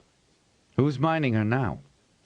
He looked around again, and his eyes paused at a table on the other side of the room, occupied by young girls. "Oh, Minora would be stuck with her." He turned back to the other boys. "Didn't anything interesting happen since I left?" The report that followed didn't mean much to Robinton, who didn't know the weir folk named. But shortly a platter of sliced roast was shoved at Folliner, ending the discussion. "Back, are you?" the serving woman asked sourly. "Make sure there's no trouble at this table, you hear me?" "As ever, Miller," he replied with an innocent smile. "Rangul, go fetch the tubers," she added. "I had to peel 'em," he protested. "All the more reason to serve the product of your labors. Go, Jeskin, you get the salad." Grumbling under his breath, Rangul pushed back his chair and with no good grace collected the large steaming bowl. Jeskin was back before him with the basket of salad. Folliner had by then served 2 big slices to Rob and himself before passing the platter on. He gestured for Rangul to bring him the tubers. The lad complied, but sullenly.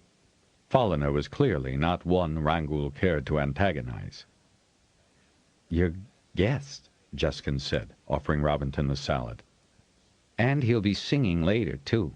Good voice, good music." And Folliner winked at Robinton, who was then rather nervous about anyone finding out who had written the songs Marilanne had told him were to be the weir's evening entertainment. "I suppose we'll have to listen to you, too," Rangul said nastily to Folliner, his expression a mixture of irritation and envy. "I'm the one who can carry a tune," Folliner said, grinning snidely across the table. "Those who can't sing play instruments at the Harper Hall," Robinton said, sensing this sort of teasing could easily turn nasty. Weir lads were really no different from Harper Hall apprentices. "Hey, this roast is really good," he added, hoping to divert the conversation. "Yeah, it is," Folliner said, chewing. "Not that we don't eat well here." "Most of the time," Jeskin put in, his mouth so full that he had to push the gravy back in with one finger, which he then licked. "Real good tonight. Must have been younger than we usually get." "We've got Robinton at the table, after all," Folliner said, grinning. "You staying up here a while?" Salel asked, glancing from Folliner to Robinton. "Tonight, for sure," Folliner said. He nudged Robinton in the ribs. "They'll have you singing till dawn, you know." "Then you'll be singing right with us," Robinton said, and put another forkful of the tender roast into his mouth. He sort of regretted that he'd have to eat lightly, but he couldn't sing properly with a full gut. Sing he did, with Folliner, with his mother, and as a soloist. First, of course, they did the duty song, in which the entire audience joined, singing both chorus and verses once Robinton had sung the opening verse. There was applause for him through the first chorus. He rather liked that, and took it for the compliment it was. Then his mother mouthed "question song" at him. It was not next on the program, but as she was conducting the concert, he sang it, to a hushed and very thoughtful audience. Saloner was beaming with delight at the weir folks' surprise and attention. Robinton and Folliner did several of his songs, without saying who the composer was, and these were well received. The Weir might not have a highly trained harper, but there were a lot of good voices, and folk who picked up quickly on tune and chorus. This was a totally different audience from any Robinton had ever sung for, and quite possibly the best. His mother was responding to it too, because her voice was joyous again, even in the more nostalgic melodies. They had established an unusual rapport with this audience, a new depth of listening. "We listen too, you know, Harper boy," a voice said in his head, almost throwing him off his harmony. That explained much to Robinton, but he didn't have time then to think it all through. He had to keep singing so as not to disappoint. There were calls for old favorites from the gathering, and it wasn't until Robinton's voice cracked with fatigue that Marilan called a reluctant halt to the evening's entertainment. "We've imposed outrageously on you, Marilan and young Robinton," Saloner said, rising to his feet and scissoring his hands at the requests still being shouted from the tables. "It's late, even for a Weir gathering, and you've been more than generous with your time and repertoire." "The Harper Hall's tithe to the Weir," she replied, dipping her knees in her elegant bow and spreading her left hand to include the entire audience. "It is a pleasure to sing for you." "Our dragons have enjoyed it almost as much as we have," the Weir leader said, and looked from her to Robinton, winking. Suddenly, the elation that had sustained him through a very long performance seemed to drain out of Robinton, and he wavered on his feet. "Folliner, take young Robinton to bed," Saloner said arbitrarily, pointing toward the dormitory area. "I'm near as tired as he is," Folliner said, and, throwing an arm about his friend's shoulders, led him off. "As for you, my dear Marilan, Corolla will escort you to our guest weir, one that should be occupied by a queen dragon." "Well, soon enough, Saloner was saying, as the two boys left for the lower caverns. The next day, Saloner himself took them back to Bendon Hold. Robinton and his mother quite conscious of the honor, even if they were both still fatigued by their exertions. Even Folliner was not his usual self, silent in his father's presence. "I shall sleep all week," Marilan said as they waved farewell to the bronze rider and Chendith. "But what a splendid evening, Robbie!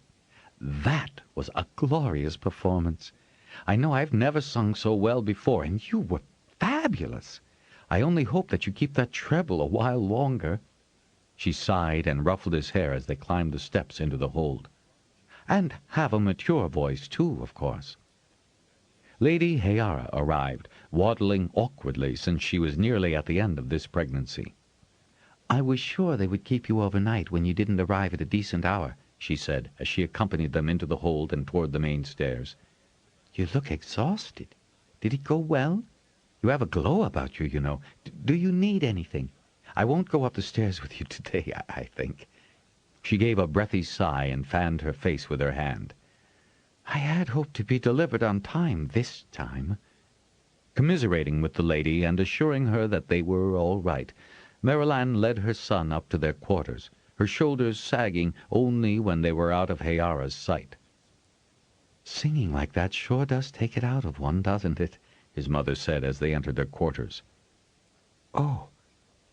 They both saw the roll of a large message on the table, its origin obvious by the Harper blue band spiraling its length.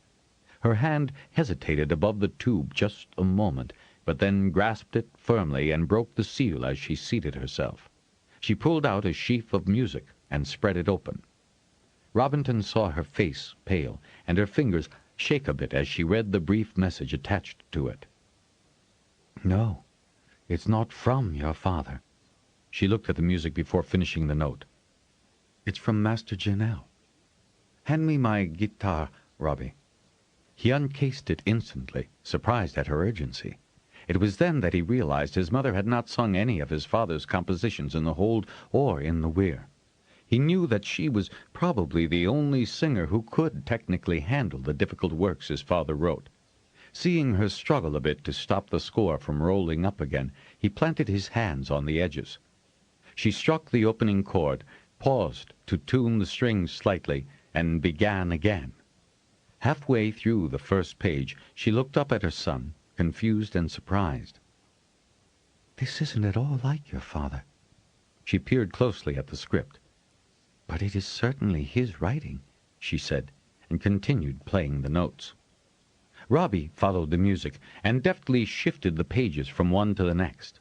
He almost missed one turning because he, too, became touched by the plaintive melody, the minor chordings, the whole tenor of the music. As the last of the guitar notes died away, mother and son looked at each other, Maryland perplexed, Robinton anxious. He wanted her to like it, too.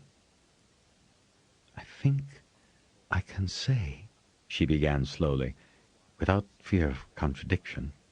A little smile turned up the corners of her mouth. "That this is the most expressive music your father has ever written." She wrapped both arms around her guitar. "I think he misses us, Robbie." He nodded.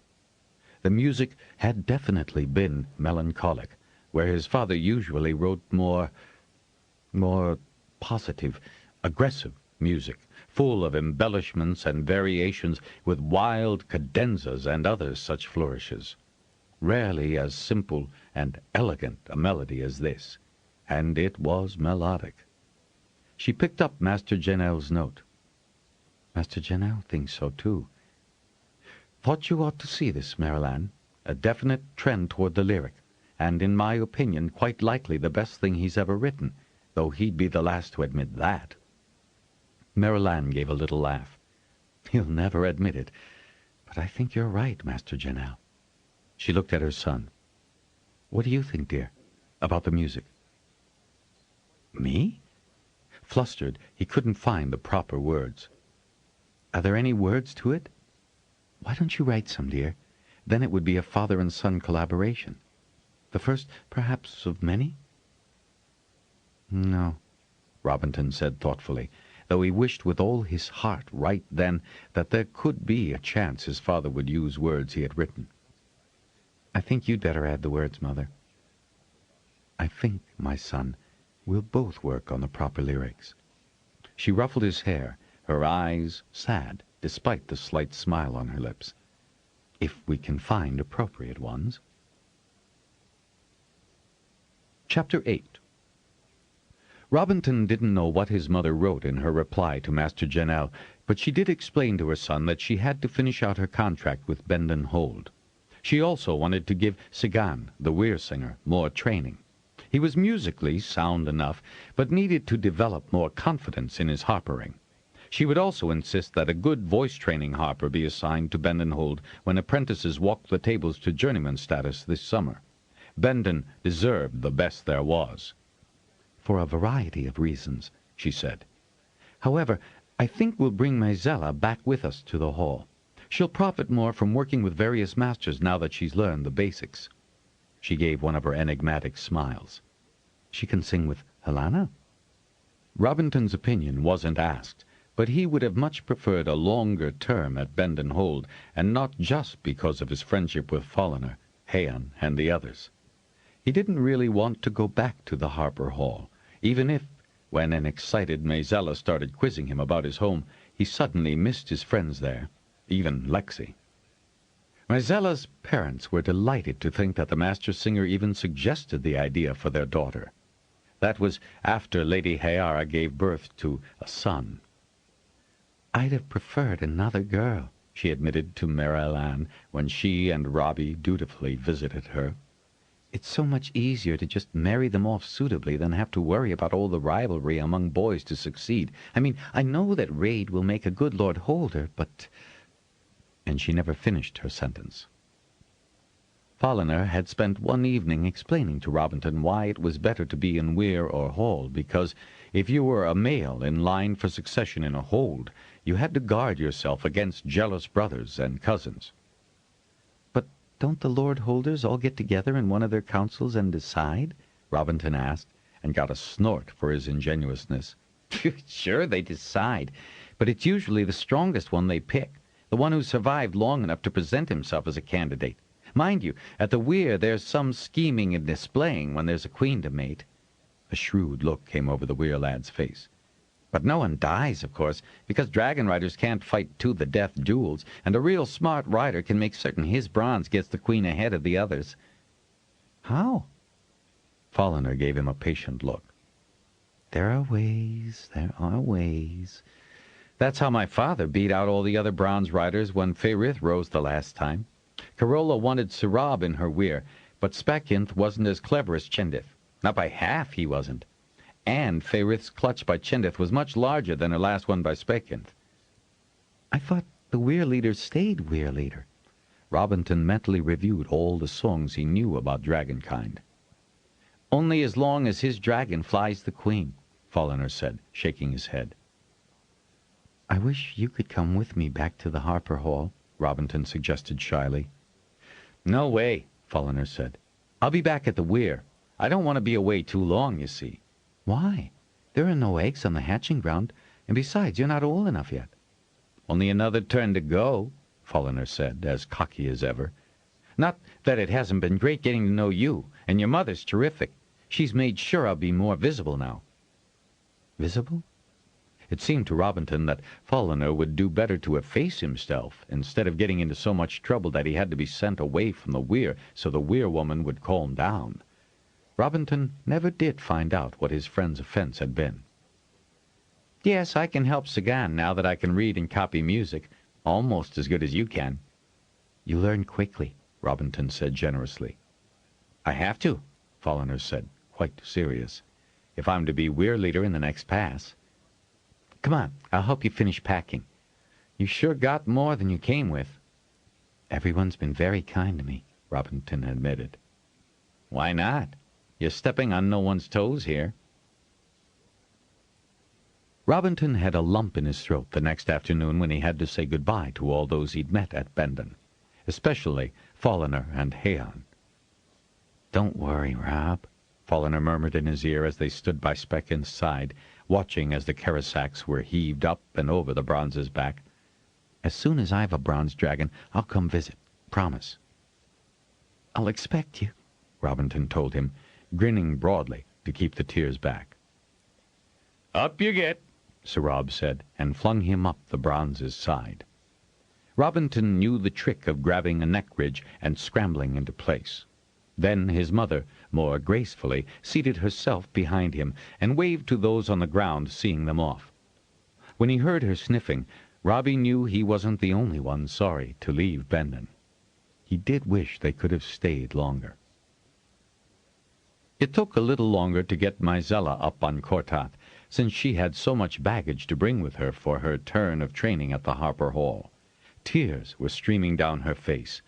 Tears of joy, he knew. Well, he thought with little charity, she'll find the hall quite different from living in Bendon Hold, and that thought kept him from sniffling. Then they were off, Spacinth once more nearly shaking Robinton's skull from his neck with his skyward jump. He was becoming inured to the fright of between by now, and felt only the cold, not the fear. He was rather proud of himself. Spacinth was showing off. He emerged right over the Harper Hall courtyard, low enough to be on a level with the rooftops as he back-winged and delicately landed. "Well done, Spacinth," Marilanne said, clapping her hands. "I'll kill him later," Sirab said almost grimly, "playing a stunt like that without permission." "Oh, don't, Sirab," Marilanne said, her eyes dancing. "What an entrance! And here comes Kortath with Ridden, and Mizella rather more circumspectly." Grinning, she waved at those gathered on the steps. Then she began to clap again as a chorus from the second-story assembly room sang a loud musical welcome. "We're glad you're home. We're glad you've come. We welcome you with heart and voice and hope you'll never leave." Someone even provided a trumpet flourish and a roll of drums as a finale, which delighted Marilanne even more. Only Robinton saw her sweeping gaze looking, just as he was, for his father. Petiron was not among those standing on the Harper Hall steps, but maybe he was leading the singers. Master Janelle was there, waving enthusiastically along with Beatrice, Jania, Laura, with her youngest daughter on her hip, Master Bosler and Master O'Golly, who had an arm about Lexi and Libby. Barba stood on the step below them. "Don't mention your father's melody, Rob, love. Not unless he does," his mother hurriedly whispered in his ear, and then helped him dismount from Speckenth's high withers as Janelle and Beatrice rushed forward to assist. "My, you've grown!" Beatrice cried, giving him a big hug before Lexi and Libby could reach him. "And is that young Maisella?" she asked, as Master Bosler and Jania went to help the Bendenholder girl. "Another of Helana's stripe?" "No, there's not much luggage, is there?" "Maisella's all right, and she listens to my mother." Robbie grinned as he opened the heavy jacket he'd worn for between and resettled his shirt. "Did you miss us?" Lexi wanted to know, dancing about. His expression suggested that he had missed his patient friend very much indeed. "Course I did, Lexi." Rob gave him a mock punch. "I learned some great new games, too, Libby," he added, turning to the girl. His mother began to introduce her new student to the Master Harper, his spouse, and the other adults, letting Beatrice take charge. "Robinton," and his mother prompted him to thank Speckenth and Sarab for returning them home. "Glad to do it, Master Singer. Any chance of your coming back to sing at the Autumn Gather? I was asked to ask you," Sarab said, grinning from ear to ear. "I'll see if it's possible, Sarab. I'd certainly like to." At her words, Robinton nodded vigorously, which made her laugh. "I can see that I'll be nagged to death until I do," she added, tousling her son's hair. "Can you not stop for some claw?" Sarab shook his head with real regret. "Not today. But thanks."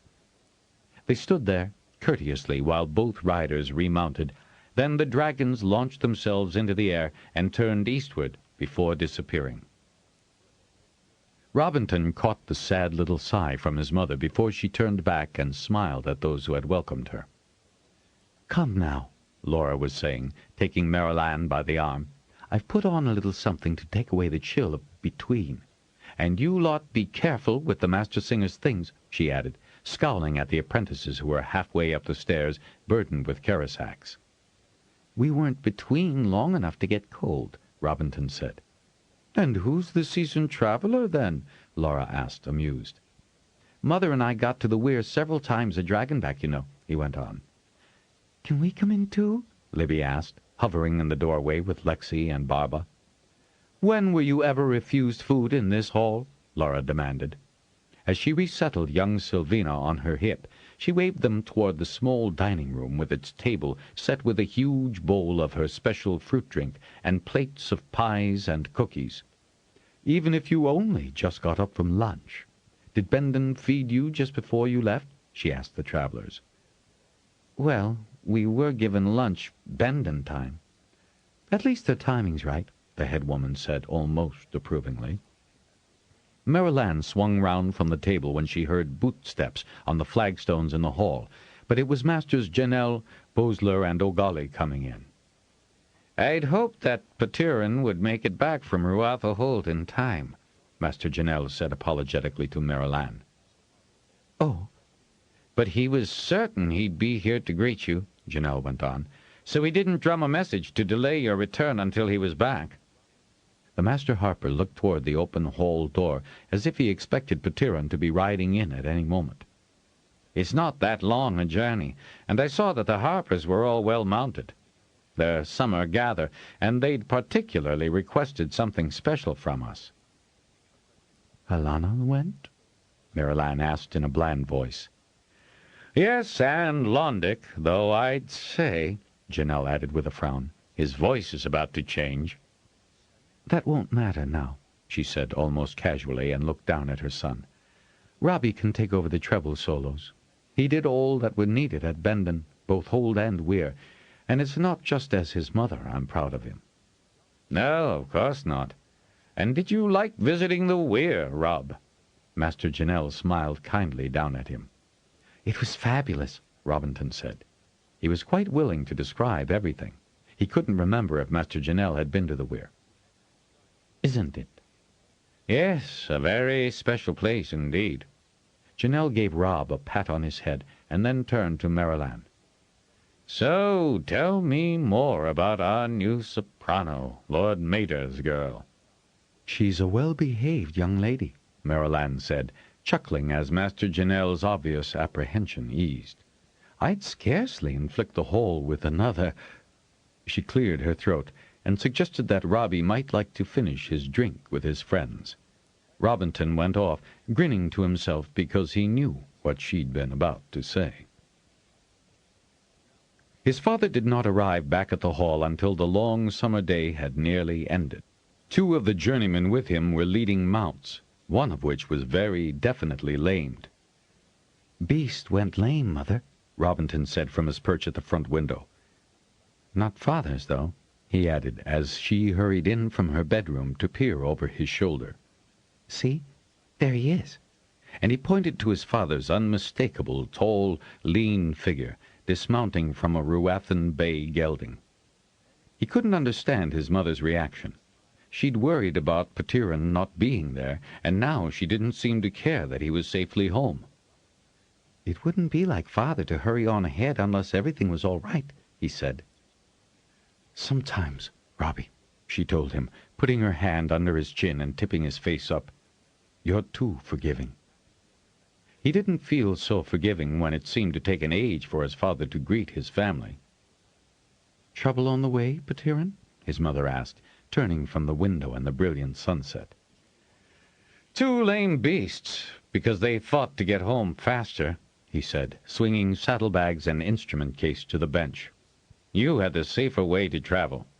He came over to her and gave her a peck on her cheek. "Londick's voice is gone." "I can sing instead, then," Robinton piped up. His father, almost as if just realizing his son was in the room too, frowned slightly. "That's as it may be. But it is way past your bedtime, Robinton, and your mother and I have a lot to discuss. Good night." "And you've no more welcome than that for your son, Petiron?" Marilanne asked, in such a tense voice that Robbie was startled. "It's all right, Mother. Good night, Father," he said, and left, almost running out of the room in his dismay. "Petiron, how could you?" Robbie shut the door on whatever reply his father made, glad that he couldn't hear anything through the thick wooden panels.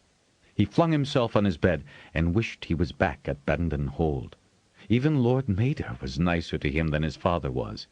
Why couldn't he please his own father? What had he done wrong? Why couldn't he do something right? He probably oughtn't to have said that he could take Londick's place. But he could. He knew he could. His mother had said that his voice was every bit as good as Londick's, and he was the better musician. And she didn't just say things like that to make you feel good, not about professional matters. He muffled the sobs he could not control in his pillow, and when he heard some shouting later, he pulled the pillow over his head and pushed it tight against his ears so he couldn't hear anything except his own pulse. He had to audition for the position of solo treble singer in front of all the masters. That made him a little nervous. The requirement had made his mother furious. "Are you doubting my professional opinion, Petiron?" she asked when she heard what was proposed. All the windows were open, making it impossible for Robinton to avoid hearing. "Any singer who is to be a soloist for the Harper Hall has to be auditioned," his father had answered. "Only if he hasn't been heard by all the masters before," Marilanne had said, tight-voiced. "I do not wish anyone to think that I am pushing my son into a place that another also qualifies for." "There is no other treble as qualified. Everyone but you knows very well that Robinton has a splendid treble." "Then there is no problem in following protocol, is there?" "Protocol? Protocol for your own son?" "Of course. For him more than any other. Surely you can see that, Marilanne." "I wish, Petiron, I do sincerely wish that I could." Robbie flinched when he heard the outer door slam. He felt his throat tighten, and then reminded himself sternly that he had no time for that right now. He was Harper trained, and he'd prove, especially to his father, that he was well trained. Because he was, of course, facing his auditors, he caught the little reassuring gestures they made, and his mother's encouraging expression as she played the introduction to the music they had decided he should present first. He was to sing 2 songs, an optional piece, and then a score he had not seen before. "That," his mother had said in an odd voice, "is going to be very difficult because he knows all the music." "There will be one he doesn't know," his father had said, and given his head the one final nod that indicated this subject was closed. So he sang the question song, and that made all the masters sit up, including his father. But the song suited his range and showed good phrasing as well as voice control, as he let the final note die away without breaking it off. "Odd choice," was his father's comment after the warm applause had died. Petiron handed him a double sheet.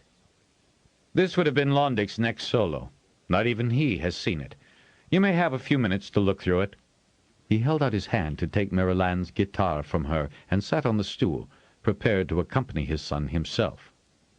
With a sinking feeling in the pit of his stomach, Robinton turned his eyes down to his father's bold notations. But by the time he had to turn the page, he felt a surge of relief. If his father thought this would show up his unsuitability, he might even get a pleasant surprise. "I'm ready," Robbie said, turning the music back to the first page. "You should take more time than that," his father said. "I've read it through, Father," Robinton replied. His father didn't know how quickly he memorized music, even the complex tempi his father liked to use, and the odd intervals he was fond of putting in. "To jar the audience awake," one of the journeymen had said in Robbie's hearing. "Let's not make the lad nervous, Petiron," Master Janelle said. "If he says he's ready, we'll have to take him at his word."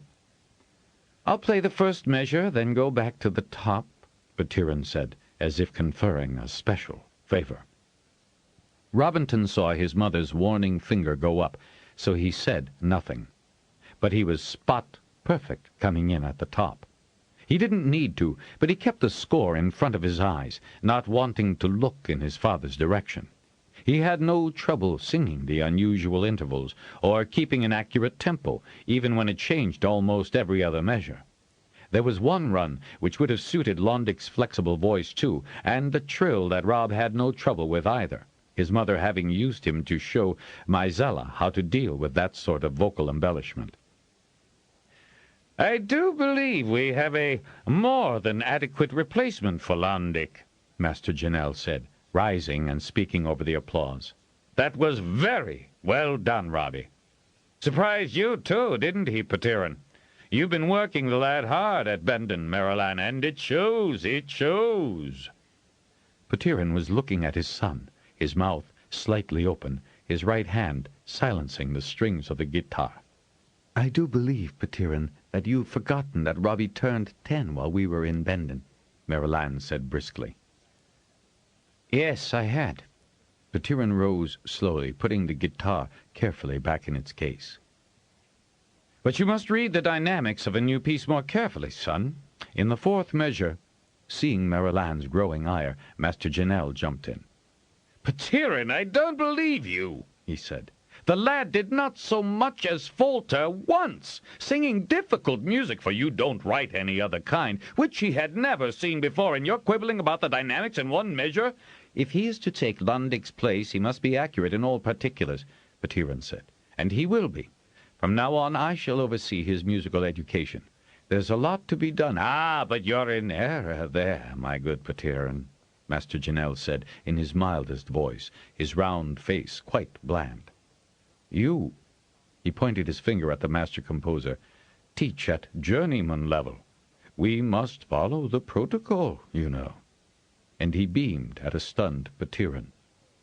Robinton heard a stifled noise and looked around at his mother, who gave him the oddest smile. "Robinton is not old enough to be an apprentice, though as our lead treble he is now definitely under Hall jurisdiction. But," Janelle went on in a very satisfied tone, "I think that he would benefit from special lessons with his mother, since obviously Marilanne has brought his voice along this far with her usual excellent training." He nodded and bowed to her. "And, of course, he'll continue his regular lessons with Kubisa, for we can't short him on general knowledge and the basics now, can we, simply because he has a splendid treble. You did very well, Robinton." Janelle's beam now included Robinton, and he awarded the boy a proprietary caress on his head and a final decisive pat. "Yes, and I think some of us here, certainly, will be more than willing to oversee other elements of his training until he does reach apprentice age." Janelle then sighed abruptly.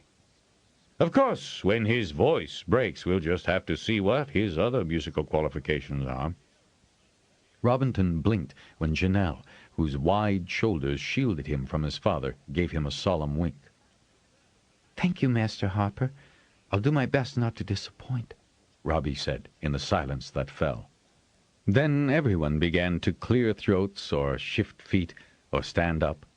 His mother moved to his side, hands on his shoulders, squeezing lightly to indicate her approval.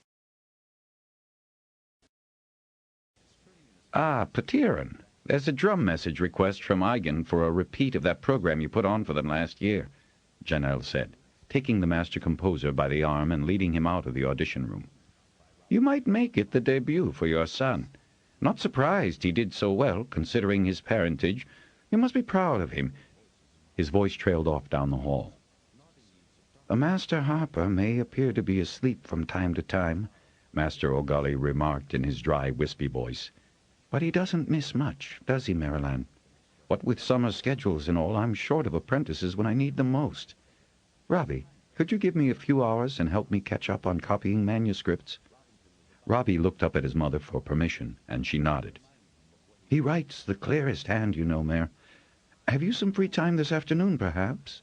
he added wistfully to Robinton. "I'll be there after lunch," Robbie said, grateful to be legitimately somewhere other than his own quarters for the rest of the day. Ever since he'd been considered old enough to feed himself, he'd sat at the younglings' table in the dining hall so he could avoid his father at noon. He'd get a copy from Master O'Gully of the work Londic had sung last year and memorize it. That way he wouldn't annoy his father. If Robinton did not realize until he was full grown how deftly the Harper Hall conspired to save him from his father's perfectionism, he was consumed with relief when protocol required him to join the other apprentices in their dormitory the day after his 12th birthday. Instead of being on better terms with his father after 2 turns of solo work, he seemed to annoy Petiron even more, no matter how hard he tried. In fact, it got so everyone noticed, and the other singers made a point of telling him how well he did, loud enough for his father, who gave him only a nod now and then, to hear. He knew his transfer upset his mother, and yet he was positive it would make things a lot easier for her. It was only too obvious that his father couldn't wait to see the back of him. And his case wasn't the same as that of other apprentice lads. He'd lived in the hall all his life, so he wouldn't be homesick in the dormitory. Although he would miss his mother's loving care, he was earnestly looking forward to leaving the family apartment. "The boy is not going more than 200 feet away," Petiron said, as he watched Maryland taking great care in packing Robinton's belongings. Then he saw the thick roll of music she was stowing. "What's that?" he demanded suspiciously.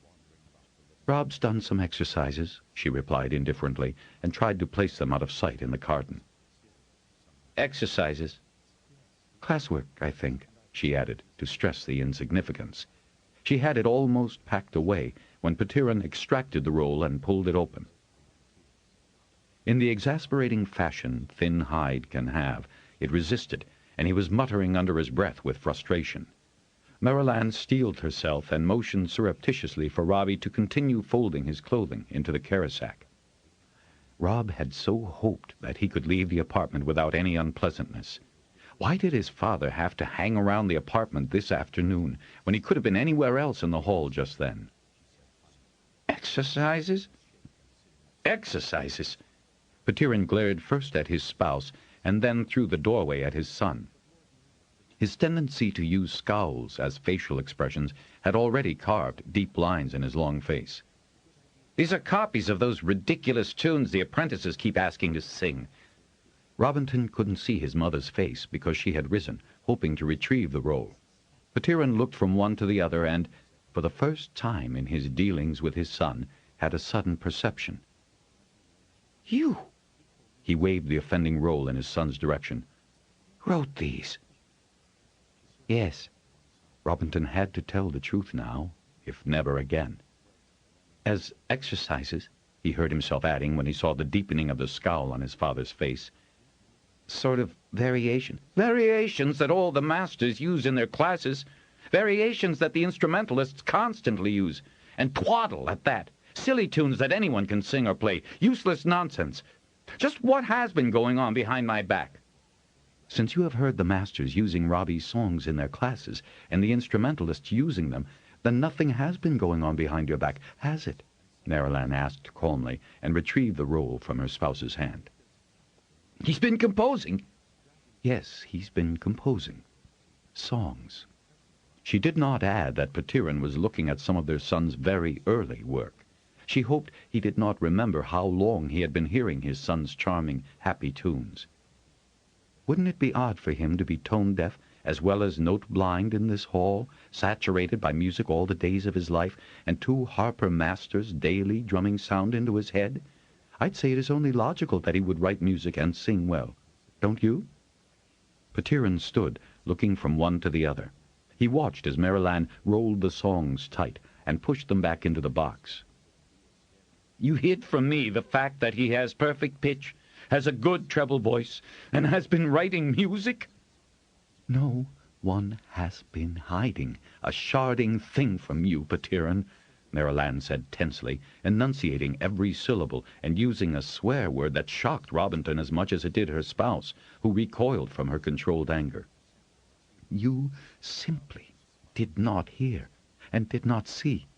Now, act the father for once in your life and carry this carton to the dormitory. It's much too heavy for Rob." She pointed at the burden and then at the windows to the dormitory that Robinton would be using. Without a word, Petiron picked it up and made his way out of the room. Robinton looped 2 more kerosacks over one shoulder and took 1 step forward, but his mother, her head turned toward the hallway, held up her hand. "Wait a minute, dear." She turned back to him, her face drawn with sadness and despair. "I shouldn't have said that. I shouldn't have lost my patience with the man. But I can't keep on saving his self-esteem, catering to his enormous ego, and always at your expense, Rob." "It's all right, Mother. I understand." His mother reached out to caress his cheek. He was nearly her height now, shaking her head sadly, her eyes full of tears. "I'd be surprised if you really did, love. But it shows your good heart and generous spirit. Always keep that, Robbie. It's a saving grace." She let him go then, and though he didn't see his father on the stairs in the dormitory, the box was on the bed assigned him. He started unpacking, hoping that both the lump in his throat and the sense of having lost something important would go away before any of the other apprentices put in an appearance. There were 26 in his class, quartered in 3 long rooms. He was lucky enough to be in the 6-man one, so there was a trifle more space. By evening he'd met them all, and they had been vetted by the older apprentices. He kept a suitable expression on his face when the head apprentice, a tall, well-built lad from Karoon named Shonagar, rattled off what was expected of first-year apprentices, how they were the lowest of the lowly in the hall, and the traditions of their new status. He also told them about the necessity of spending a night alone in the weir to prove their bravery. "Harper's run into all kinds of problems and difficulties. This isn't just singing songs to folks in a hole in the evenings. It can be a dangerous life," he said, thoroughly solemn. "And you have to prove, now, that you can take it." "But the weir's been empty for hundreds of turns," exclaimed the skinniest of the new boys, Groton, his eyes wide with anxiety. He gulped hard. "We've all done it, lad. You will, too," Shonagar said firmly. He glanced over at Robinton, raising his eyebrows as he recognized the new apprentice. "All of you." Robinton had rehearsed with Shonagar many times. Shonagar was a good second tenor. More important, he was fair-minded and really did keep good order in the apprentice dormitories. Though his position as head apprentice was not an official rank, Master Janelle encouraged his leadership. Shonagar would allow no bullying or improper behavior in the dorms. Robinton hadn't mentioned his hall background when the others were jabbering away about their homes, but it would soon become obvious. He hoped he could make friends in spite of having masters as parents. He knew how apprentices could behave. Fortunately, his innate modesty and good nature stood him in good stead as he settled in with the others. Grodin was terribly homesick the first 7 days, and Rob wheedled bedtime snacks from Laura to ease his pain. Forlorny, with sun-bleached hair and tanned skin, came from Eigen. Charlene was a narration, also tanned. Lear was from Tillich and delighted not to have to become a fisher like the rest of his kin. Geraint was a dark-complexioned lad from southern Caroon who spent a lot of his time softly playing his pipes. He was good at it, too, Robinton quickly realized. He did put himself forward 10 days later when Shoniger entered their quarters after lights out. "Right. Now, who'll be first to spend the night at the weir?" the head apprentice demanded, eyeing his victims sternly as they lay in their beds. All save Robinton scrunched down further under their sleeping furs, trying to disappear. "I guess I wouldn't mind getting it all over with," Robinton said, throwing back his covers. "Good on you, Robbie," Shoniger said, nodding encouragingly. Robinton dressed in the warmest of his clothes and, grabbing his jacket, prepared to go. Shoniger and his 2 deputies waiting out in the corridor led him down the back stairs and out the side door on the hold side of the hall. There were 5 runner beasts waiting there, held by a 4th apprentice. Robinton had always wondered how the round trip to the weir was managed in the one night without all the masters knowing of the unscheduled excursion. He was glad he didn't have to hike up the long hill road that led to the weir. That would be scarier than being in it alone all night. Too many tunnel snakes across mountain roads at night. And other things. They walked quietly across the huge Fort Hold square, up past the beast holes and cots, and then Shoniger led them through the tunnel that had been bored in the fort cliffside, one of the minor wonders of the world that their ancestors had made, and through to the next valley. Across it, at a good pace now that the noise the runners made wouldn't be heard, and up the winding road that led to Fort Weir.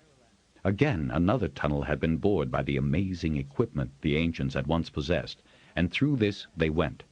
For Robinton, that was the scariest part, even though Shoniger opened the glow basket he brought.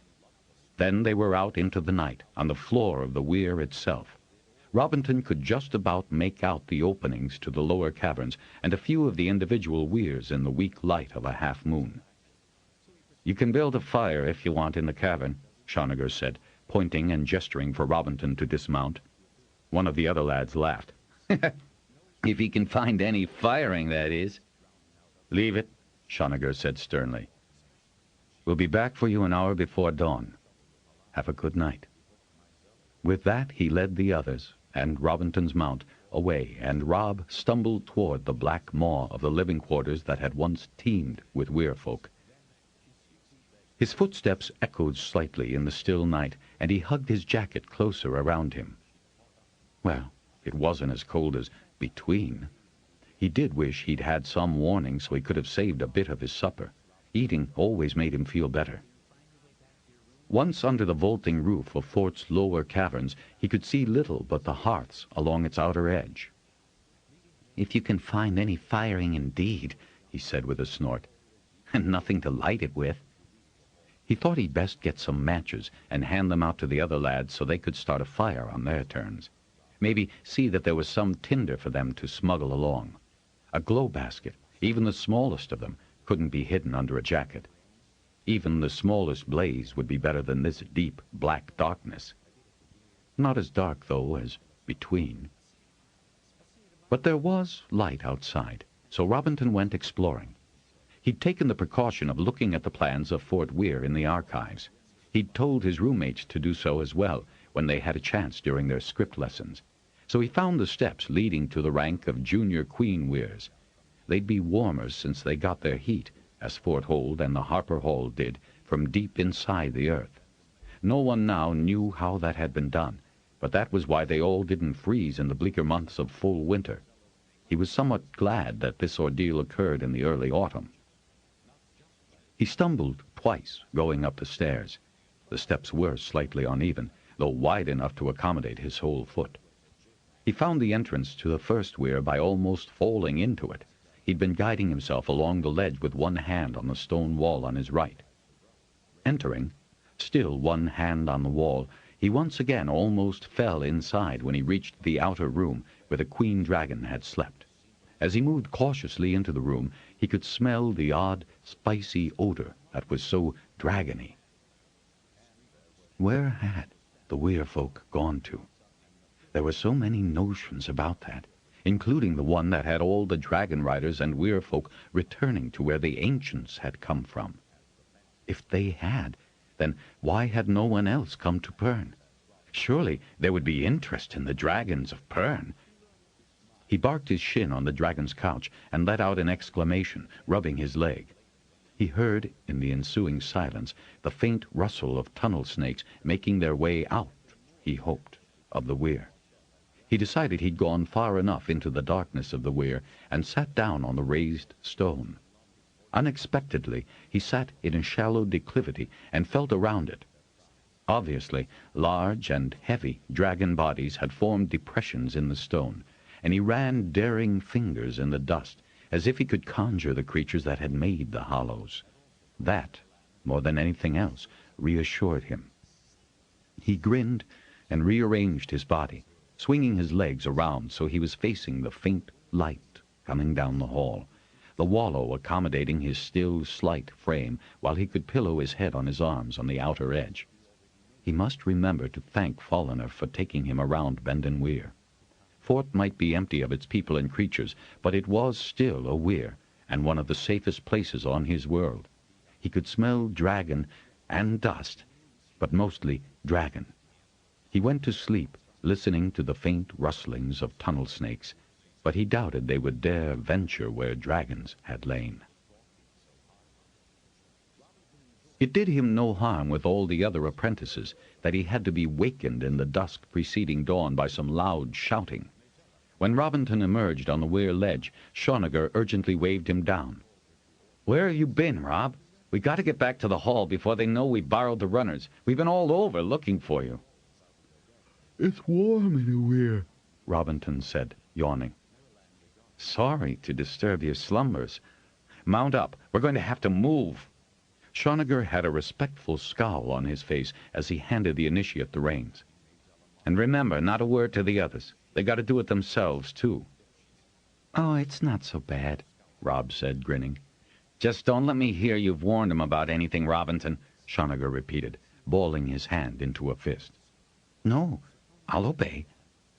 Of course, Robinton realized he wouldn't actually tell them anything, but he'd show them the matches and tinder he'd put in their pockets. As they cantered toward the tunnel, Robinton looked up at the star-stones, immense black dolmens against a lightening eastern sky. He caught a flick of something and wondered if the ghosts of departed dragons still kept a watch on the heights. Looking again, he saw a wherry wheeling down, probably from its nest in one of the upper weirs. Robinton really liked being an apprentice. In this he astonished his roommates and the other 20 in his class. They would come to him for his advice and, often, comfort, and he'd help the slow ones with their lessons. "Going to take over from me, Rob?" Shawniger asked him once. "Me?" Rob grinned back. "You can keep the responsibility, for now. And I'm just one of them, so it's easier for them to ask me because I'm handy and know the place, that's all." "For all of that, you've not had it that easy," Shawniger said with a wry smile. They'd just finished a long rehearsal for the Turn's End concert. Rob, as usual, was singing the solo treble parts. Helena and Mizella were also soloists, but though Petiron remarked favorably on their performances, he had not so much as a nod for his son. The apprentices, being as astute as they were, did not fail to notice this, but if any complained, he'd shrug and remark that his father expected him to be note-perfect. His mother kept up his vocal training, and he had now graduated to apprentice classes. He particularly enjoyed his stint in the drum tower, because at last he got to learn the meaning of the codes that he had been hearing all his life. Like everyone else, he knew that the initial beats indicated the final destination of the message and who had sent it, but it took time to get the sense of the actual message. In fact, he was on duty the day Ferrith Carola's queen produced her last clutch, though no one knew at the time that it would be her last. The best news was that there was a queen egg, and the drum message added the extra beats for excitement and major news. A large clutch, too, with 9 eggs that looked to be bronzes. Robinton spent a few 7 days hoping that there would be a search, and he'd be found acceptable and become a Harper Dragonrider.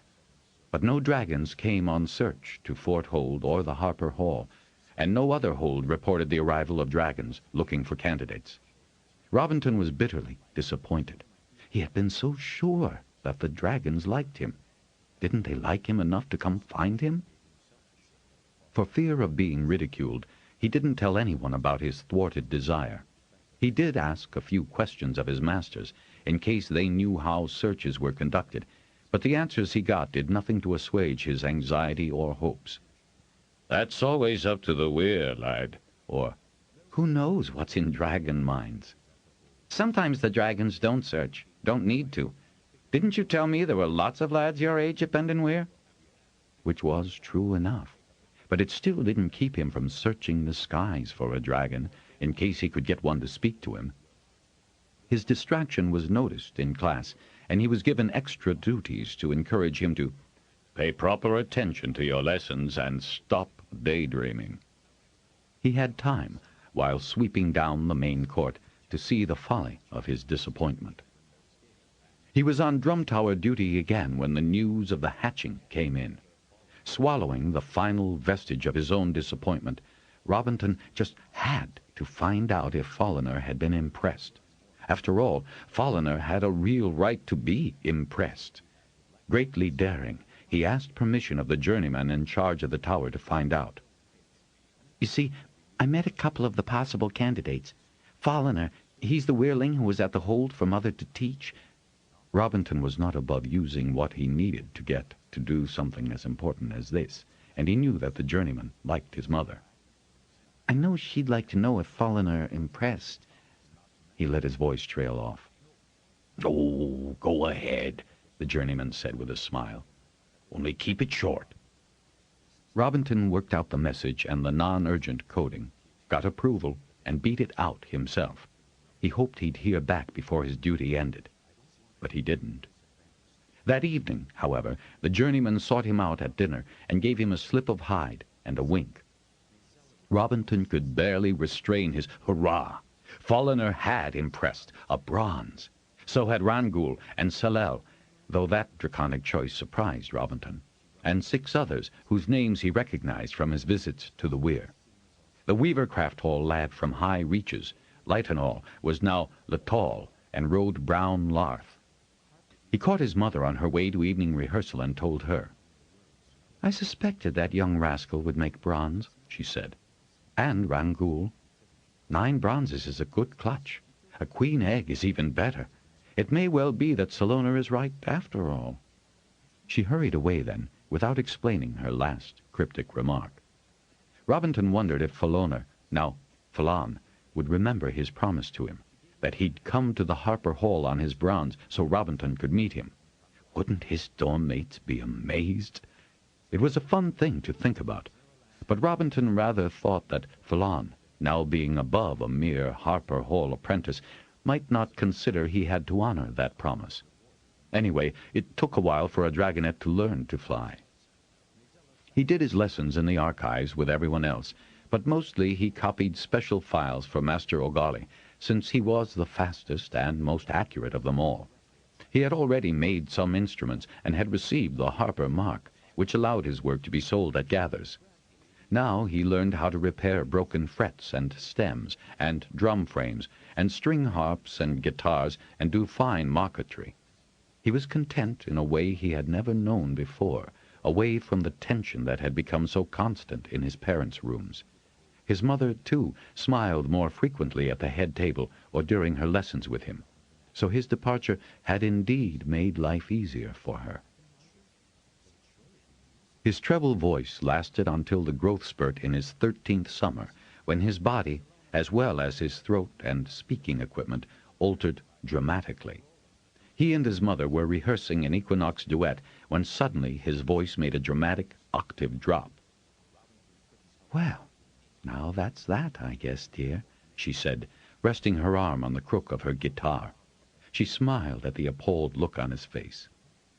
Now, love, it isn't really the end of the world, though I dare say your father will be annoyed to have to make changes in the soloist so close to equinox. Your voice won't last until then. But who'll... In his dismay, Robbie's voice broke again. Sing it with you. Recall that delicate-looking blond lad from Tillich who auditioned last week? Maryland raised her eyebrows in a droll fashion. He's not the musician you are, and I'll have to work him hard, but he has the range, if not your skill and experience. What's Father going to say? Robinton asked fretfully. He really didn't want to be around to hear. Maryland chuckled. He'll consider that you did this on purpose, of course, to disarrange his concert. He'll rant a bit about your letting him down at a critical time and then require me to take the lad on for special sessions. She regarded her son with a tilt to her head and an affectionate smile. You'll probably end up a baritone, you know. You've the right facial structure, and your father's a baritone.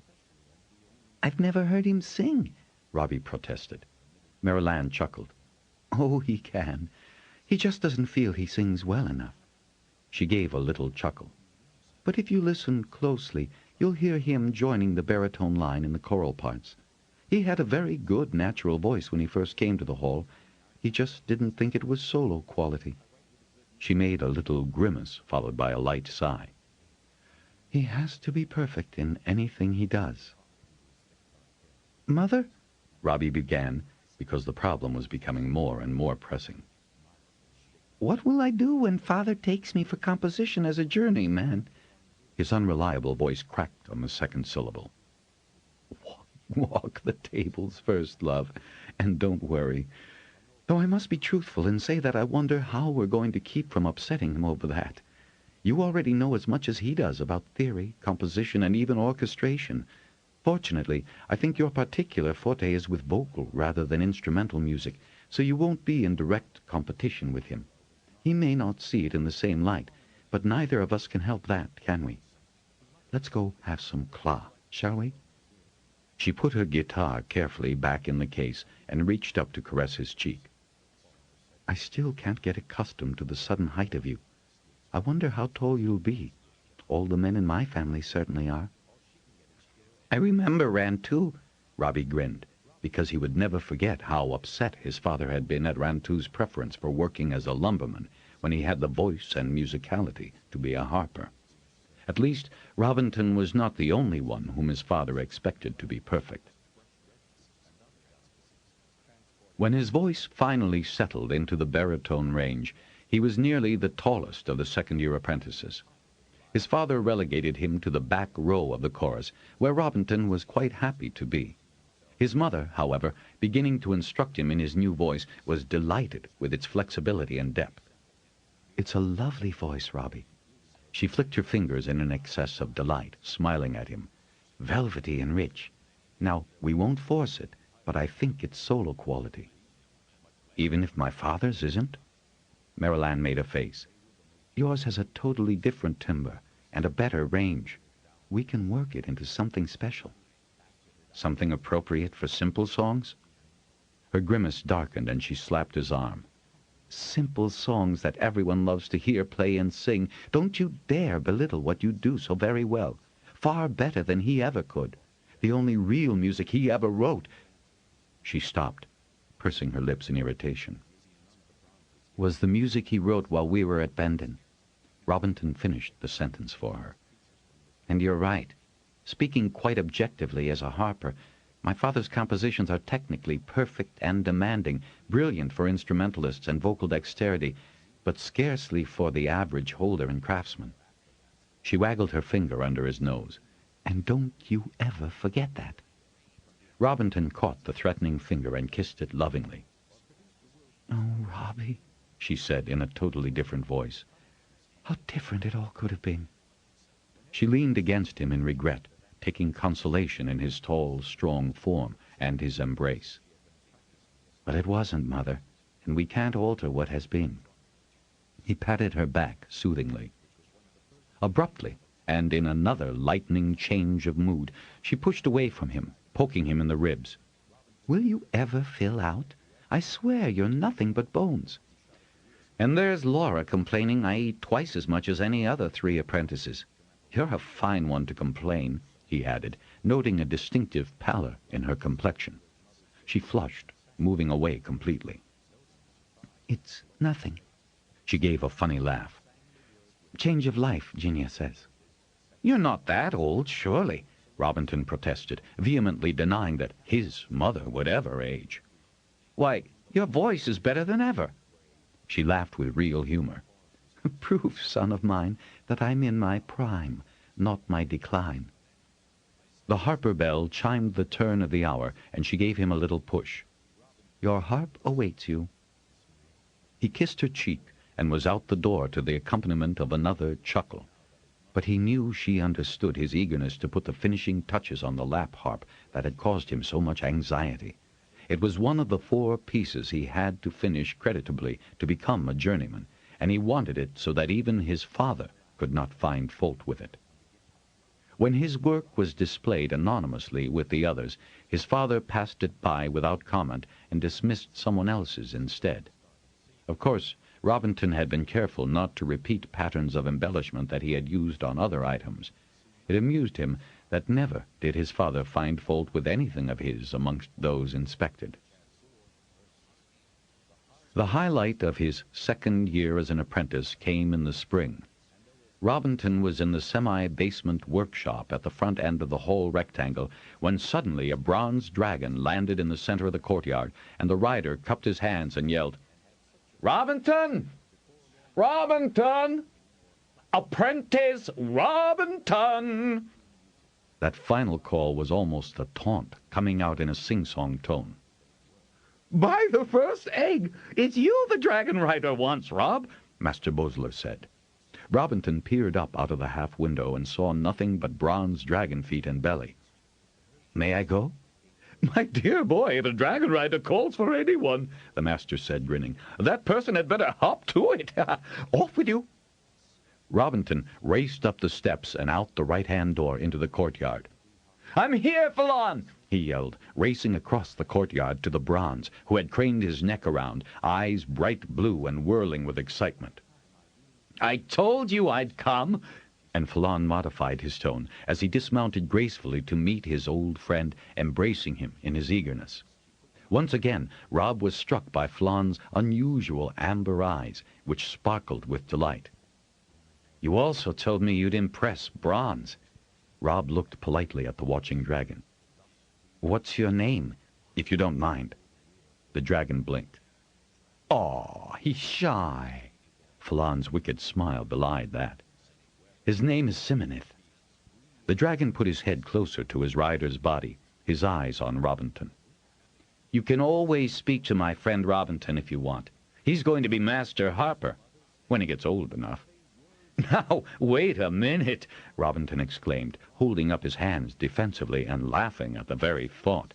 Master Harper was not only a position he had no desire for, but one his father would certainly veto. "Dream, man, that you make Harper. I dreamed, and look!" Falon gestured dramatically at Simonith, a broad, proud grin nearly splitting his face in two.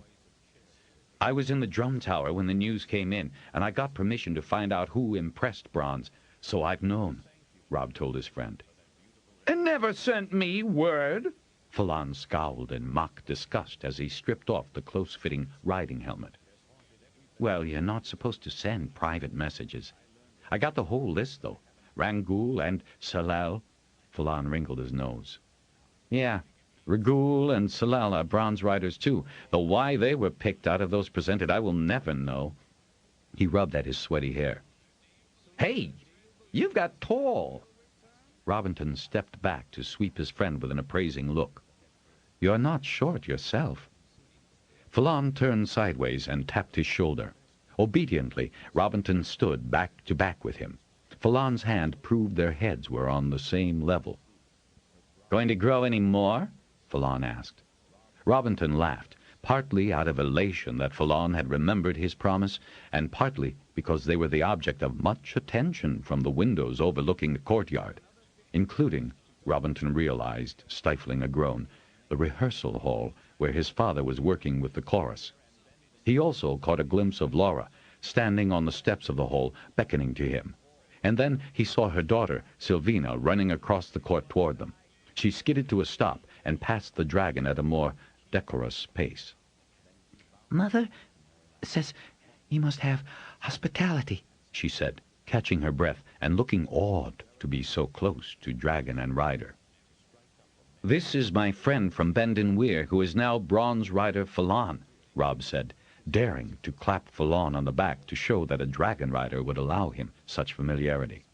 "This is Sylvina, whose mother makes the best cakes and cookies in the world." "Well," Falon said, rubbing his hands together appreciatively, "a dragon rider never refuses hospitality." He paused, looking directly at Simonith. "He'll wait for me on the heights. Plenty of sun today." Simonith sprang up after his rider, and Robinton reached the steps, and his wings still flung dirt and gravel at them. "Is riding a dragon as good as you thought it would be?" Rob asked shyly as they entered the hall. Falon grinned and took a deep breath. "You've no idea how good it is." He slapped his friend on his back. "But I'll fly you anywhere you need to go, my friend. Are you still singing?" "Baritone now," Rob said with some satisfaction. "You? "Not that it matters if you're a bronze rider." "Oh, it matters," Falon assured him with sufficient emphasis to reassure. "Dragons like music, and I guess I'm baritone too." He did a descending scale in what Robinton professionally appraised as a light, if pleasant, voice. "You're right, baritone. Too bad I'm not also a rider." Falon's expression changed as he caught the wistful note in his friend's voice. "There've been so few clutches that there were a lot of weirbred to stand on the hatching ground. Salona decided not to search. Happens sometimes that way." Falon's rueful smile was genuine. "You'd have made a good rider." Then he paused, his eyes unfocusing briefly. "I will talk to you, Robinton, if you wish me to," said a voice in Robinton's mind, a voice that had Falon's intonation and texture.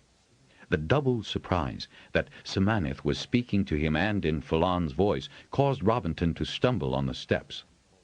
Grinning, the rider helped him regain his balance. "Maybe it's poor substitute, Rob, but the best I can do for you," Falon said. "Simonith sounds like you," Robinton managed to remark. "Does he?" Falon considered this. "I hadn't noticed. We only hear them in our heads, after all, and not really out loud. Anyway, you can talk to him any time you want." "Thanks, I will, when I can think of something appropriate to say." "You will," Falon said with great certainty. Sylvina was waiting at the small dining-room door and escorted them in. Robinton introduced his friend to Laura. Though not as flustered as her daughter, she was clearly pleased to dispense hospitality to a dragon rider. "I sent a messenger to your mother, Rob, because I know she's mentioned Falon, Falon, as one of her pupils." So a very cordial hour followed Maryland's entrance. All the cakes were consumed, and most of the biscuits, and Falon promised to fly Maryland anywhere on Pern she wished to go whenever she wished transport. Then she had to excuse herself to give a lesson, but she saw Falon and Robinton to the entrance, where she assured Falon she'd take him up on his offer.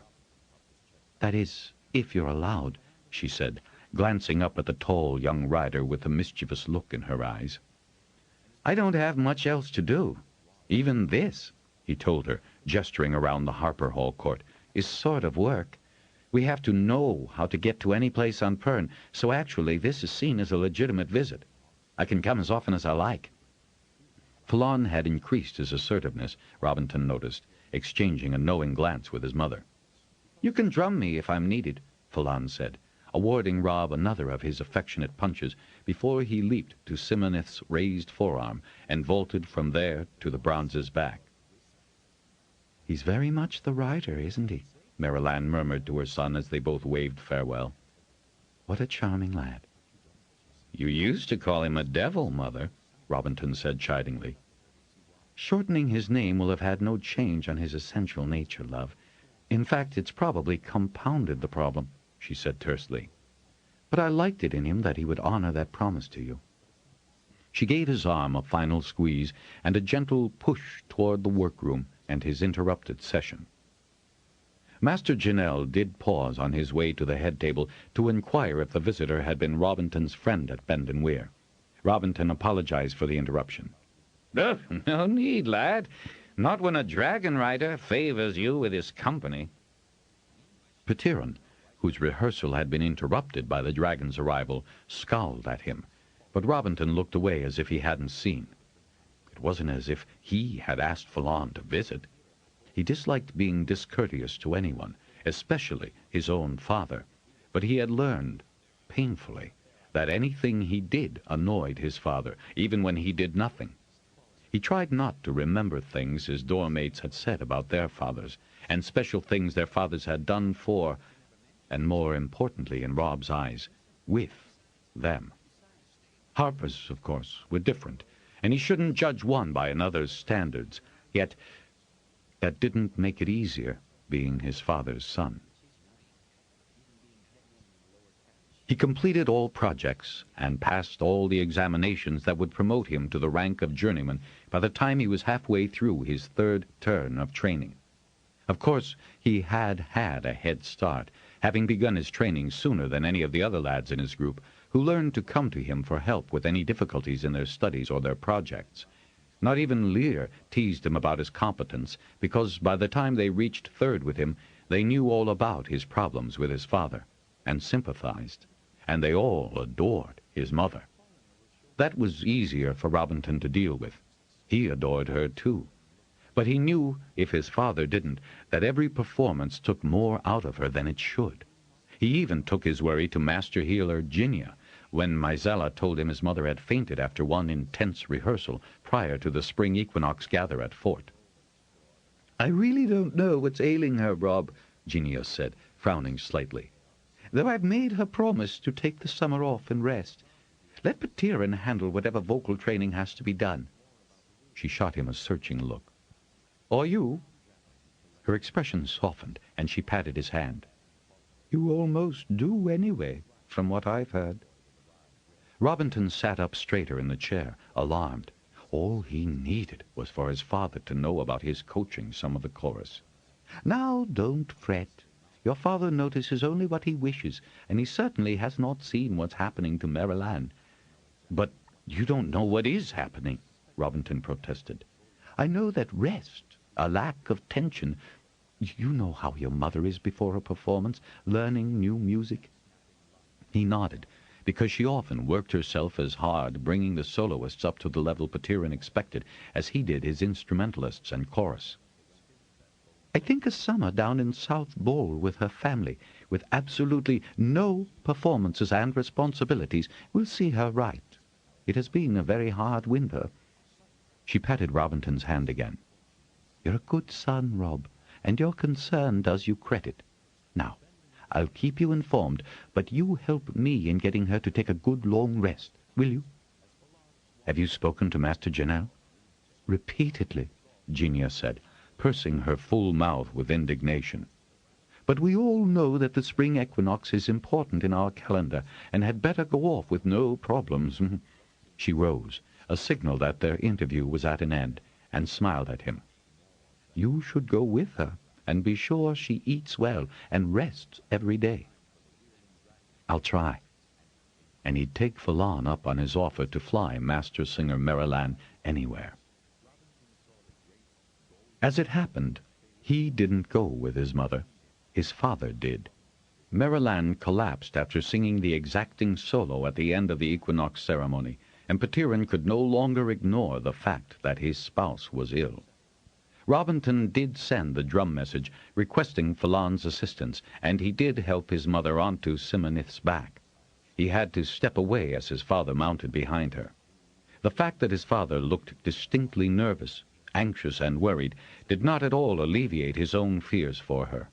Just this once, he sent his thoughts at his father, just this once, think of her first. An hour later, Falon returned, and over a cool juice drink and more of Laura's light pastries, gave details of how he had installed Marilanne in the cliffside dwelling with its splendid view of the sea, and how Petiron had hovered like an old wherry, fussing until Falon was sure he'd drive Marilanne insane with his attentions. Her youngest sister had appealed to her spouse to take the man away and let Marilanne rest, and promised to see that Marilanne did rest. She was upset when she saw your mother. I remember her being slight at Bendon, but not frail, Falon said, glancing at Laura, who nodded. I spoke to Genia, and she believes that a full summer off will restore my mother's health. Even as Rob spoke, he caught Laura and Falon exchanging glances. Now look, if there's something I should know, tell me. She's my mother. I have a right to know. Laura turned to him, making a sudden decision. Genia doesn't know, so what can she tell you? But she's hoping the rest will help. Marilanne has never been very strong. You mean after giving birth to a big lug like me? Robinton demanded. He had overheard his father complaining that having a child had seriously damaged her. You weren't that big at birth, for all of you now, Laura said in her droll fashion, so don't cover yourself with midden dung in guilty reparation. You have never been at fault. She cleared her throat, realizing that her emphasis implied that she knew who was. Marilanne's always lived on nerve. It's the energy she uses to sing and perform at the level she does that drains her so. But there comes a time in a woman's life when she isn't as resilient as she was in her 20s. Mother would die if she couldn't sing. It's unlikely to come to that, Laura said sharply. But she certainly will have to cut back on these exhausting performances. It isn't as if Meisella's not capable, or he can write for Helena, who'd be only too happy to take on Marilanne's first singer duties. Her eyes flashed, and Robinton couldn't resist chuckling at her comment about Helena. Your father needs a scare like this, she went on. He takes Marilanne too much for granted. She's really the only one capable of singing some of his scores, Robinton said, oddly on the defensive. Well, he can just write simpler. Anyway, your songs are the ones anyone can sing and enjoy, Rob. When he started to demur, she flicked her fingers at him. Oh, I know, but it's the truth, isn't it, Dragonrider? Falon grinned, nodding vehemently. Then he rose, brushing pastry flakes from his lips and off his undershirt. Any time you want to visit her, give me a roll, he said, beginning to close the fastening on his jacket. I've got to hunt Simoneth on the way back. When Marilanne returned to the Harper Hall in the autumn, she was sun-browned and appeared much restored. Petiron continued to be solicitous, and, as Robinton heard Master Bosler remark to a journeyman, he seemed to have mellowed. Well, he may have mellowed toward others, Robinton realized later, but never toward him. In fact, if anything, Petiron ignored his son more thoroughly than ever. There were not even any of the usual pithy complaints leveled at the baritone section. But then, because Robinton was more or less the leader of the baritone section, Petiron had no real cause for complaint. Everyone did better than their best at all times, as a sort of aid to keep him from his father's shafts of criticism. Petiron did smile more frequently, if mainly at the sopranos and altos, and he did praise the treble more often. Marilanne did still coach his soloists, but she was given fewer voices to train. Master Janelle called Robinton in one morning 7 days after his parents' return. Sensitive to appearances now, Robinton thought the Masterharper looked tired as well as older. "You've turned 15 now, haven't you, Rob?" Janelle began. Robinton nodded. "So, how are we going to keep you busy this term?" The question shook Robinton, and he shifted nervously in the chair. "I'm not sure what you mean, sir." He paused, cleared his throat, and then blurted out, "Theory and composition are usually this term." "Ah, my lad, you've mastered those long since. I saw the orchestral piece you did for Washel, and none of us can fault it." Janelle smiled reassuringly. Then his expression altered. "But I cannot assign you to your father's class, and I must find suitable studies for you." Robinton closed his eyes in relief at the knowledge that he would not have to endure a class with his father. "I'll be plain, Rob.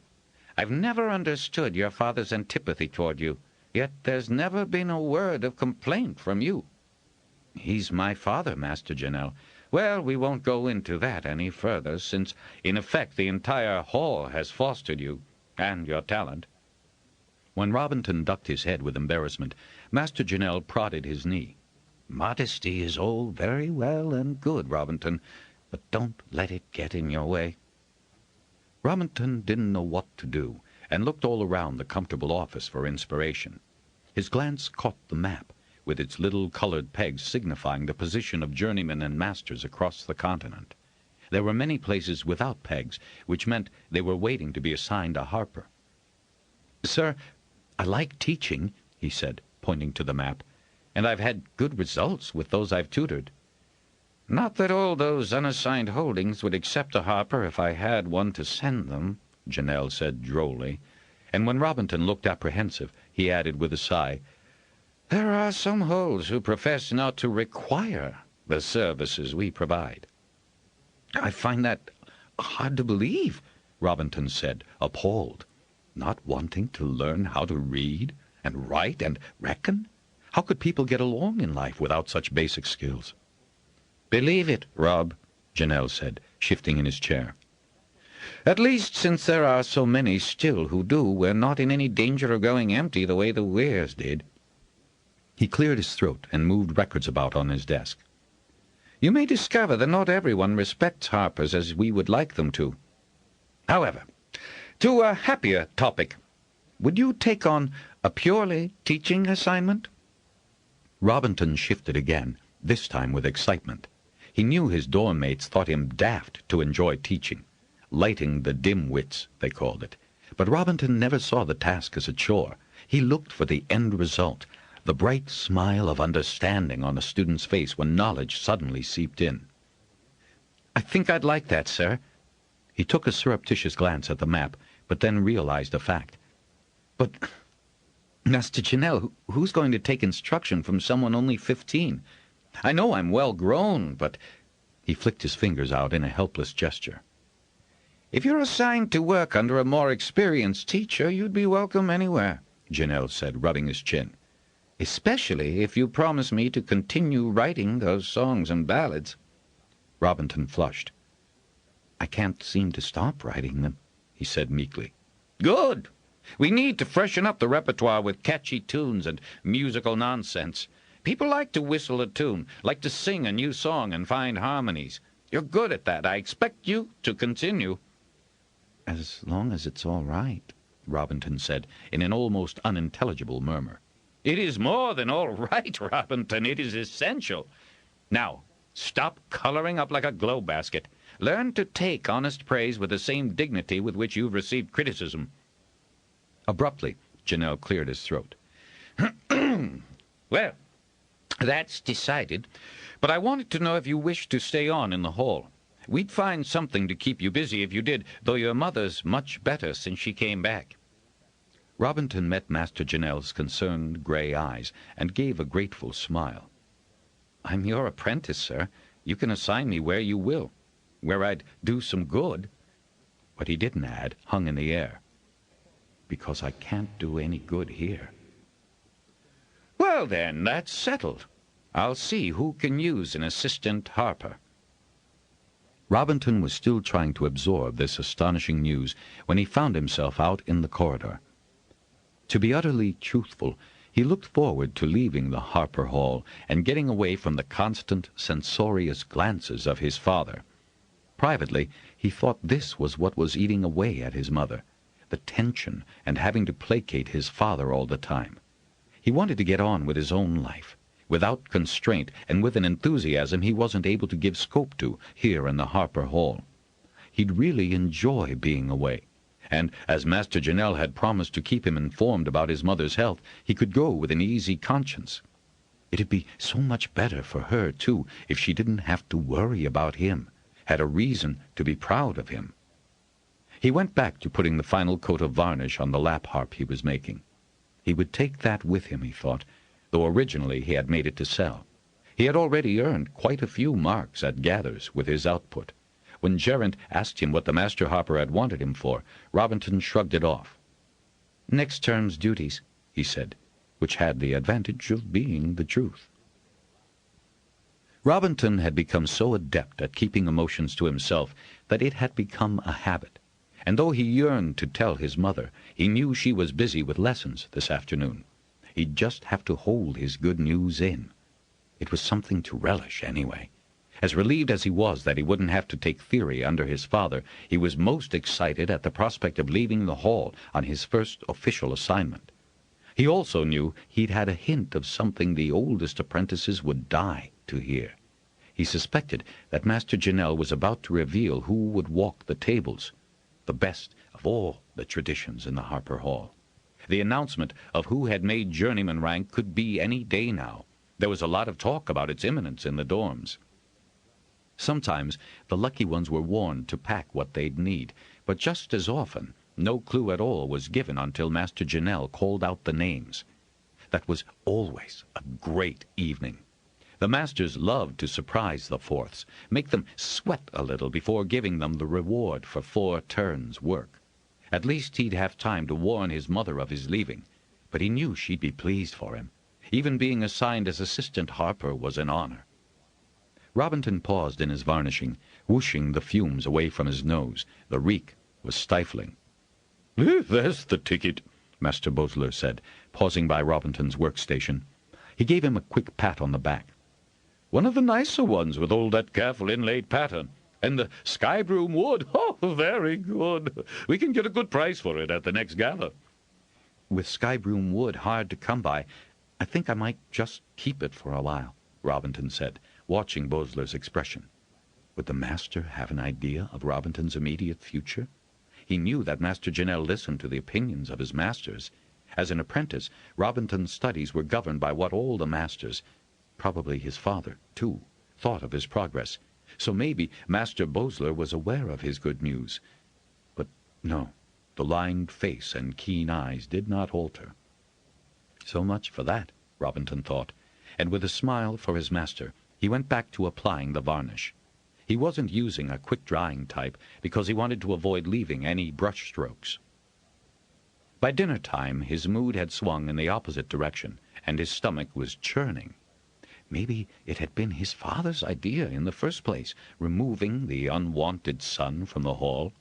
His father was more likely to suggest he go drudge for someone in a back of beyond small hold, too far away for him to take time off and come back to the hall. It'd be ironic if Robinton was assigned to Master Riccardi at Fort Hold. He already had 3 assistants, and another elderly harper who did nothing but entertain for the old aunties and uncles of the hold. No, definitely Master Janelle wanted him to help teach. That had been the crux of the interview. Would he be willing to teach? Though the dinner was one of Laura's better ones, Robinton found himself unable to eat, a fact immediately noted by his table companions, who were well aware of his voracious appetite. "Inhaling varnish all afternoon has put me off," he offered as explanation. Forlani gave him a startled look. "First time in 3 turns it ever has," he remarked. "Ah, well, more for us, certainly, eh, fellas?" And he speared a 3rd slice of roast from the platter being passed. Robinton hadn't seen any packs in the hallway, so no one had been warned that tonight might be the night to walk the tables. He sneaked a glance at the 4th term table. Judging by the way dinner was being consumed, their appetites weren't being affected. Determinedly, he mopped his bread in the gravy and ate that, though his stomach roiled with either hunger or nerves. He actually hadn't had all that much experience with either condition. He'd never gone hungry, and he refused to let himself get nervous just over a hunch that tonight might be the night. He shifted about on his chair a lot, shooting glances at his mother, but she was busy either eating, quite normally, or chatting with Master Washel and his father, who bracketed her at the head table. Well, maybe she hadn't been told. Because he spent so much of the dinner time looking about the dining hall, he did notice that Journeyman Shaunagar was seated to one side. But there was nothing especially unusual about Shaunagar's presence. Journeymen were constantly in and out of the hall, on errands, on reassignments, or to ask advice of their masters. The sweet and claw had been served, and Robinton managed to get those down with no trouble. Then he heard a chair being shoved back, and Master Janelle was on his feet, tapping his glass for attention. The room was already still, breaths universally bated. "Ah, I see that I have your attention." His grin swept from the master's tables across the journeymen's and toward the apprentices.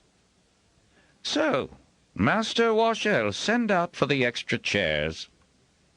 This task was customarily done by the first-term apprentices, who scurried out and rattled back in, each carrying a chair which they set in the spaces the journeymen made at their tables. 12. Now, who would be seated in them in the next few minutes? There were 19 in the final term of their apprenticeship. All of them managed to look calm and indifferent, as befit trained harpers. It was also the custom for those who walked to be escorted ritually from their lowly apprentice bench to a chair at the journeymen's tables. Janelle took a list from his pocket and pretended to have trouble reading it. "Journeyman Cayley." The former apprentice jumped to his feet, and a grinning journeyman instructor immediately strode across the room during the applause. Then everyone had the beat and began the traditional sing-song chant. "Walk, Cayley, walk. It's time to go ahead. Walk, Cayley, walk into your new life. Walk, Cayley, walk. You'll be going to Wide Bay Hold in Caroon," Janelle said, his voice rising easily above the chanting and the clapping. And so it went for the next 10 as well, ending with the popular Evanek, who had 2 journeymen jostling each other good-naturedly to do the honors. Evanek's lyrical tenor voice had often been matched with Marilanne's in duet, and now she clapped loudly at the announcement of his assignment to Telgar Hold, a prestigious posting. That left 1 chair and 8 more possible journeymen. Janelle waited until Evanek was seated, and he had been congratulated by those around him. "To be a harper requires many talents, as you all know. Some of us are endowed unfairly," he put in, grinning charmingly around, "with more than a sufficient share." Robinton looked over those remaining at the fourth-term tables. Really, Cayley and Evanek had been the top men. None of the others were unfairly talented. "However, when the fundamentals of our craft have been well and truly learned, I insist that we hold no one back from the rank they are entitled to by knowledge and ability, and, in this case, rare talent." The room was buzzing, everyone trying to decide who the lucky one was. The fourth-termers were just as puzzled. "Journeyman Shonager, you claimed this right when you left the Harper Hall 2 turns ago. Exercise it." Every head turned to watch Shonager rise and, with the wicked half-grin for which he was well known, walk with measured step down the aisle to the 3rd-term table. When Shonager stopped by him, Robinton felt paralyzed. His mouth dropped, and his eyes nearly bugged out. "Shut your mouth, pull your eyes in, and get up," Shonager muttered in an undertone. "That gets you even, the only way you could." Even as he spoke to Robinton, Shonager's grin widened at the surprise and shock that had hushed the hall. Robinton was still trying to assimilate what he'd just heard. His name, announced as journeyman, when Shonager plunged a hand under his arm and with a heave got Robinton to his feet. "Walk! Walk, Robinton!" With that, Shonager turned him and started propelling him to the journeyman's table. "Walk, Robinton, walk! And none till soon!" Master Washel shouted, jumping to his feet and smacking his big hands together over his head, urging people to join him. Bosler stood, clapping in rhythm with the reluctant journeyman's stride. Beatrice was up, as were the other masters at the table, O'Golly and Severide, and the kitchen workers crowded in at the serving doors, adding their noise to the general furor. The only 2 not on their feet were Robinton's parents. His mother was weeping, and his father seemed to be too stunned and stony-faced to be able to move. Robinton knew then, as Shonager had told him, that he had gotten back at his father the only decent way he could, by success. "Walk, Robinton, walk!" Unashamed of the tears streaming down his face and swallowing the lump in his throat, Robinton walked the tables, bearing himself as proudly as he could, despite the tendency of his knees to wobble. Still steering him, Shonager pushed him past the head table. Through her tears his mother shot him an exultant look and a weak smile before she had to wipe her cheeks again. Neither of them looked at Petiron. Installed in the final chair, Robinton was still shaking so badly that he could barely accept the congratulations of the other new journeymen. He noticed that they all had rank knots on their shoulders, and then he felt Shonager slip one up his arm and to his shoulder. "Journeyman Robinton will go to Master Loburn at High Reaches, where it's hoped this sensible fellow will keep Master Loburn out of more trouble," Janelle announced, and then called for glasses and wine for the new journeyman. Sometime in that interval, Petiron slipped from the room, but Marilanne did not, and that was as it should be, Robinton thought. Chapter 9. And so Robinton headed off to his first official assignment with 5 full packs, even though he had stored some childish mementos in the hall's vast cellars. His mother insisted that he drum a request to Phelan. "It won't hurt your reputation at all for you to arrive on Dragonback," she said firmly. "It's showing off, Mother," he insisted. "Others have requested conveyance," she went on, helping him pack up everything in his little room. Whenever he returned to the hall, he would bunk in the journeyman's quarters. He hadn't so much as laid eyes on his father since the night before, but that didn't surprise him. He was now separated from his father, both as parent and teacher. His relief was intense, his concern for his mother immense. She seemed so frail, and her hands trembled a bit as she wrapped his pipes and put them in one of the packs. Well, this parting was hard on them both. "You'd need 3 pack animals to carry all this junk," she said, sniffing. But she gave him a big smile when he bent to see if she was crying. "Oh, I shall miss you, my dear son."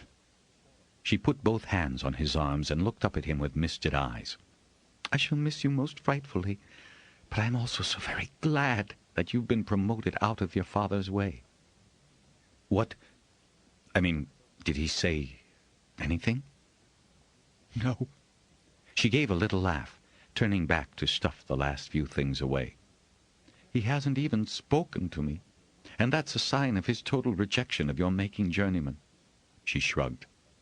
"He'll get over it, though I don't think he'll ever forgive Janelle for doing it while he was out of the hall."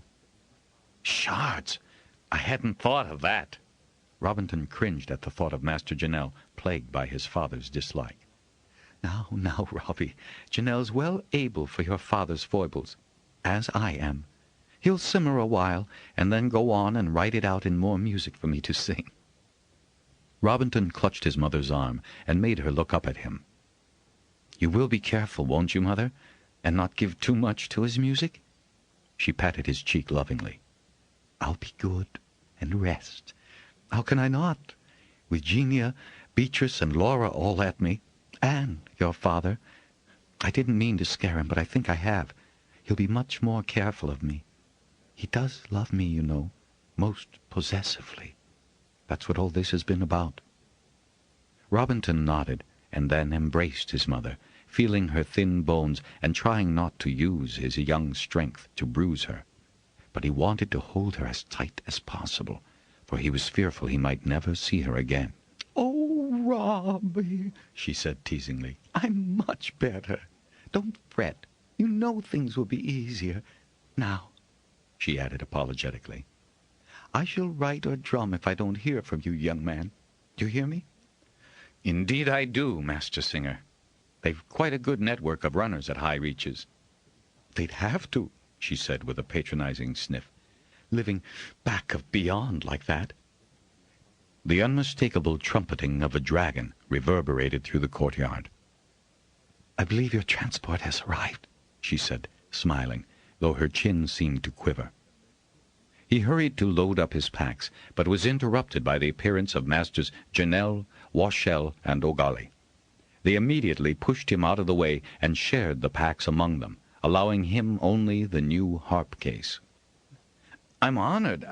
I mean, you don't need to—" Robinton tried to protest, but he was overruled. Shrugging, he allowed them the duty. Master Janelle winked at him as they walked out into the hall, and Robinton realized that this display of solid goodwill was as much for his mother's benefit as to make up for his father's absence. Their kindness touched him once again, and he had to swallow back tears. "You made it, huh?" Phelan shouted as he slid down to Simoneth's raised forearm and started piling luggage on the harness. "Congratulations, journeyman Robinton. You've got greetings from all your old friends at Bendon, Weir, and Hold." To the other new journeymen waiting in the courtyard for their conveyancing, he said, "Your dragons will be along shortly, and congratulations." Loading took only moments, and then Robinton had to make his farewells. His mother pulled his head down for one last kiss and embrace. He shook hands with the masters and promised them that he'd do his best. "Give my special regards to Master Lowburn," his mother called as he climbed up to Simoneth's back. "He may remember me." "Now who can forget you, Marilyn?" Master General said, putting a comforting arm around her shoulders. That was how Robinton remembered his mother in the trying initial days under Master Lowburn's supervision. Fortunately, Phelan deposited him and his effects in the courtyard of the high and windy Hold and departed, seen by relatively few, and especially not Master Lowburn, for that person was unimpressed with having so young a journeyman. "Don't know what Janelle's thinking about, walking you up at 15. Indeed, I don't, so don't go expecting any cosseting from me, young man." Lowburn eyed Robinton and scowled at the lean length of him. It didn't help, Robinton thought, that he towered above the diminutive Master Harper. The man came not quite to Robinton's shoulder, was heavy in the chest, he sang bass, and narrow through the hip to short and skinny legs, making him almost a ludicrous figure. But no one snickered at Master Lowburn. He had too much presence, Robinton quickly decided, to ever be the butt of ridicule. His features were pulled together in the middle of his wide face, as if they should have inhabited a much narrower one. He had a shock of heavy, wavy hair with bands of silver, making him look striped. His muddy brown eyes were shrewd, and there was no way that Robinton was going to underestimate the man, if only because he had been Harper at high reaches since he got his mastery. "I never expected to walk so soon," Robinton murmured, trying to be self-effacing. Lowburn gave him a quick look as if he thought Robinton was dissembling. "I shall expect much from you then, young man. Where were you raised? Who are your parents?" Robinton was quite happy to answer, since he hoped that would mollify his new master.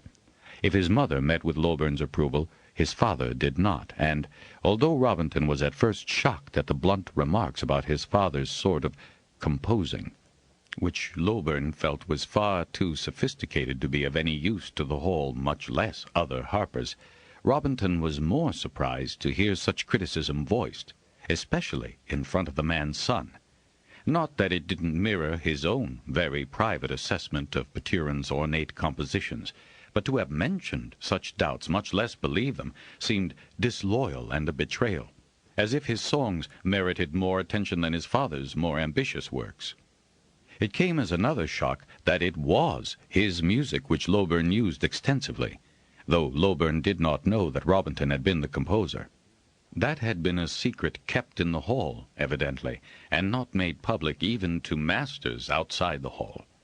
However, Robinton knew better than to make something of that approval, but it did much to help him endure Lowburn's crotchety behavior, his temper, his inconsistencies, and his general dislike of having to break in a snot-nosed, wet-eared novice.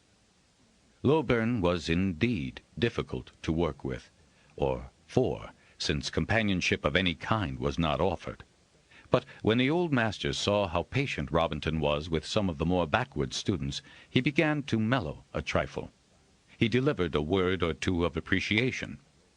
Lowburn himself was too short-tempered and quick with a slap for the inattentive, so Robinton was given not only the slow but the very young, who had to be taught the basic teaching ballads. He didn't mind. In fact, it was a pleasure to sing those songs of his that Master Janelle had incorporated in the early teaching songs. It was quiet contentment to him that his songs were used, and he could sing them without fear of Petiron's wrath. He was also assigned the duty of spending several days of each 7-day going to the distant holds, often the only outsider they would see. These trips would end once the heavy weather settled in the high hills, so he copied out extra music for the holders to keep and study until his next trip. He had to write a report for each of his journeys. To his surprise, Lowburn went over these reports carefully. Besides Robinton and Lowburn's 3 apprentices, there was another journeyman harper, Malin, who was High Reaches born, and who handled other teaching routes and also some of the classes in the big hold. The 2 journeymen shared a small inner apartment on the holder's floor, with 2 bed cubicles and a decent-sized day room, and shared the bathing facilities down the hall with the 3 apprentices, who were quartered in one big inner room. Master Lowburn had an outside apartment with his wife, Latricia, a faded woman with an enchanting smile and a kindly manner reminiscent of Beatrice's. She had been an apprentice healer when she met Lowburn, but when they had become espoused, she had ended her studies and accompanied him to his posting at High Reaches, where she devoted herself to rearing the 4 children of their union. The one daughter had married a High Reach holder and occasionally visited her parents with her children. The sons had been apprenticed to other trades, although they returned now and again for a High Reaches gather. "None of them could carry a tune in a sack," Robinton once heard Lowburn say in total disgust. "Took after their mother's side. But they've done well. They've done well." Latricia was always bringing her boys, as she called the apprentices and journeymen, extra food. "You're all growing, and you're all nothing but bones," was her happy complaint, and her offerings were always welcome. With such constant travel and the busy schedule in the hold when he wasn't traveling, Robinton had little time to compose.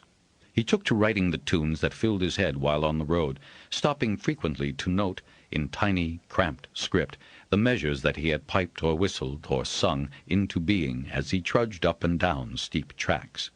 He barely missed injuring himself on several occasions, when composing so distracted him that he strayed off the narrow runner traces that were sometimes all he had to follow to his destination. The advantage of composing as he walked was that he could sing and play as loudly as he wished, often getting an answering echo from the hills around him. With the first big snowstorm, his traveling came to a halt. In fact, he was trapped for 3 days in Murphy Hold, which was cramped at best, and worse when the 15 members of the hold were confined day and night. Murphy Twen, the 20th man to hold there, broke trail for Robinton when the storm had died. He had an urgent need to collect supplies that he hoped were awaiting him at High Reaches, a trip he had delayed far too long. "Easier to haul it all back on snow, though," Murphy Twen said cheerfully as he lashed the supplies to the sled that had been loaned him for the trip. "See you when I see you, Harper. Thanks for them new tunes. We'll learn 'em good. And Twin Nun will know his times tables by the time you're back again. Promise." With his gloved thumb up in a final gesture, Murphy Twen started trudging back the way he had come. High Reaches, set on its bluffs like the broadside of a fishing ship, had weathered many storms, and its thick walls kept all but the most shrieking winds from being heard. But living in this hold was quite different from living in the hall, or even in Bendon Hold. As every hold should be, it was self-contained, with journeymen in all skills, and a master miner, Furlough, as well as his gangers, who mainly worked for copper, which was always in demand. Master Furlough had a double quartet among his miners who sang most evenings at the drop of a hat, as Malin put it, grinning. Furlough was good on the guitar, having had to accompany his chorus since he was familiar with their repertoire, but Robinton offered to take over, and Furlough was only too happy to accede. High Reaches Hold had enough instrumentalists. thanks to Master Lowburn's efforts to mount a considerable orchestra. The worst of the winter evenings would go by quite happily, with Lord Holder Farrowguy and his lady Eveline joining in from the head table. 3 of their 12 children either played or sang creditably. The evenings were not restricted to musical ones, but also to wrestling and other such physical exercises. Robinton joined in the hall and step runs with enthusiasm.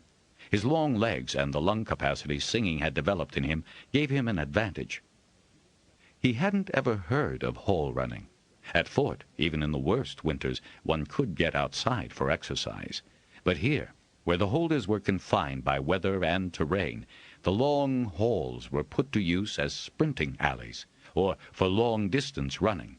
The stairs were also utilized to see who could get to the top and back fastest, preferably without breaking a leg. Sprained ankles were common, as were strained shoulders from grabbing banisters in the effort to prevent more serious falls. Robinton did well enough in the running, but he eschewed the physical duels. Harpers tended to be pacifists, with a few notable exceptions. Shawniger had been champion wrestler in his home hold and at the Harper Hall, besting the holder of the medium-weight title at Fort Hold on 3 occasions. But Harpers usually would not risk injuring their hands, and Robinton used that as a legitimate and, to most, acceptable excuse. That did not keep him from the censure of the acknowledged wrestling and dueling champion, a young man in his mid-20s named Fax. Even on his first encounter with the young holder, a question of who took the steps first at a landing where several halls met, Robinton felt uneasy in the man's presence. Fax was aggressive, impatient, and condescending.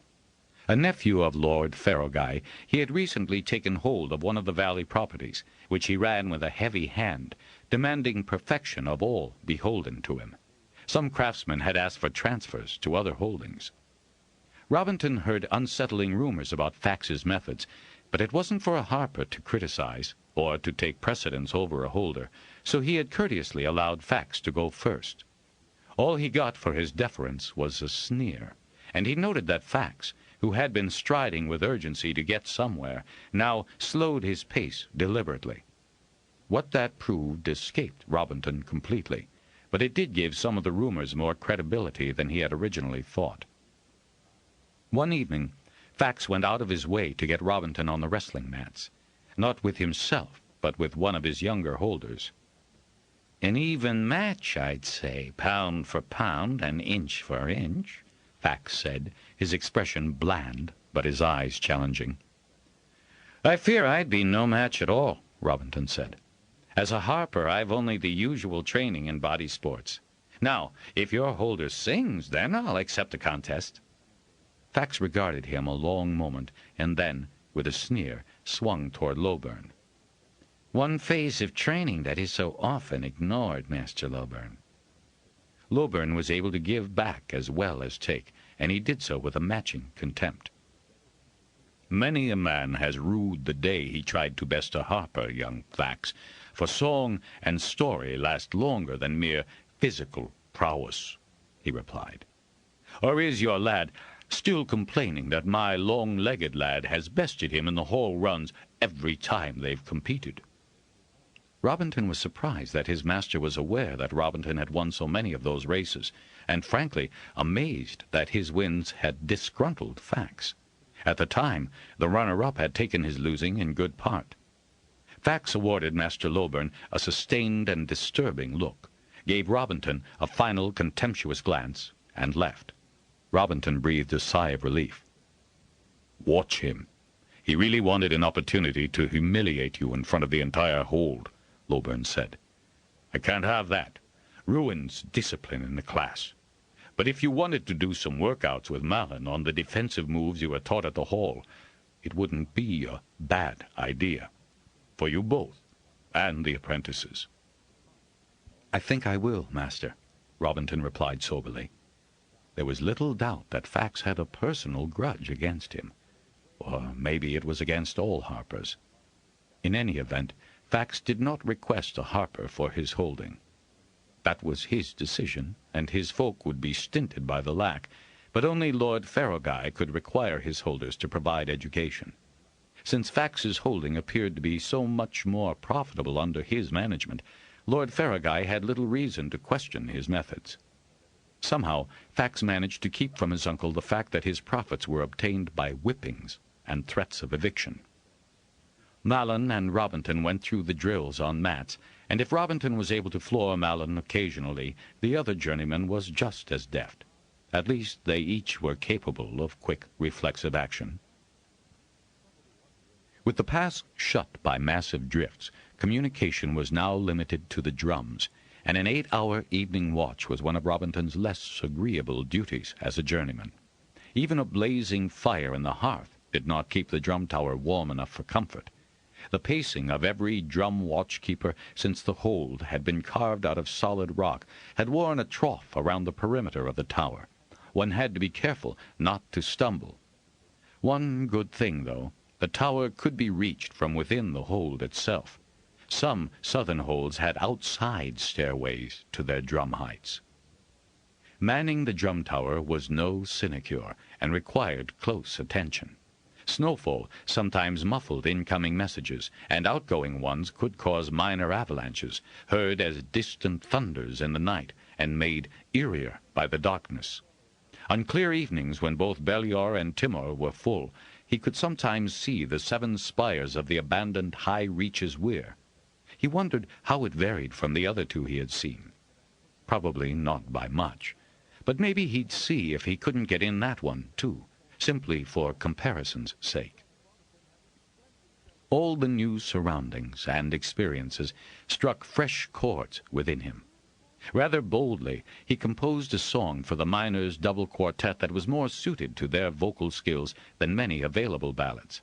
A humorous tale of 6 verses and a chorus about a miner and his love, just their style. It was so well received that Master Lowburn wanted to know where Robinton had been hiding it. "Oh, well, it was among the stuff I brought up," Robinton said, caught unawares. "Really?" "Well, sort of. I mean, the melody was written out. I sort of rearranged it for the miners and added the chorus so everyone could join in." "Did you now?" Master Lowburn eyed his journeyman and pursed his lips thoughtfully. "Well, if you say so." Robinton retreated as soon as he politely could. Master Lowburn had only glanced at the last packet to come in from the Harper Hall before handing it over to him. There were such good voices and players here, and a new song could liven evenings so much that Robinton hadn't been able to resist the temptation to sneak in his new song. He'd be more circumspect and just adapt other music already in the repertoire. He underestimated Master Lowburn. "You wrote these," Lowburn said, stamping into his bed cubicle one evening, a sheath of neat music scores in one hand, his expression accusatory. As Robinton was in the process of writing down yet another tune, he could scarcely deny it when Lowburn snagged the hide out of his hand and began comparing them. "You've written almost all the new music the Hall has been sending out, haven't you?" Robinton struggled to his feet, a difficult enough maneuver due to the cramped space and Lowburn's proximity to his bed. He felt at an extreme disadvantage lying sprawled on his back. Then he realized that towering above Lowburn was not exactly a good tactic either, because it forced his agitated master to have to look up. "Master Lowburn, I can explain." He squeezed past the man and gestured for him to exit into the larger living room. Mallon was not to be seen. "By the first egg I am waiting to hear," Lowburn said, his neck red and swollen, his eyes blazing. "All this time, it must be 5, 6 turns I've been passing music around that was written by you? It's bad enough you're a journeyman at 15, but a composer at 10? Lowburn slammed the offending scores down on the table and then pinned them down with his fist, glaring around at Robinton, who had seated himself to be diplomatically lower than his master. "Actually," Robinton quailed at having to tell the truth, 1 or 2 were written when I was a little younger." "A little younger?" Lowburn's eyes nearly popped. Planting both fists on the table, he leaned menacingly over Robinton. "Just when did you write the first? How old were you? I did some variations when I was 3, my mother says. Lowburn regarded him, and then, in one of his characteristically abrupt changes, threw back his head and started to howl with laughter. He laughed so hard that he had to steady himself on the table edge, and then collapsed into the other chair, holding his sides. As the door was open, the laughter carried down the hall and brought Latricia to see what had her husband in such a mood. Journeymen quartered next door also came to see what was happening. "Whatever did you tell Lowburn?" Latricia asked, eyebrows risen almost to her hairline. "I haven't heard him laugh like that since Fax got caught in the wine barrel." She was smiling. In fact, everyone except the now concerned Robinton was grinning. "I didn't tell him anything," Robinton said truthfully. The reason for the laughter was still spread across the table, and hurriedly he tried to gather the sheets up. Lowburn's hands stopped him, and his laughing abated as he stammered out an explanation to his spouse. This one is the one who's written all the new tunes. "Oh, no, not all." No, not all. You gave others a look in. And that set Lowburn off again.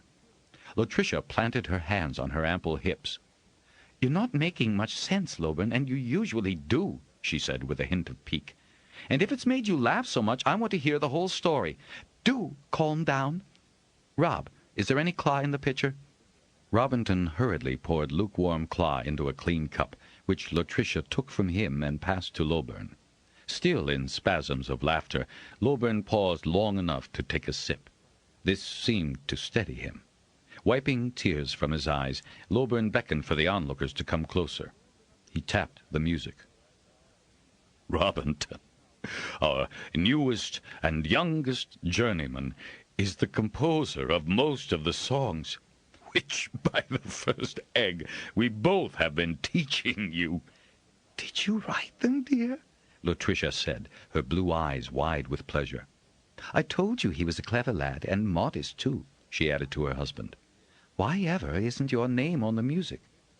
"As an apprentice, I'm not allowed—" That's what's so funny, Latricia. Don't you see? "No, I don't, Lowburn, although I think his music is so singable." That's it. That's why it's so funny, Lowburn said, patting her hands for being so clever. She regarded him blankly. His father's music isn't copied and sent to every hole in hall, Lowburn said. But Robinton's tunes have been since he was 3. Get it now?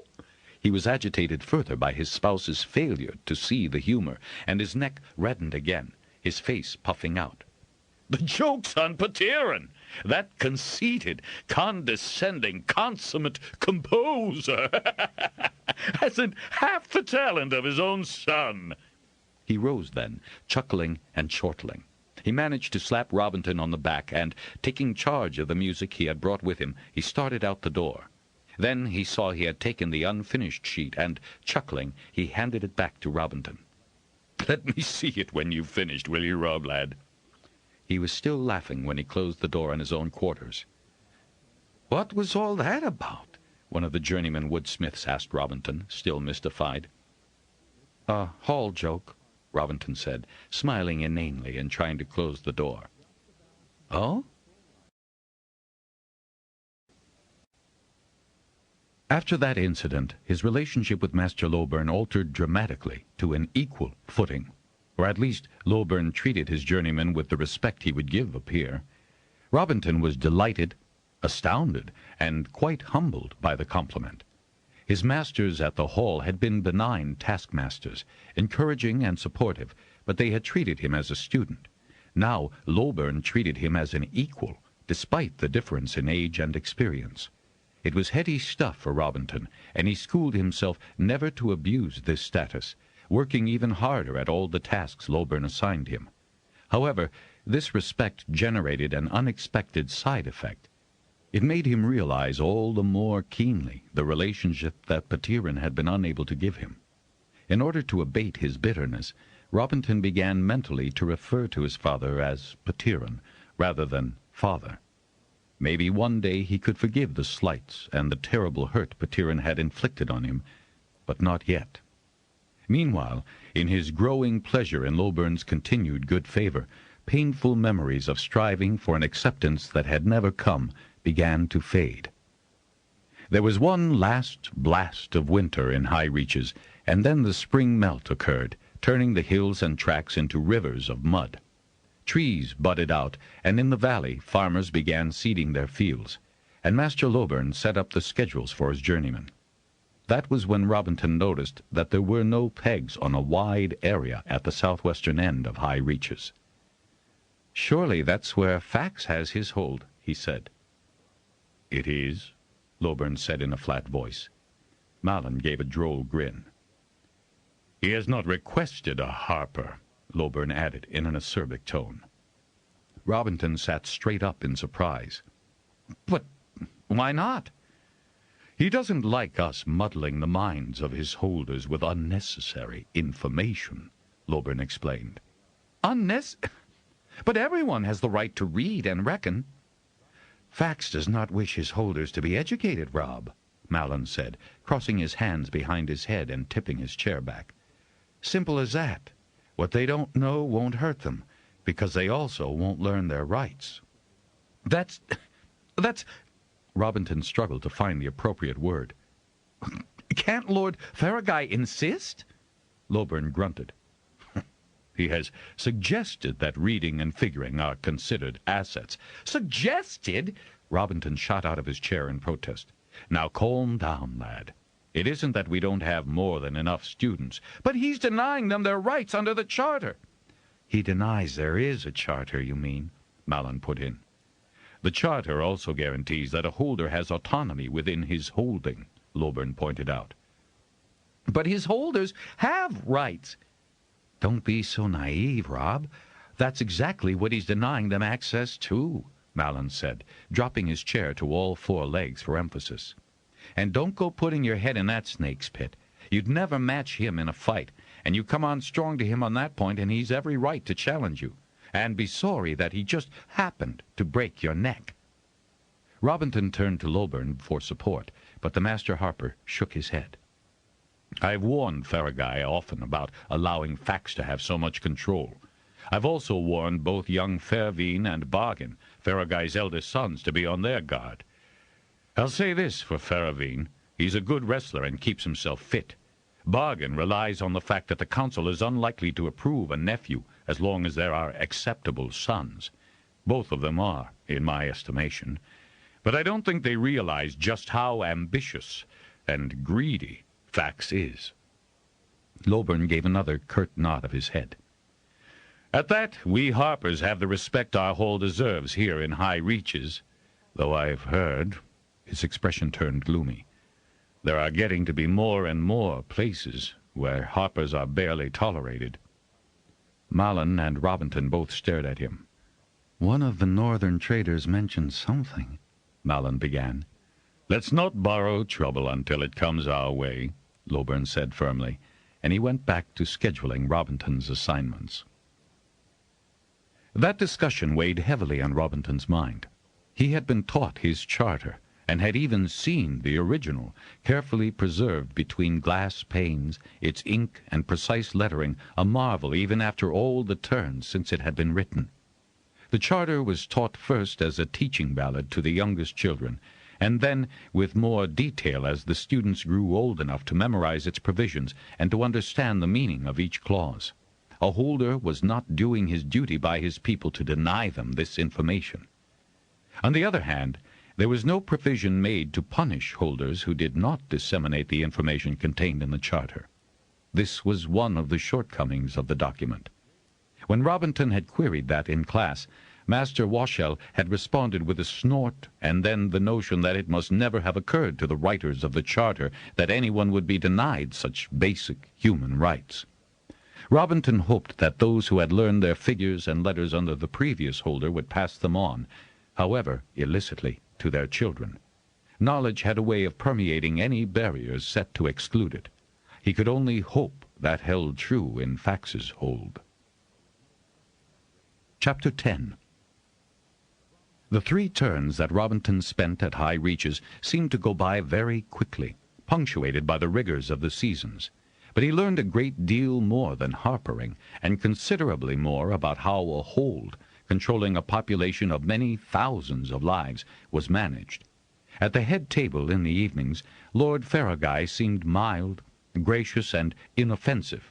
But in his office, directing his sons and stewards in hold management, he was incisive and efficient. There wasn't much the man didn't know about what went on in his hold, except for the blind spot, as Lowburn put it, about nephew Fax. "Oh, Fax is clever," Lowburn had told Robinton. "He did his time with Farragut, same as the sons are doing, but you'd almost think Fax was a pure-blood relative." "Maybe he is," Malin put in, raising a critical eyebrow. "They do resemble each other." Lowburn dismissed that notion. "Farragut has always adored Eveline. It's only a family resemblance." Malin lifted one shoulder. "Fax's mother died at birth, so we'll never know, will we? There's always the possibility that, with Eveline pregnant so often, he might well have taken his ease elsewhere." "Strike that," Lowburn said roughly, "and keep such notions to yourself." "I have, but Farragut's preference for Fax makes me wonder. He was born when Eveline had all those miscarriages, before Faravine was finally born." But Malin had let the subject drop. The disturbing conduct of Fax ended up being the only unpleasantness Robinton encountered during his turns at the big hold. He even had his first experience with a woman, thanks to Malin's conniving. Robinton had never thought much about his appearance, looking into a mirror only to be sure his hair was neat. He wore his dark brown hair long and braided, as many young men were currently doing. But he was putting flesh on his long bones, filling out thanks to Lord Tricia's generosity with her treats, and striding up and down the hills had added muscle to his lean shanks and chest. As Harper, he usually played for the dances rather than taking part in them. Then, one day, when Malin noticed him chatting with 3 of the young Holder girls between dances, he nudged Robinton. "I'll take the next set for you. Time you picked out a partner." Another nudge to Robinton's ribs was accompanied by a wink. Then he stopped Robinton's protest by turning to the first girl. "Sitta, he's shy. Spent so much time playing for dancers he doesn't know the steps." "Don't know? Of course I know how to dance," Robinton protested, and he made haste to invite Sitta to dance. It wasn't that he hadn't noticed her. With her delicately slanting eyes and a charming face and her tiny figure, set off by the bright dark blue of her gathered dress, it was more that he didn't quite know how to strike the right note with those he fancied. "I thought you'd never ask," Sitta said demurely, setting her tiny hand among his string-calloused fingers. "I've wanted to," Robinton replied sincerely. "It's about time you did, Harper," she replied pertly. And then they were on the dance floor, saluting each other as the other couples did before the music began. Adagio this time, so he did not have the chance to embrace her. Sitta was a nice child, and after 2 dances with him suggested that he partner one of her friends so as not to give anyone cause for talk. Quickly Robinton agreed. As a Harper, he certainly shouldn't publicly indicate a marked preference. Yet. And secondly, he really did want to dance. It was exhilarating. He also danced with Triana and Marcine. Triana was jolly and seemed more interested in being seen to dance than who she was partnered with. Marcine was pleasant and attentive. Then it was time for him to take up his instrument again. Triana went off in search of another partner, though she said he was one of the best she'd had here, while Sitta and Marcine hung about the players' platform and were quite happy to wait until he was free again. The next few days he seemed to meet Sitta and Marcine accidentally wherever he went. Then he was off on his rounds for the next 4. When he returned late in the evening, Sitta was somehow in the main hall, so it was natural for her to make sure he had something warm to eat and drink, and something warm in his bed to welcome him home. Robinton used the same sign to Malin that the older journeyman did, tipping one of the chairs against the table to indicate that he was not to be disturbed in his room. So he and Sita discovered each other, and he found this aspect of life very good indeed. Sita made every effort to waylay him in the hold until he thought her as clever as a dragon to be able to find him so easily. Marcine pouted for a week or so, but both she and Triana continued to seek him out as a dance partner. Never more than 2 dances at a time, however. Sita might fancy being a Harper's spouse, but until he had a more permanent placing, he could not entertain the thought of any serious long-term partnership. But it was very pleasant to have a loving friend. It was very different from a loving mother. The news he had from the Harper Hall was that Marilanne was in fine voice and very good health. He heard from her whenever the runners brought in letters, and he always had one to send back to her. Phelan and Simoneth came with the word that Corolla had taken ill, and Master Healer Genia had been sent for. The entire weir was upset, because Faerith was a relatively young queen. Any dragon's death was a shock to the rest of the weir, but to lose the queen was disastrous. I've never cared that much for Corolla as a person, I know, but she is a dragon rider. Phelan looked glum. Faerith would just go? Robinton exclaimed. But the weir has to have a queen. We do, Phelan reminded him. From the last clutch, even if she is very young. Mind you, I could wish there'd been more choice for Nemorth than that Jorah. He exhaled in exasperation. Why? Robinton asked, his mind more fixed on the enormity of the loss of a queen than what annoyed Phelan about Jorah. Why? Because she's afraid of heights. Can you imagine that? Won't matter. Simoneth fancies Nemorth, and I'd rather have a plump body than the rack of bones Corolla's become. You don't think your father's bronze will give way to yours? Robinton asked, startled. He knew how ambitious Phelan was, and how competitive bronze riders always were about mating flights, but wasn't Phelan ignoring the fact that his father was a good deal more experienced? Phelan had the grace to look abashed. Well, even Salona can't last forever, you know. And Simoneth is a very good bronze. I'm sure of that, Robinton replied quickly. Thank you, Harper. Robinton beckoned for Phelan to lean closer. Doesn't it upset him? It won't until it happens. Dragons don't much worry about tomorrow, you know. It's why they need riders. 3 days before turn's end, the weir woman died, having valiantly fought to live. In the Harper Hall, Robinton was instantly aware of Simoneth's grief at the loss of Faerith, although he said nothing until the drums confirmed the deaths. It certainly was grim news for all the celebrations. Everyone mourned the loss of both dragon and rider.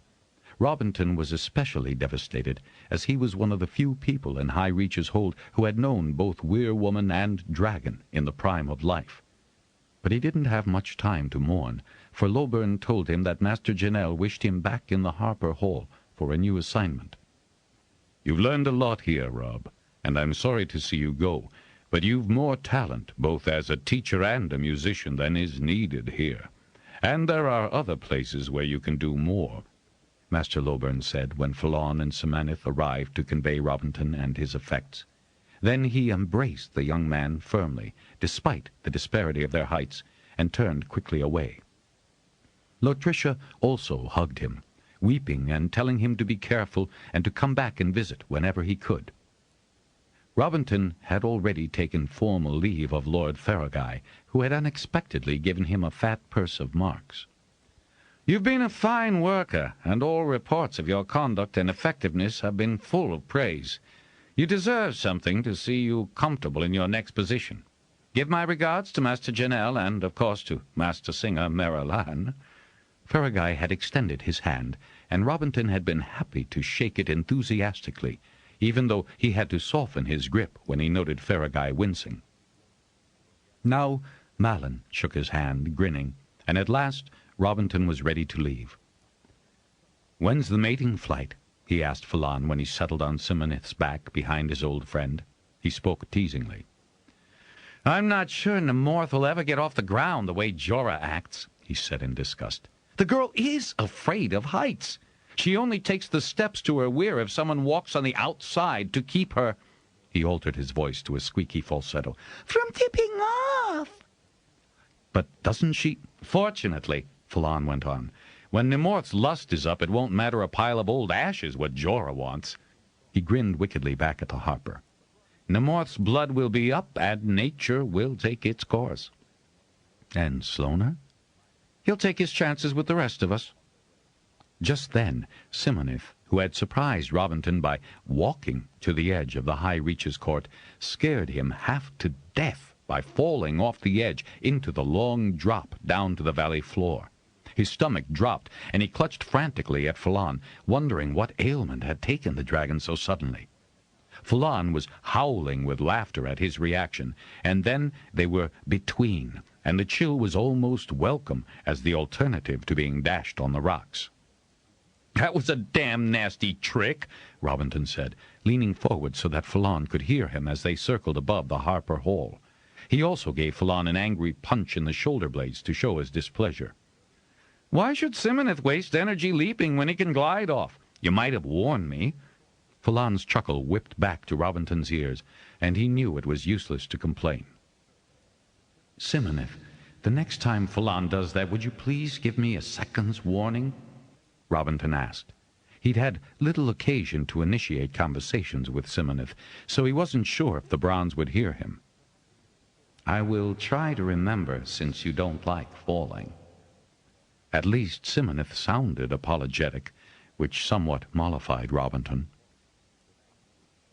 Not above another display, Phelan had Simonith gliding in a lazy spiral down to the Harper Hall courtyard, making certain that their arrival was witnessed. By the time Simonith had folded his wings to his back, a welcoming committee had gathered on the steps. Robinton would really have preferred a less public arrival. His mother, who did look well to his searching gaze, was standing by Laura, who had her arm about the shoulders of a very pretty, tall brunette who looked somewhat familiar. Kubissa and Master O'Golly completed the smiling group.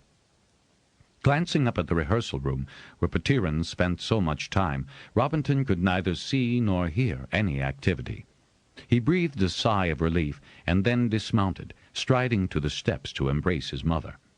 She was not quite as frail in his arms as when he had bid her good-bye 3 turns before, but there were a lot of white streaks in her carefully braided hair, and he thought her face looked more lined. Those marks of aging disturbed him terribly. He didn't like to think of his mother growing old, but he hid his fears with smiles and all the glib, silly phrases people say when renewing contact. In the fuss to thank them all for coming, he kept glancing at the very pretty adolescent brunette, who was also pretending to be composed, a state belied by the flush that kept coming and going on her cheeks. Then he put a name to her face. "The turns have done you well, Sylvina," he said, holding out a hand to his childhood playmate while still embracing his mother. "And you're not so bad yourself now, Harper," she said pertly, grinning. "You've filled out a great deal," Marilanne said, patting his chest and feeling the muscles in his arm. "You're even taller," she added with a sort of accusatory wonder, as if he had no right to alter his appearance while separated from her. "Master Loburn worked me hard," he said, pretending weariness. "Nonsense," Kubissa said in her forthright fashion.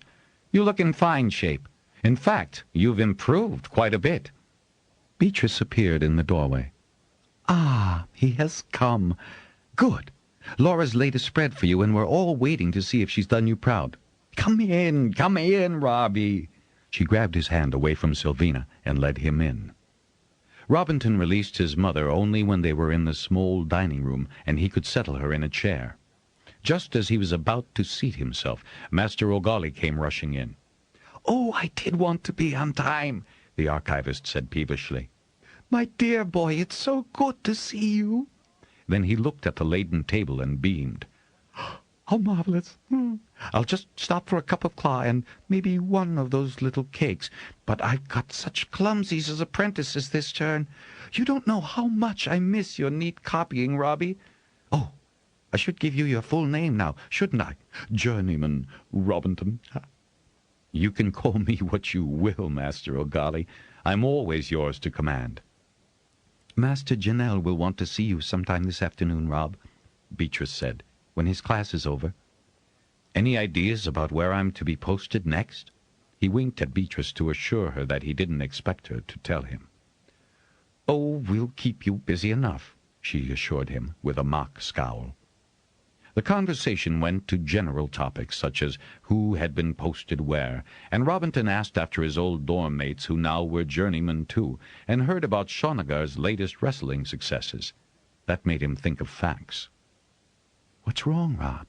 his mother asked, a gentle hand on his arm as she caught his change of mood. "Nothing," he said. His response didn't fool her, but he didn't feel that Fax's delinquency in educating his holders was a subject for this table. When he did have a chance to bring the subject up to Master Janelle during his interview with the Harper, Janelle nodded soberly. "Loburn has acquainted me with that situation. Unfortunately, without Farragut's consent, the Hall can do nothing." "But that's not right," Robinton protested. Janelle nodded again, sympathetically. "We can only do so much, Rob, and are wiser not to trespass where a Harper's life might be endangered." Robinton blinked in surprise. "Endangered?" "There have been such problems before, lad, and there will again. But somehow it comes right. As long as Fax keeps his ideas to his own hold, I can do nothing. Nor is it wise to. That's something you learn as you go on. Cut your losses when you have to.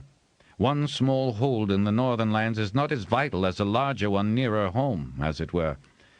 But I'm assigning you to where you will do the most good. Now," Janelle swiveled and pointed to a peg, "that's your new assignment. And I think you'll do quite well there. You've got a fine recommendation from Loburn, and he's not easy to please. But first, Petiron is away for several days, so you might like to relax and spend some time with your mother." "She's not well?" Robinton leaped on the wording. Yes, she's fine, lad. No need to fret about her, as you'll discover," Janelle said. He sounded so sincere that Robinton relaxed. "There's a ship due in at the Fort Harbor, and you can take passage on that. And let's not prevail too much on the Dragonriders' favor for transport." Fallon insisted. No, I'm not faulting you, Rob, but I think it better that you arrive at Bendon." "Bendon?" Robinton couldn't believe in such luck. "Yes, Bendon. But arrive this time without benefit of Simonith's wings. That young lad is a thorn in Lord Mader's side, both he and that father of his, the Weir leader." "But when Mother and I were there, Lord Mader—" Janelle held up his hand. "As I said, it would be better if you didn't arrive on Dragonwing. I don't want you considered an alarmist, too. Harper Everell is looking forward to your assistance. He's retiring soon, and if you suit Lord Mader— in fact, he asked if you are available now— you'd probably stay on there." Robinton forbore to ask further questions, knowing that he could find out for himself what the situation was.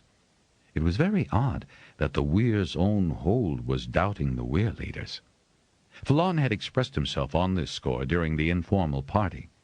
The young bronze rider had also given him something more to think about as they crossed the courtyard to the waiting Simonith.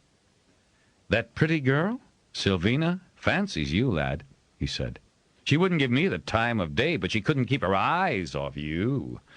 Don't let a good opportunity pass you by, Rob." And Fallon winked as he clapped the Harper on the back before taking the jump step he always used to reach Simonith's forearm. And then he was waving farewell from his bronze's back. Robinton was so surprised by the comment that he had no time to tell Fallon that he'd known Vina as a playmate, and she was probably just happy to see him again. He retreated a good dragon length to avoid getting dust and grit in his eyes when Simonith leapt upward.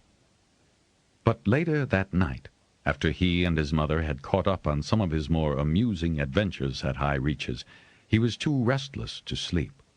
Though she had told him his room was ready, he had insisted that he sleep in the journeyman's accommodations.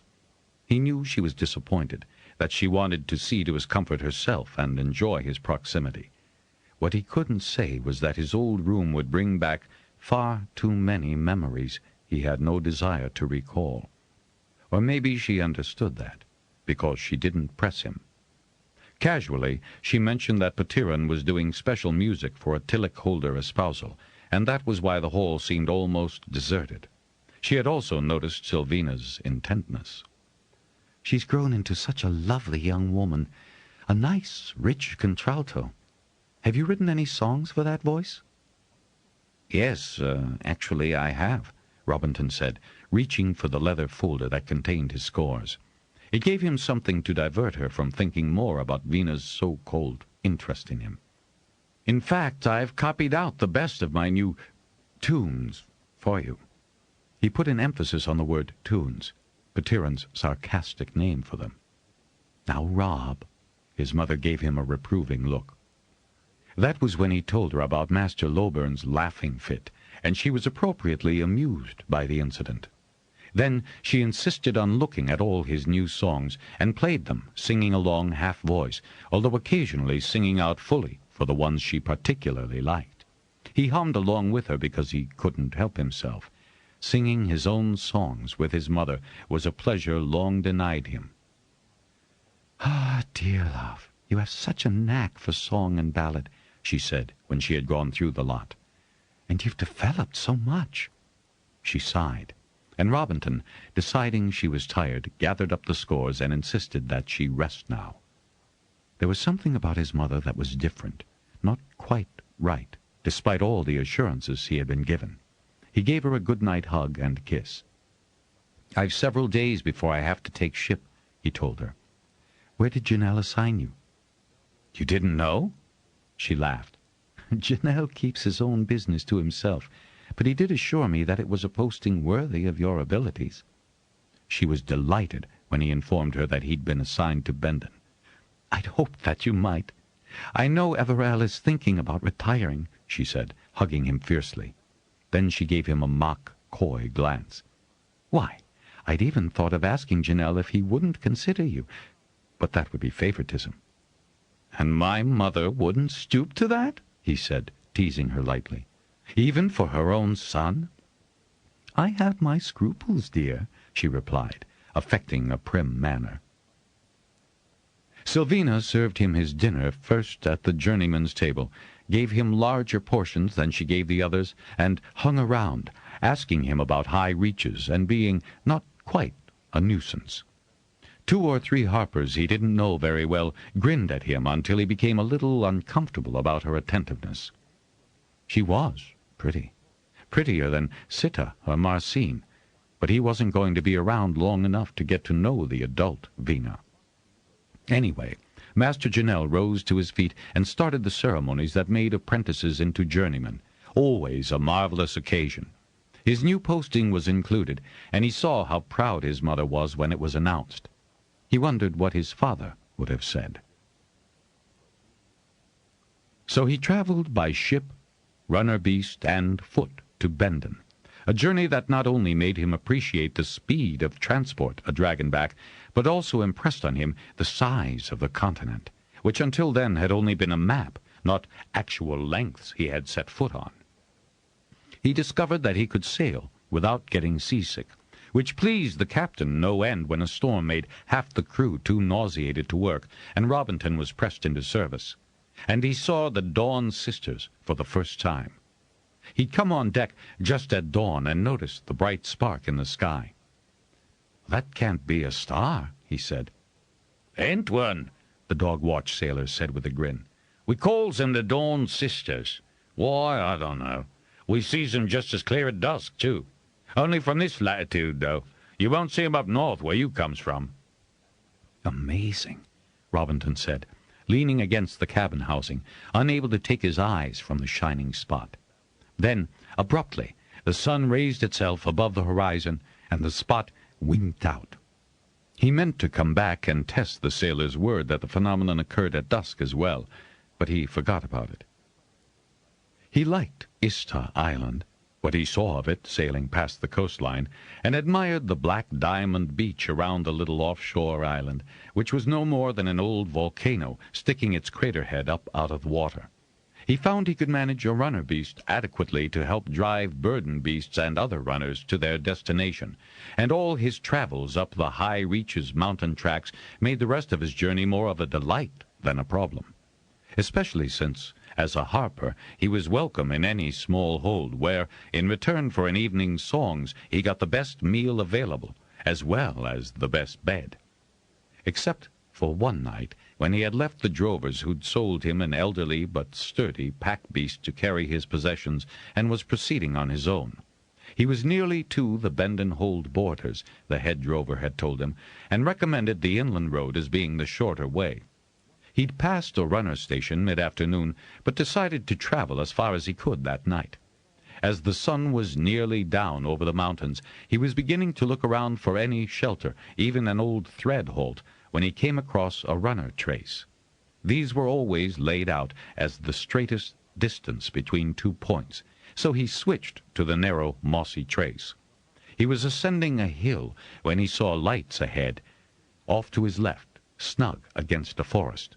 The trace was bisected by a wider road that appeared to lead directly to the hold, so he turned, his elderly pack animal moaning a bit. "It's nearby, not much further, and you can eat too." The animal groaned on a different note. If Robinton hadn't been so tired and hungry, he'd have been amused at the variety of sounds the beast could make. As he approached the cot-hold, he smelt tantalizing odors coming from within, and his stomach growled. So did several canines within the cot. The pack beast gave off a loud, slightly fearful protest.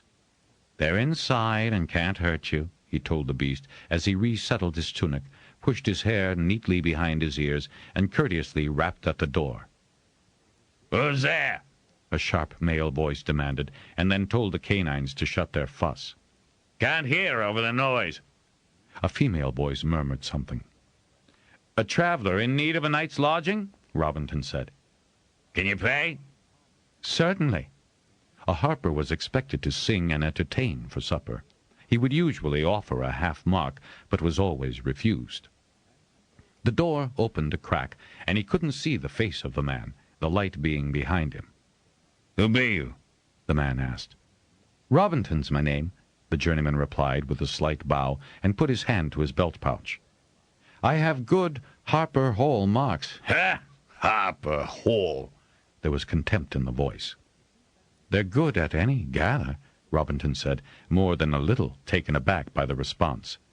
"Do let him in, Targus. We've more than enough stew," the woman said. She pulled the door open, peering out at him.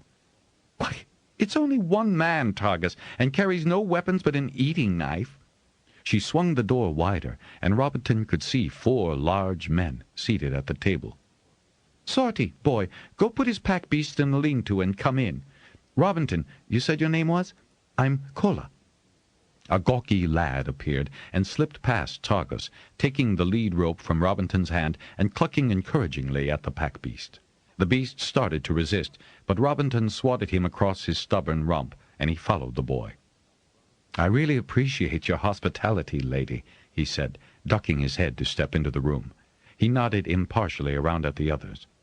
"I'm on my way to Bend-and-Hold." "He's a harper, Pa. That's blue cords on his shoulder," one of the diners said, pointing with his knife at Robinton's left arm. Targus, scowling deeply, hauled Robinton around so he could see the offensive cords himself. "Now, you see here, Targus," Kola said, planting both fists on her ample hips and glaring at her spouse. "You keep me from gathering, but if a harper comes to my door, I'm not turning him out. Not that I'd turn anyone away so late in the night." She grabbed Robinton's other arm and pulled him away from Targus's grasp and toward the table. "Brodo, get a plate. Mosser, a cup. All we've got's beer, but it'll quench your thirst." She angled Robinton toward the table and pushed him into what he took to be her own chair. Taking the plate from Brodo, who was grinning as he passed it to his mother, she filled it amply and gestured for him to be seated. "Erkin, the bread's by you. And Targus, you sit. I'm so eager to see a smiling face that I'd eat with a watchware who did." Jutting his jaw out, Targus held out his hand to Robinton, his eyes suspicious. "Said you could pay?"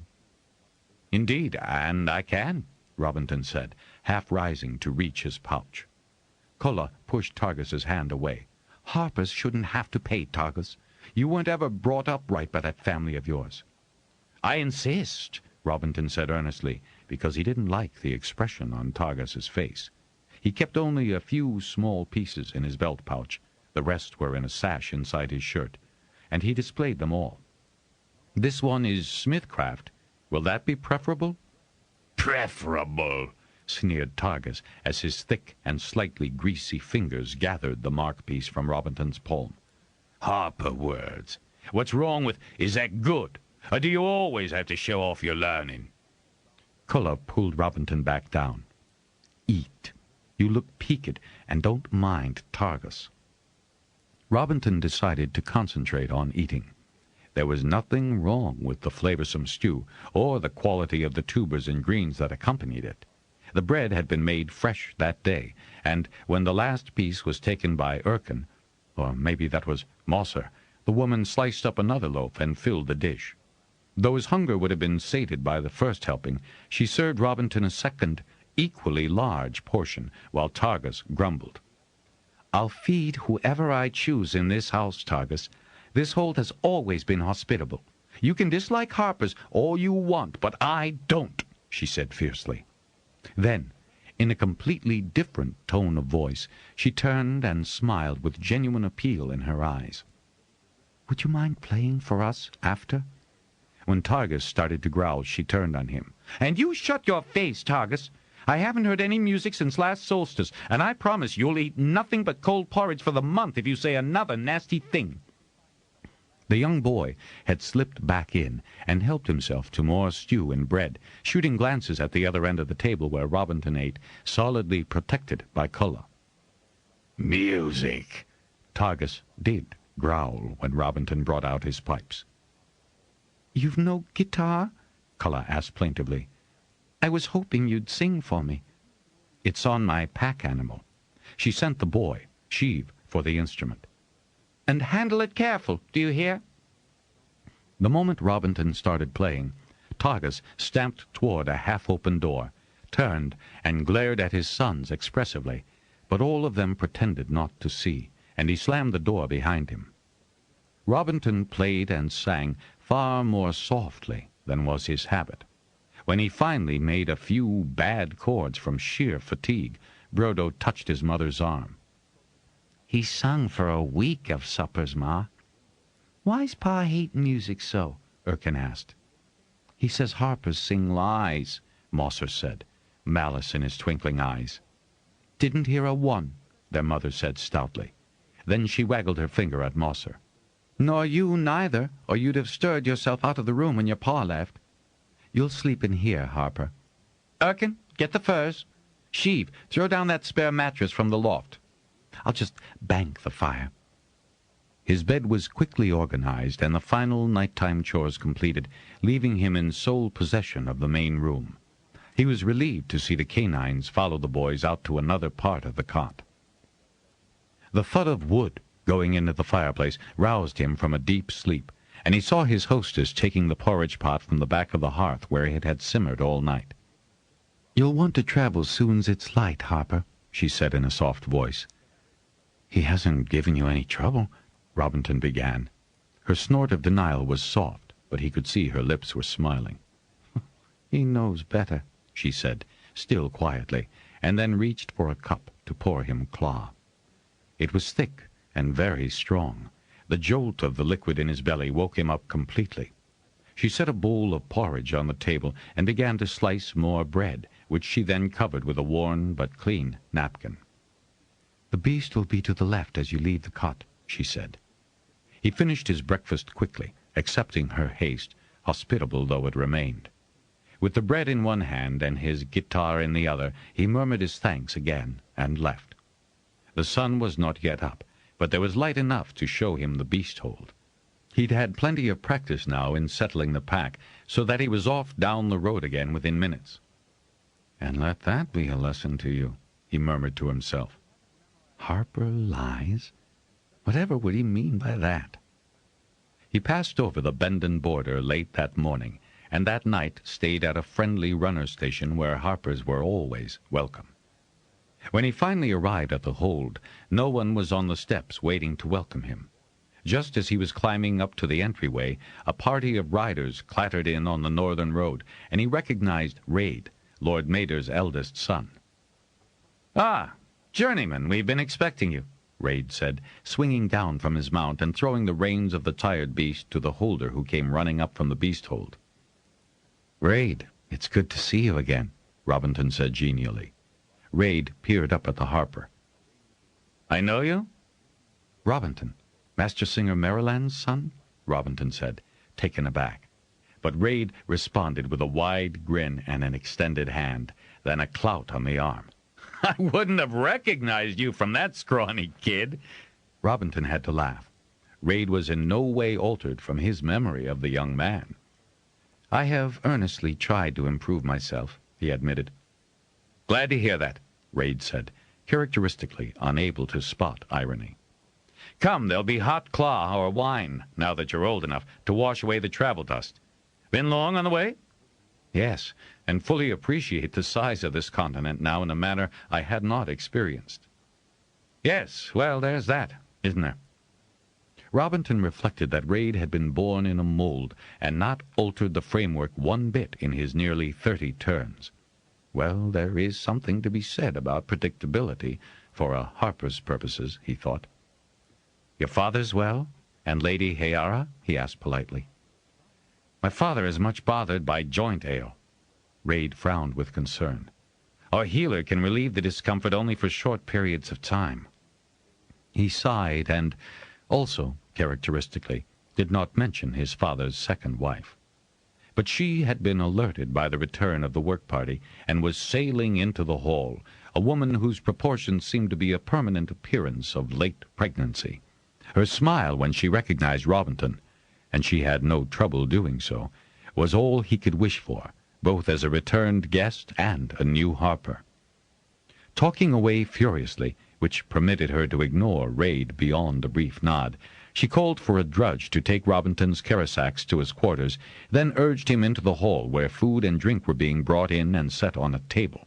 She ordered chairs to be set for her and the Harper, and apologized for Lord Mader's absence, and told him that Mizella was about to be espoused to a fine young holder, and said that she was so glad he had come so that he could plan the music, because she really didn't have anything new, and if Robinton did, that would be splendid, but only music that had a tune that people could enjoy. Then she realized what she had said, and started apologizing about his father's so impressive music. But really, that sort of thing wouldn't do for such a happy occasion, would it?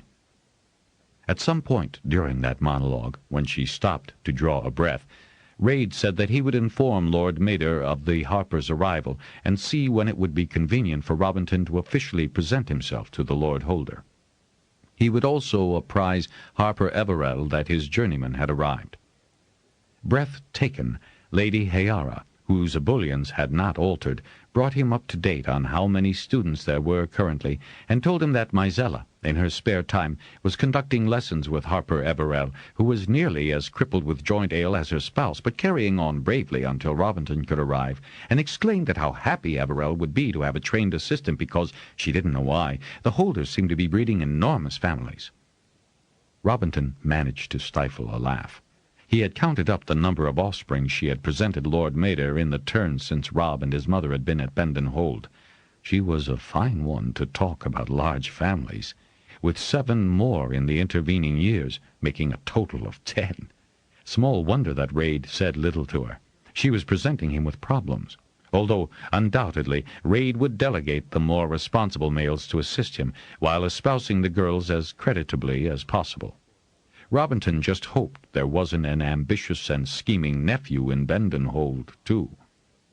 Then, his claw finished, he said that he would go to the schoolrooms and see if he could help Master Everell.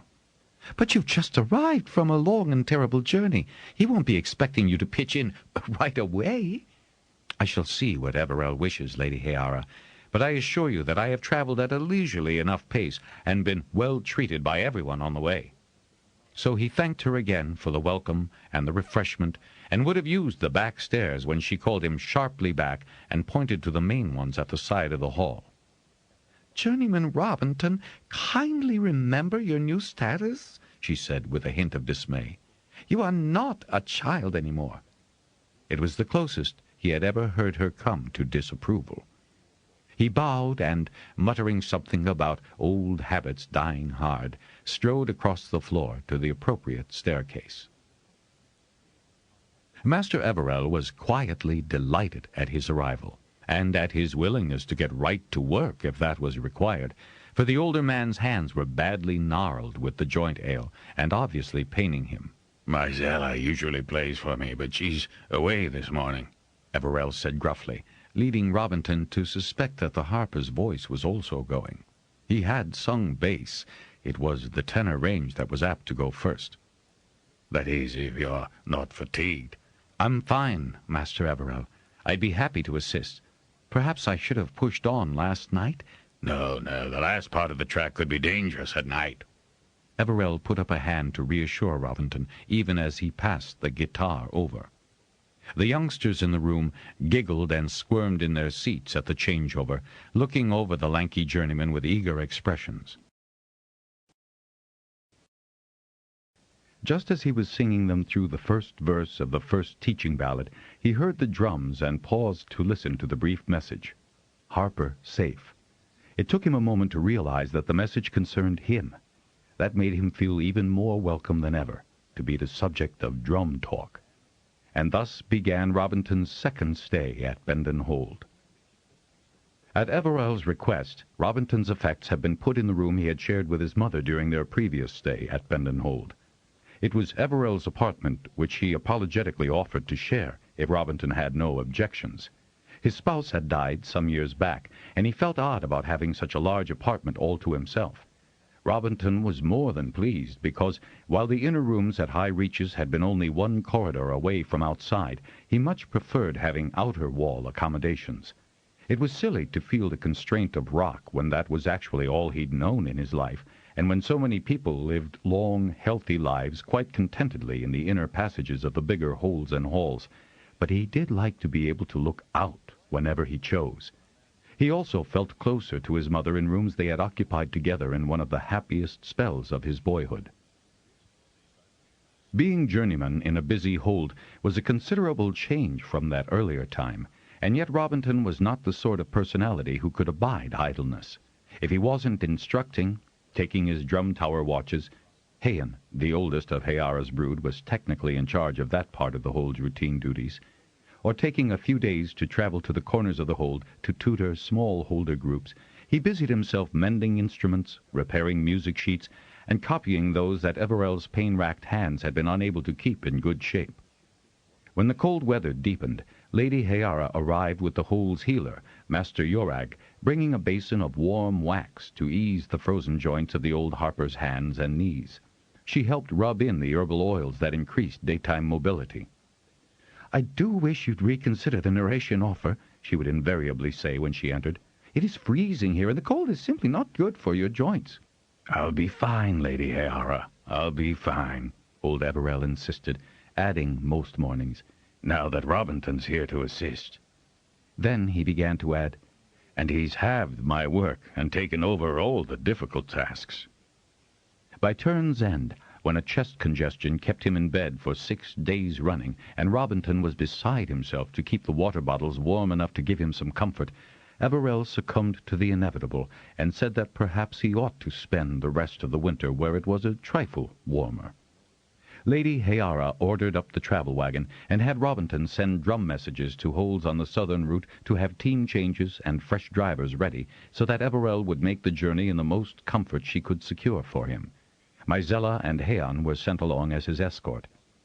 As Robinton carried the gaunt old Master Harper down to the conveyance, he wondered why Bendon hadn't requested a dragon and rider. He had seen dragons in the sky, but none had touched down at Bendon Hold as they used to do, and none had been invited for any of the dinners that Lady Hayara loved to give with the least excuse. Robinton had been too busy to visit the weir on his own, to discover the Dragonriders' viewpoint on the coldness between Hold and weir. Then he answered his own question, as he realized that the cold of between would have been the worst possible course for the sick man, not to mention the difficulty involved in hoisting him to the dragon's back without additional pain. The travel wagon's narrow body was well sprung and well padded, and would pass on most of the normal trails. Such vehicles had become quite popular during the long interval, and most holders kept good teams ready in the beast hold or in a nearby paddock for travelers' needs. This wagon was also comfortably sized.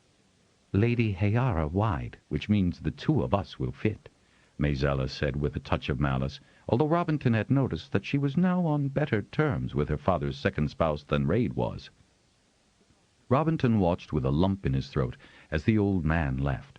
Lady Hayara was openly weeping. "He's taught all my children, you see," she admitted, as Robinton gave her a steadying hand up the steps to the hold. "And I really don't think he should come back, even in the warmer weather." And so it was that Everell did not return to Bendon Hold. Robinton slid into the vacancy and started quietly training 3 of the brighter Holt children to be his assistants.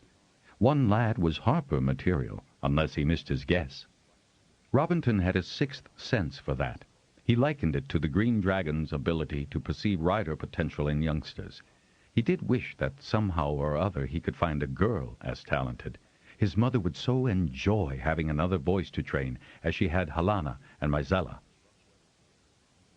Not quite 3 turns later, Saloner's Chendith flew Jorah's Nemorth, and a clutch resulted.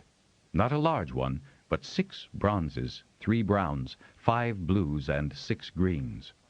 Falon had been quite caustic about the long wait for Nemorth to come into season. He blamed it on Jorah's own immaturity and fearfulness. "This business of Jorah's being afraid of heights is inhibiting her queen of all stupidities." Falon paced up and down Robinton's apartment, waving his arms about in frustration. "I personally know that Nimorth was glowing as bright as a gold nugget when Jorah takes it in her head to be violently nauseated and faint. Naturally, that put the poor queen off, making her nearly frantic with worry over her rider." Falon kicked at a chair in his way, venting his disgust with the weirwoman. "Frankly, I'll be surprised if we ever get Nemorth in the air to mate." When the mating flight did occur, Robinton tactfully did not ask for any details the next time Falon appeared at Bendon Hold. Falon made only one reference to the event. "Saloner had no great joy of the day. We all hope Chendith had more." He spoke in such a neutral tone that Robinton couldn't make up his mind whether or not Falon had got over his disappointment, but the bronze rider had an infinite capacity to ignore what he wished. Falon was shortly able to report that Nemorth was showing unmistakable signs that she was in egg. He even appeared happy to be able to make such an announcement. "All in all, considering the way Jorah carries on, I'm just as glad that I don't have to put up with her nonsense and carryings on. Saloner's welcome to them." He grinned maliciously. In his capacity as Hold Harper, Robinton was invited to the hatching and the impression. And impressive that was for the sensitive Harper. He had never seen such joy, or felt so touched by another's elation. Each new bonding added to the impact, and he found himself wishing desperately that somehow he could have been both Harper and rider. He was in tears and unashamed by the end of the hatching. Even Falon, collecting him from the spectators' seats above the hatching ground, was blurry-eyed with unshed tears. "Gets to you, doesn't it?" the bronze rider murmured, wiping his own eyes. "I didn't realize it was like—" And Robinton spread his hand helplessly over the hot sands, which made him speed up his pace lest he scorch the soles of his feet, even through good Harper boot leather. "The most incredible moment in a man's life, isn't it?" "Indeed." Falon glanced fondly over his shoulder at Semanith, who was leaving the hatching ground by the upper exit. Most of the dragons were already on their way to their own weirs, and Robinton was awed by the sight of their deft insertion in the dark hole at the top of the immense cavern. He was amazed at how gracefully imminent collisions were avoided as the flying dragons filed out. Falon draped a careless arm across Robinton's shoulder. "Now is the good time. In the euphoria of an impression, all old insults and agitations are put aside. Even Raid came today." "Wasn't he supposed to?" Robinton